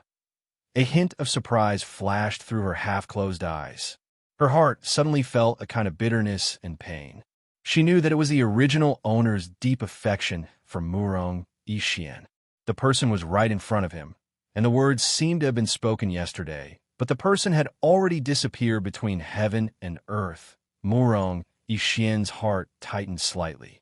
His serene gaze fell on her half-closed eyes, wanting to see the abnormality in her expression. "The peach blossoms in Peach Blossom Temple bloom in March. I'll take my sister to see it. Why would I need you to remind me?" Guan Shilin, who didn't know what he meant, said unhappily. He took Fengjiu's hand and strode out, exhorting, "Sister, let's ignore that pretty boy. That guy looks like a playboy. Peach blossoms bloom in March. I think he wants peach blossoms to bloom." Puffed. Chapter 58. To Fengjiu, Murong Yishuan was someone who cared deeply about Fengqinga. But to Fengjiu, he was just a stranger. She would only rely on herself for what she wanted to do. Even if this person was one of Fengqinga's most trusted people, she would not tell him the current situation. It was better to rely on oneself than to rely on others. Murong Yishuan stared blankly at the two figures as they left. Younger sister? That man said she was his younger sister, and she was not Qinga? His heart suddenly felt empty. He was a little disappointed, but also a little relieved. Perhaps he was just overthinking everything. After all, his suspicions were so unbelievable. If his suspicions were true, wouldn't it mean that the Feng Qinga who had returned to Feng Mansion was a fake? Even if he had some doubts in his heart and felt that she was not the real Feng Qinga, how could her father and grandfather mistake her for someone else? Perhaps all of this was just a being paranoid. On the other side, Guan Shilin and Fengjiu looked at a few courtyards. Finally, they settled on a relatively quiet courtyard. Its location was relatively remote, but it was quiet and had a good environment. On the same day, the two of them bought some daily necessities and moved in. After informing Guan Shilin, she entered seclusion to practice. For 3 days, the tightly shut door was not opened. Guan Shilin, who was guarding the courtyard, had been practicing using his left hand to wield the sword during these 3 days. His talent was not bad, and his explosive power was also strong. Originally, his left hand was out of practice, but now he was starting to get the hang of it. Although it was not as nimble as his right hand, he was gradually able to use his strength. In the room, Fengjiu, who was sitting cross-legged on the bed, placed her hands flat on her knees. Her body was surrounded by a layer of red qi that was visible to the naked eye. The qi in her body was running extremely fast. It could almost be said that the qi quickly converged into the qi sea between her eyebrows and gradually gathered into a ball. When a beginner practitioner entered the warrior stage, they would need to practice for several years before they could break through to the initial stage of the Black Realm. Take Feng Qingge as an example. She was originally a level 2 martial artist, but now, in just 3 days, she had achieved the primary level of Qi Si. Moreover, she had steadily entered the initial stage of the Black Realm. Her strength had soared. Warriors of the Black Realm already had some strength. For example, the middle-aged man at the martial master level she had met in the Nine Valleys Forest was equivalent to the main pillar of a family. Moreover, he was only a martial master who had reached the mid-stage of the Black Realm. Back then, when the martial master was in the mid-stage of the Black Realm, he was no match for her, let alone now that she had cultivated the Qi Si and entered the level 2 of the initial stage of the Black Realm. When she exhaled softly and slowly opened her eyes, Little Fire Phoenix's surprised voice rang in her mind. "Stupid woman, the barrier in this space has been broken by this sovereign. Quickly come in and take a look." A trace of surprise flashed across her eyes, and with a thought, she flashed into the space. As soon as he entered, he couldn't help but be startled. How is it? Didn't I say that I'm very powerful? The barrier that the old man couldn't break was broken by me. Little Fire Phoenix looked at her with a smug face and said, "I don't know what kind of luck you have to be able to encounter such a rare space. If you practice here, 3 days outside is equivalent to 1 day inside." Chapter 59. She walked slowly inside and saw that the blue sky and white clouds were like a small world. When the space-bounded domain was not opened, she could only see it but could not cross it. But now was different. Looking at the spiritual house of space, her mood couldn't help but soar. It was really a treasure. Look, there's a spiritual spring here. I've seen it. The spiritual spring is nourished by the spiritual qi of this space, so the water has spiritual qi. Little Fire Phoenix was also very happy. After the barrier was broken, it had been celebrating for a while. It also liked this place from the bottom of its heart. Otherwise, it wouldn't have stayed here for so many years without shouting to go out. It must be known that if it cultivated here, its strength would definitely increase very quickly. She smiled and touched Little Fire Phoenix's head. "Then you stay here and practice. I'll go out first. I'll come here to practice in the future. I'm sure my strength will increase very quickly." "Got it." Little Fire Phoenix curled his lips and walked to the spiritual spring to play with the water. Feng Jiu smiled when she saw this. With a thought, she flashed out of the room. When she opened the door, she saw Guan Shilin practicing his swordsmanship in the courtyard. She noticed that his left hand was a little stiff and not very flexible. Her heart skipped a beat and she called out, "Brother, Xiao Jiu, you're out? Why do you practice like you don't care about your life? You've locked yourself in here for 3 whole days." He put away his sword and walked towards her. He said seriously, "Xiao Jiu, practice is not a one-time thing. It's impossible to achieve anything in a short time. You have to do it step by step." Hearing this, Feng Jiu couldn't help but smile. Yes. Although she had reached the initial stage of the Black Realm, she still suppressed her strength to the second stage of the Warrior Realm. Ordinary people couldn't see her true cultivation. To be able to advance so quickly in such a short period of time, it was naturally because of her profound spirit physique. Moreover, her profound spirit vein had been opened by her master.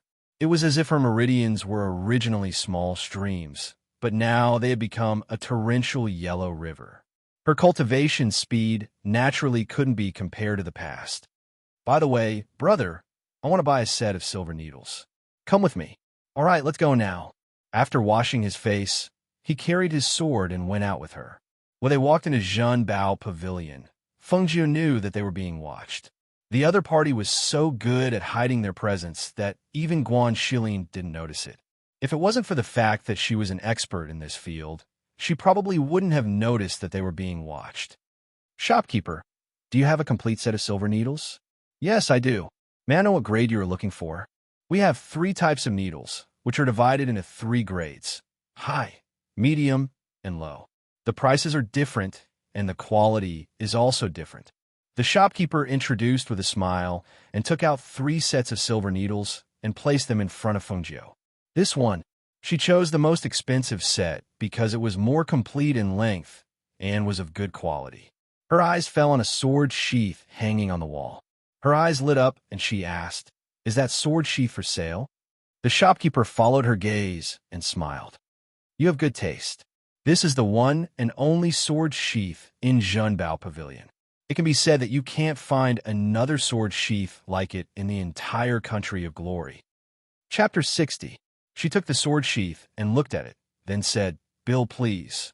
The shopkeeper smiled and invited her to the counter, then said with a smile, "Miss, the 7-star sword sheath is 1,200,000 yuan, and the set of silver needles is 35,000 yuan. I'll only charge you 1,230,000 yuan for these 2 items. Take the last 5,000 yuan as a discount. I hope you'll come again next time." After Fengjiu paid the bill, she put the 7-star sword sheath and the silver needles into her Qingquan bag, then left with Guan Shilin. Seeing her use her Qingquan bag, the shopkeeper was surprised. Qingquan bag? It seemed that the girl's family background was not ordinary. That's right, otherwise, how could she buy the 7-star sword sheath for millions of yuan without even bargaining? The 2 bought a lot of things outside and went back after a whole day of shopping. The people who were watching them watched them enter a remote courtyard. Then one of them left to report. In an inn, a middle-aged man was sitting cross-legged in cultivation. When he heard a low call from outside, he said, "Come in." A man quickly walked in, bowed respectfully, and said, "Second master, this subordinate has been following those 2 people for an entire day. I saw them enter a relatively remote courtyard. This subordinate inquired around and found out that they moved in 3 days ago. They claim to be brother and sister. Also, when we were in the treasure pavilion today, the bag that the woman in red took out was the young master's Qingquan bag." The middle-aged man's eyes were full of murderous intent, and he said in a gloomy voice, "A pair of brother and sister? Describe their figures and appearances to me in detail." Yes, he described the figures and appearances of the 2 people, and finally said, "But the girl in red covered her face with a veil, so I couldn't see her face clearly."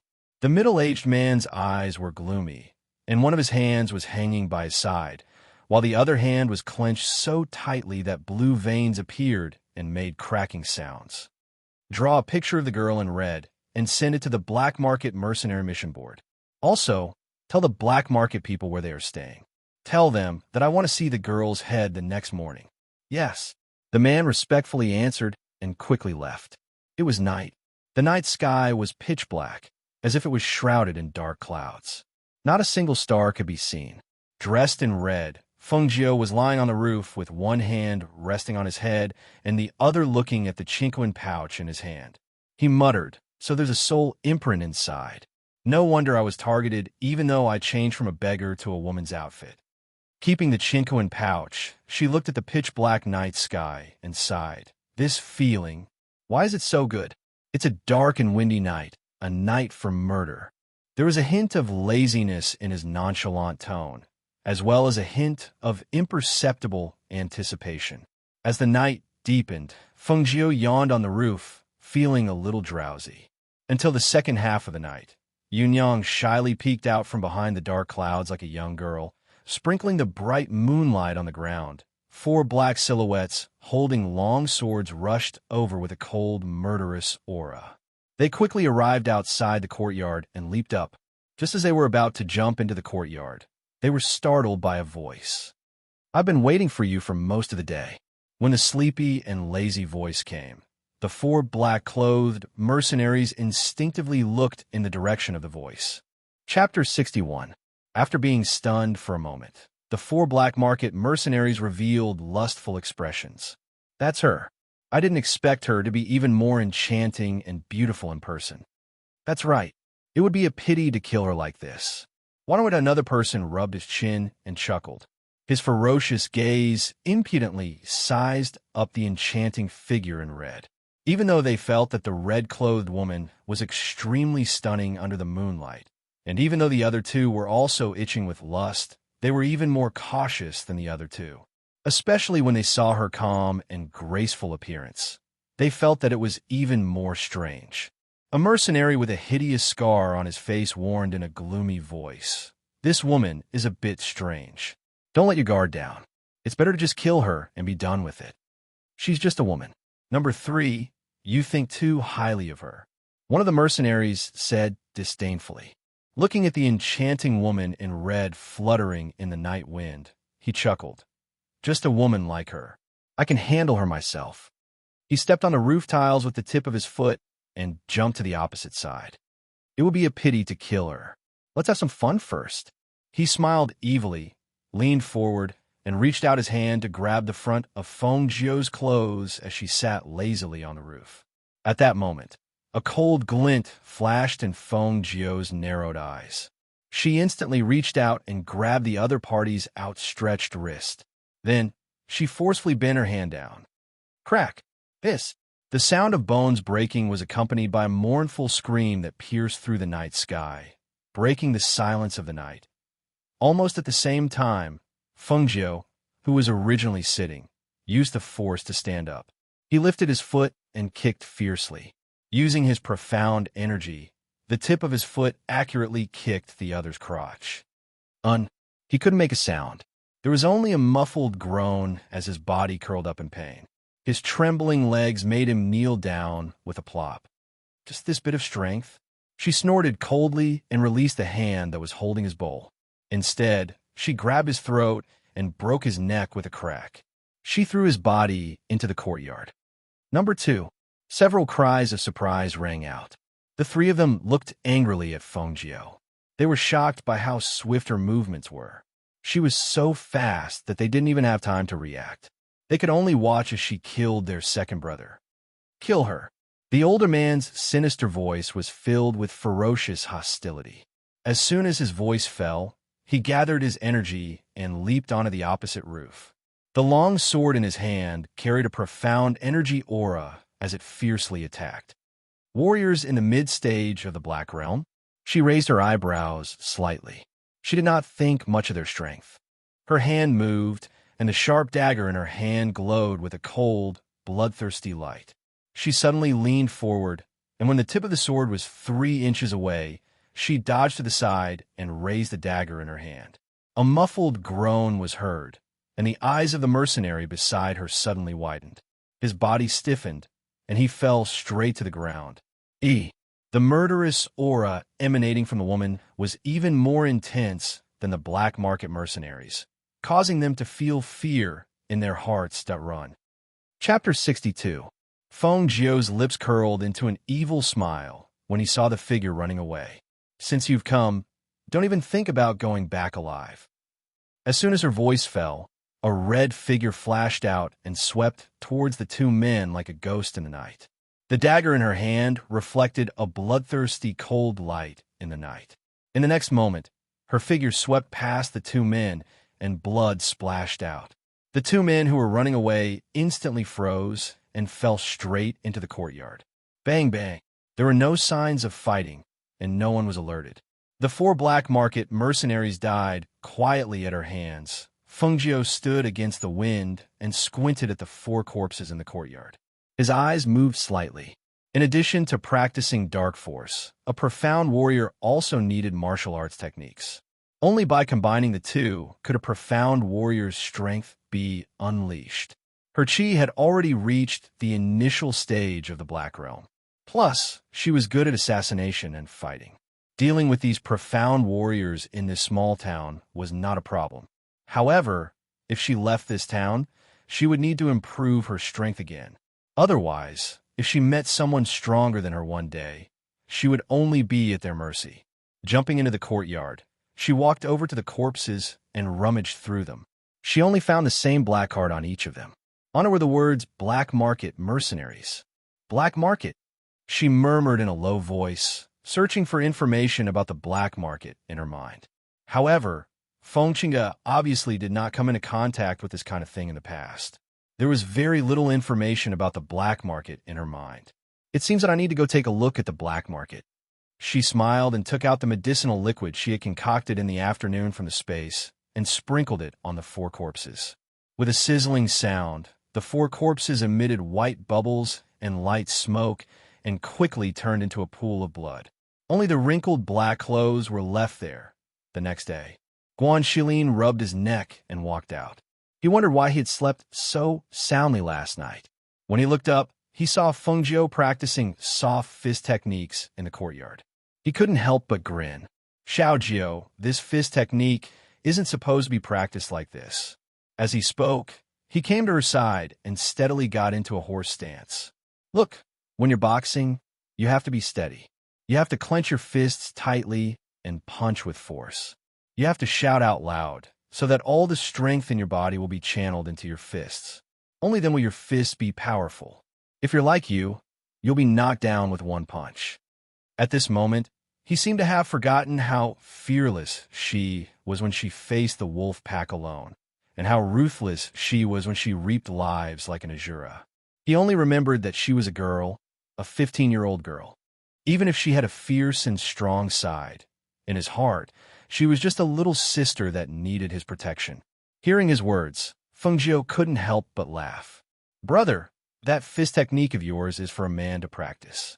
It uses strength. My fist technique uses borrowed force to counter force.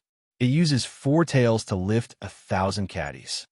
As she spoke, she seemed to remember something and asked, Brother, I remember you said that you're practicing your Guan family's technique, right? That's right. It's the Guan family's technique. Xiao Jiu, do you want to learn it? Brother will teach you. She smiled and shook her head. No, I have a scroll that's very suitable for you to practice. She handed him the universe pouch that had already been removed from her soul imprint. Chapter 63. Xiao Jiu, you're giving me the entire Qingquan bag? What about you? Guan Shilin opened the Qingquan bag and saw that other than a scroll with the flaming dragon tiger technique written on it, there were also many valuables and some bottles. He could not help but ask, why are you giving me so many things? He took out the scroll and his eyes widened. Heaven-level mental cultivation technique. I'm not mistaken, am I? Even the glorious Sun royal family would not be able to take out a scroll like this. One had to know that heaven-level mental cultivation techniques were the rarest of the rarest. It was impossible to find a scroll in a small 9th-grade country like the glorious Sun Kingdom. Then, where did she get it? For a moment, the hand holding the mental cultivation technique trembled. He was excited, but it also burned his hand. He was actually lucky enough to see a heaven-level mental cultivation technique. It was unbelievable. That's right, it's a heaven-level mental cultivation technique. This mental cultivation technique is also used to cultivate strength. It's just right for you. She smiled and said, Your hand is unable to practice martial arts or swordsmanship now. Don't practice it for now. Use this time to memorize the mental cultivation technique. I'll give you a heaven-level martial technique after that. This mental cultivation technique was naturally found among the things her master gave her. Last night, she felt that this mental cultivation technique was suitable for him, so she took it out. I can really practice it. He looked at her with sparkling eyes. Of course. She nodded. If there's anything you don't understand, you can ask me. All right, then I'll go back to my room to practice the mental cultivation technique. He felt a little light with the mental cultivation technique in hand and could not wait to go back to his room to practice. Feng Jiu smiled when he saw this. He practiced Tai Chi for a while to loosen up his muscles and bones before returning to his room to practice. For the next few nights, mercenaries from the black market would visit their little courtyard almost every night. However, none of them returned, and Guan Shilin knew nothing about all this, because Feng Jiu would use silver needles to loosen up the veins in his right hand every night. Finally, he would hit his acupuncture point to make him sleep until dawn. A few days later, Feng Jiu set up a maze formation in the courtyard. After giving instructions to Guan Shilin, he left for the black market. At the same time, The middle-aged man who had been waiting at the inn for several days without any news got up with a gloomy face and walked towards the black market while cursing. "Useless trash! You can't even handle a woman." When he cursed, it was obvious that he had forgotten the fact that he was no match for Fengjiu. The black market was an underground trading house. Not only were there rare and precious medicinal herbs, but there were also medicinal pills, weapons, and other things that cultivators needed. In the black market, there were martial arts arenas. Martial arts arenas were used as battle arenas. Martial arts arenas were used to earn money and become famous. On the other hand, the mercenaries were ferocious outlaws. They weren't recognized by the regular mercenary guilds. In the black market, some of them were alone, while others were in groups of 3 to 5. The missions they took were assassination missions that regular mercenaries wouldn't do. Here, they only recognized money and sold their lives for money. When a man in a dazzling red robe walked into the black market, many people's eyes couldn't hide the amazement in them. The man was tall and slender, exuding a demonic aura. His exquisite golden mask had an enchanting red datura flower blooming on it. His face couldn't be seen, but there was a hazy sense of mystery about him. More importantly, no one could see through his cultivation. How could someone who dared to walk into the black market so openly be an ordinary person without cultivation? Since he wasn't an ordinary person, there was only one possibility left. Chapter 64. Under everyone's curious gazes, an old man in gray walked forward with a smile and bowed. "Greetings, Your Excellency. I am the deputy manager here. My surname is Zhu. How may I be of service to Your Excellency?" After looking around, Fengjiu looked at the manager in front of him and said, "Give me a private room where I can watch the battle in the arena." Hearing this, the assistant manager smiled and said, "Sir, please follow me. The arena is just ahead." He led the way and brought Fengjiu to the private room on the second floor of the arena. "Sir, please take a look and see if you are satisfied." He opened the window and stepped aside. Fengjiu walked forward and saw that there was a rectangular arena below. Other than the rows of seats on the first floor, the second floor was filled with private rooms. The 2 floors could hold almost 1,000 people. At this moment, there were 2 ancient martial art practitioners fighting in the arena. The scene was very intense, and the cheers of the audience were louder than the other. "We are a branch city and only have one arena. Therefore, there is only one Huang ranking here. If you come to Yinhua City one day, you can come to the main city of our black market to take a look. Only the main city has the Xian, Di, and Tian ranking lists."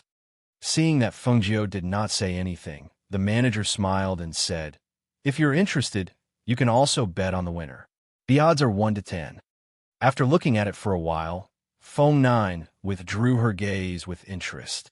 She looked at the steward beside her and asked, "Do you have an inspector here?" The manager was stunned for a moment and then nodded. "Yes. What do you want to test?" "Medicine." Hearing this, the steward's face became a bit more serious. "Your Excellency, please wait for a moment. This old man will go and ask the inspector to come over." After saying that, he bowed and left. The moment he closed the door, the manager looked back at the room thoughtfully and then left quickly. After about half an incense stick's worth of time, Manager Zhu came back with 2 old men. After entering the door, he introduced them to Fengjiu with a smile. "Your Excellency, this is the manager of our black market. His surname is Dong, and this is our pharmacist, Elder Deng." The 2 men who entered the room quietly sized up the people in the room. Dressed in red, he was sitting by the window with one hand supporting his head as he looked at the arena below. His golden mask had an enchanting health flower blooming on it. His entire person was filled with a kind of evil and charming aura. But this aura also had an unattainable noble aura, which made people feel reverence for him involuntarily. When he heard the sound and looked back, his eyes were as deep as a bottomless abyss, with 3 parts laziness and 7 parts sharpness. Just by looking at him face to face, the 2 of them knew that this red-clothed man was not simple. "Greetings, Your Excellency. May I know what kind of medicine Your Excellency wants to test?" Medicine was something that only pharmacists could concoct. Not to mention their small town, It was rare even in Yinhua City. Therefore, when he heard that someone wanted to test a medicine, he hurried over. Feng Jiu glanced at them, then took out a bottle from her sleeve and handed it to Manager Zhu. Her languid voice sounded out unhurriedly. This is a bottle of qi-gathering liquid. It can allow a person who has exhausted his Xian energy to instantly explode with 3 times his usual strength. It can be maintained for an hour. Chapter 65. Can this really make a person who has exhausted his qi instantly recover and unleash 3 times his strength? Even Elder Deng's voice was trembling. He stepped forward and took the potion. His heart was filled with incredible excitement. Feng Jiu didn't say anything because she caught a glimpse of a familiar figure walking below from the corner of her eye. Wasn't that the person she was looking for? Her lips curled up slightly, and a strange smile flashed across her eyes. She watched him sit down in the front row and call over a man from the black market.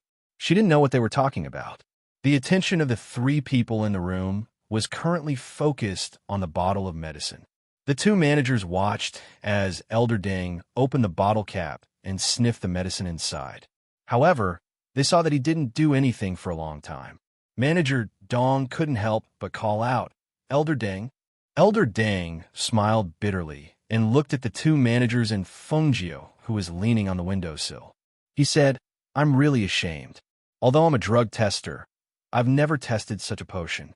What he meant was that he couldn't test whether Feng Jiu was telling the truth. Hearing this, the 2 managers couldn't help but be stunned. They had never encountered such a situation. Who do you think will win, the girl or the big man? Feng Jiu's voice suddenly came, startling the 3 people in the room. Hearing this, the few of them walked up to the arena on the first floor to take a look. They saw a 16 or 17-year-old girl fighting against a burly man. However, she was not a match for the burly man.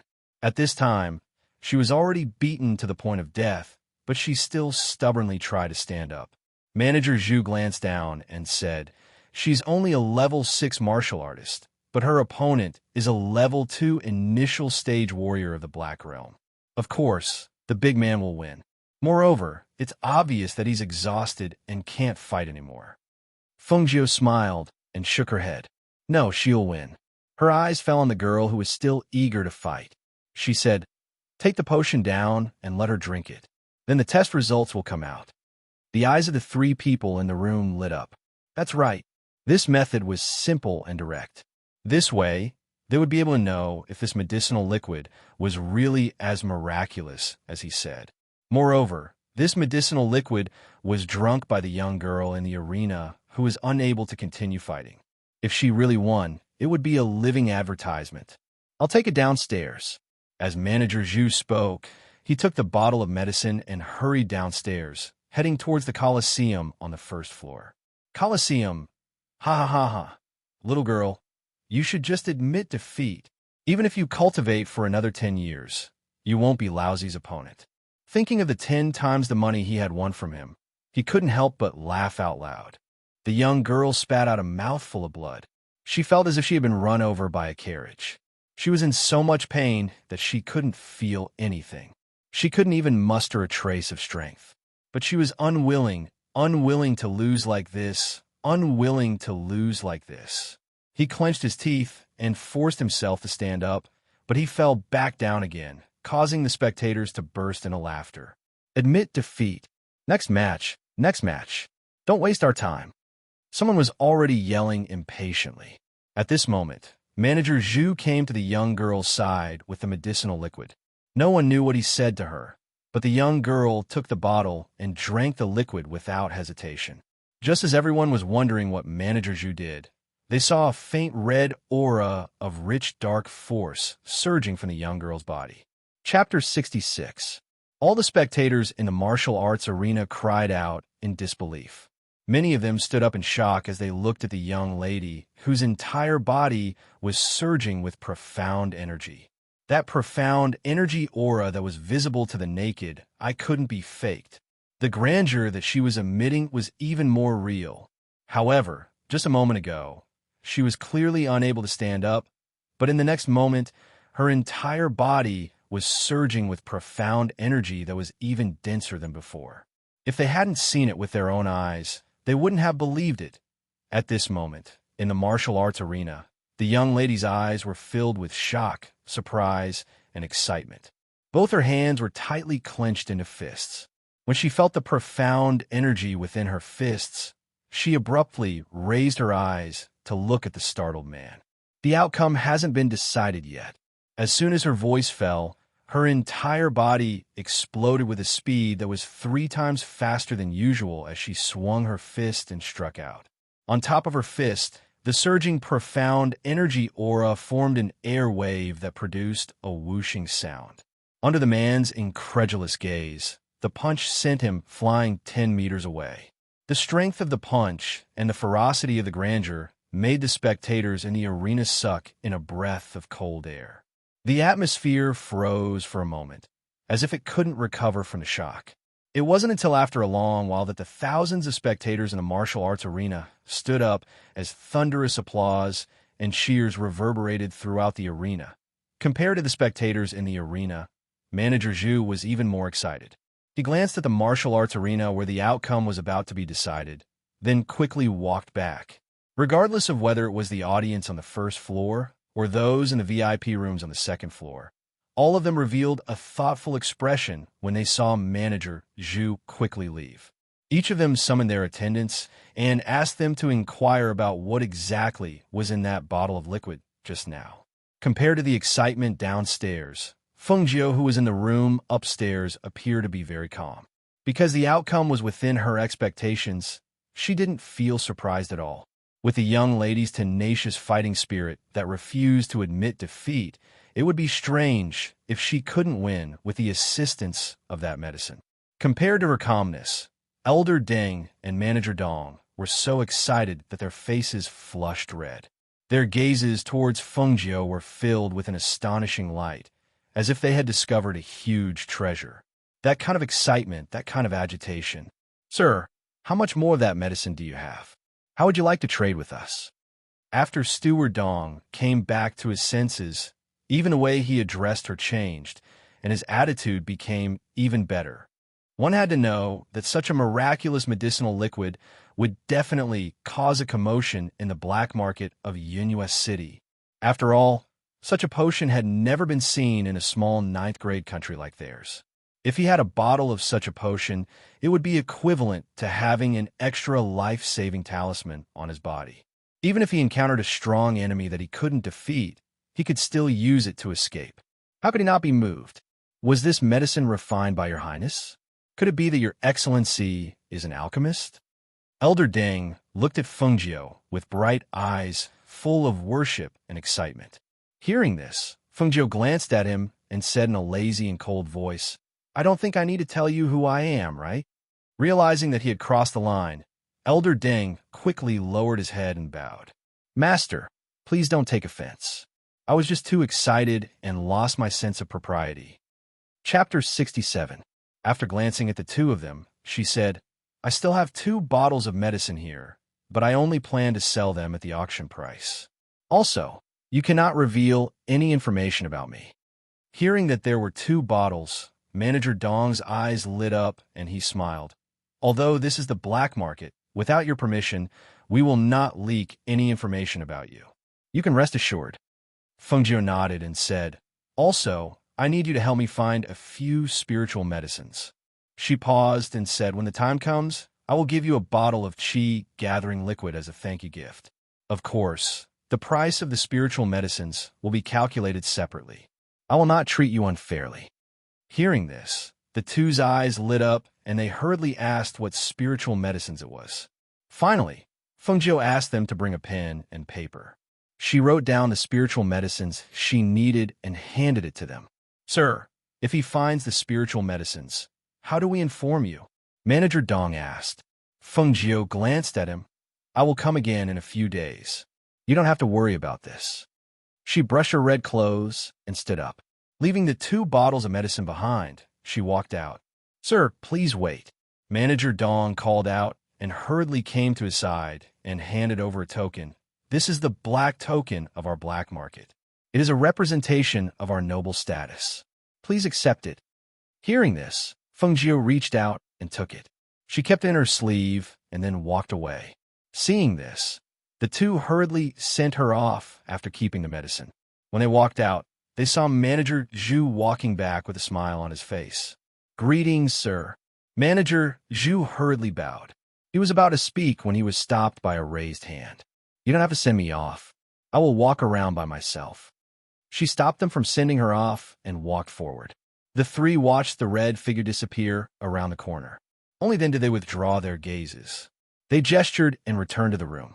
"Just now, many people have asked me what was in the bottle," Manager Zhu said excitedly. Although they did not say it explicitly, they are probably guessing that it is a medicine. After all, only medicine can have such amazing effects. Don't leak any information about that person. Just keep it secret and report it to the higher-ups. Steward Dong said in a deep voice. "Should we send a few people to follow them?" "No." Steward Dong shook his head. "We still don't know the depth of his strength, but this person cannot be offended. If we send someone to follow him, I'm afraid he will be displeased. At that time, the gains will not make up for the losses." At this moment, Elder Deng, who had been silent all this while, suddenly spoke. "I'm afraid that the spiritual herbs on the list are not easy to find." What do you mean?" Manager Dong looked at him. Because he wasn't very familiar with medicinal herbs, he naturally didn't know the uses of the spirit herbs on the list.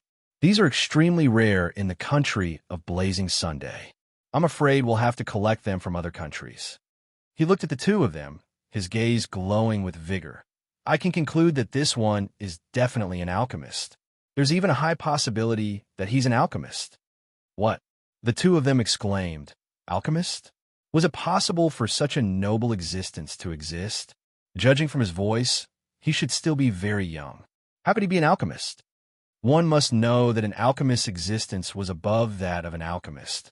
Not to mention a small grade 9 country, even a grade 6 country might not be able to find an alchemist.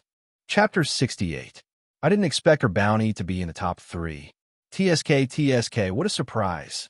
Just as he was thinking, he suddenly heard a conversation. How did the woman in the portrait get into the top 3? Her bounty is 500,000? You just came back, so you don't know. No mercenary dares to take on this mission now. Why is that? Because every mercenary who took on this mission didn't come back alive. In less than half a month, many mercenaries have been killed by this woman. While the two of them were discussing, they looked at the man in red standing in front of the list and were a little surprised. One of them asked, "Sir, are you going to give us a mission?" After all, only the black market mercenaries could accept the missions on the list. Fengjiu looked back at the two men and shook his head with a smile. From the corner of his eye, he saw that the middle-aged man had already walked out, so he followed suit. After he left, the black market mercenary lowered his voice and said, "That man seems to be here for the first time.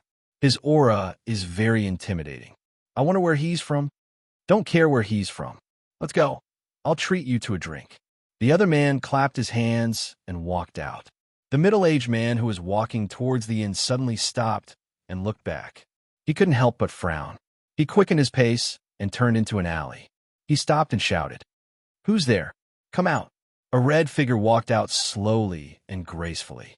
She was still dressed in a dazzling red robe. Her black hair was tied up with a red ribbon. The only difference was that she was wearing a golden devil's snare mask with a blooming hellflower on it. Looking at the person who walked out slowly, his eyes narrowed. A guess flashed through his mind, but he quickly denied it. No, it shouldn't be that woman. The man in red in front of him was taller than the woman. It shouldn't be her. It's been a long time. Fengjiu's voice was lazy, with a trace of ridicule, coldness, and a trace of killing intent. "It's you." After hearing that familiar voice, his expression changed slightly, and even his voice trembled a little. It was an instinctive fear that made him take 2 steps back immediately. His body tensed up as he prepared to defend himself. Before he even made a move, he was already drenched in cold sweat. It was no wonder that a martial master like him would be afraid of a martial artist like her. It was because he had fought with her before and knew how powerful she was. When he thought about how he had almost died at her hands and how his hand had been crippled by her, he could not help but feel a sense of fear in his heart. This was also the reason why he did not dare to deal with her directly when he went to the black market to kill her. Seeing his reaction, Fengjiu couldn't help but chuckle. Since you're so afraid of me, why do you still want to kill me? She slowly walked forward, step by step. I had almost forgotten that there was someone like you. Who would have thought that you would appear in front of me again? As soon as she finished speaking, she heard movement behind her. She raised her eyebrows and looked back. She didn't know when a middle-aged man and an old man had appeared behind her. Their auras were vigorous, and their eyes were sharp. A powerful pressure was released from their bodies, and their killing intent overflowed, filling the alley. Ha ha! You want to kill me? That depends on whether you have the ability. The middle-aged man's previous panic and fear disappeared, and his eyes were filled with excitement as he looked at the two people. Chapter 69. Elders? Her eyes flickered as she used her divine sense to investigate. These two were already at the martial master realm, so it was no wonder that they could silently appear behind her. Unlike the middle-aged man who was confident in his victory, the great elder and the fourth elder were sizing up the red-robed Fengjiu. If someone hadn't pointed it out, they wouldn't have been able to tell that the man in men's clothing was actually a woman. Even the two who had seen much of the world couldn't help but admit that this person had an androgynous aura. And unfathomable, with their strength, how could they not see through her cultivation? If this wasn't unfathomable, then what was? Ever since they came out, they had not seen her show any signs of panic. Even at this moment, her lips that were exposed outside of the mask were still holding a trace of a sinister smile, causing them to involuntarily become more cautious in their hearts. Who are you? Why do you want to make an enemy out of our Su family? The great elder asked in a deep voice, his sharp gaze fixed on the red figure in front of him. Fengjiu glanced at the great elder, her voice carrying a bit of surprise. Make an enemy out of you? It can't be, right? You've always been my enemy. When have I ever taken the initiative to find fault with you?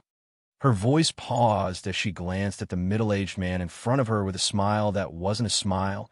If it wasn't for your second master running to the black market to place a bounty on my head, why would I go looking for him? Even so, you've killed our Su family's young master and crippled second master's arm. This is undeniable. Oh, so you're saying that if you want to kill me, I can only stretch my neck out for you to kill? She raised her eyebrows. The smile on her lips was still there, but her eyes were cold. The great elder's face sank as he sneered. That it can only be said that you've provoked someone you shouldn't have. Our Su family is 100-year-old family. How could you provoke us? If you know what's good for you, you'd best surrender or else. Or else. She hooked the corners of her lips into a wanton smile as she asked with interest, or else what? Kill me? Or else, I'll bring your head back to report. The great elder's cold voice fell, and his fingers clawed out. It was obvious that he had practiced the grappling technique to the point of perfection. Then let me properly deal with you. She sneered, and her figure instantly moved to meet them. The great elder's hand was filled with profound energy as he grabbed her wrist and tried to twist it backwards. But who would have thought that she would instantly break free like an agile snake? His hand was pulled forward by the great elder, and his lower body was attacked. He only felt a force being released from her hand, and his entire body was lifted up and thrown out by her. He regained his balance and landed on the ground. His face darkened. You do have some skills. Unfortunately, you're going to die here today. It is quite a pity. She nodded in agreement and looked at him with pity and sympathy, as if she was certain that the person who would die would be the first elder. Her pitiful and sympathetic gaze made the great elder angry. He pulled out his sword and pointed it at her, shouting angrily, "Arrogant child, you will pay a painful price for your arrogance. Your head, this old man will take it." The tip of the sword pointed forward, and a strong, profound energy gushed out from his body like a tide, gathering on the edge of the sword. In an instant, a sharp sword aura filled with cold, killing intent shot out. He moved forward in an instant, and with a terrifying killing intent, he attacked the red figure at a speed that was too fast for the ears to cover. Clang! A long sword that was suffused with a green light blocked in front of him. The two swords were against each other, and the sharp sword aura did not give way to each other. At the same time, there were several gasps and cries of surprise.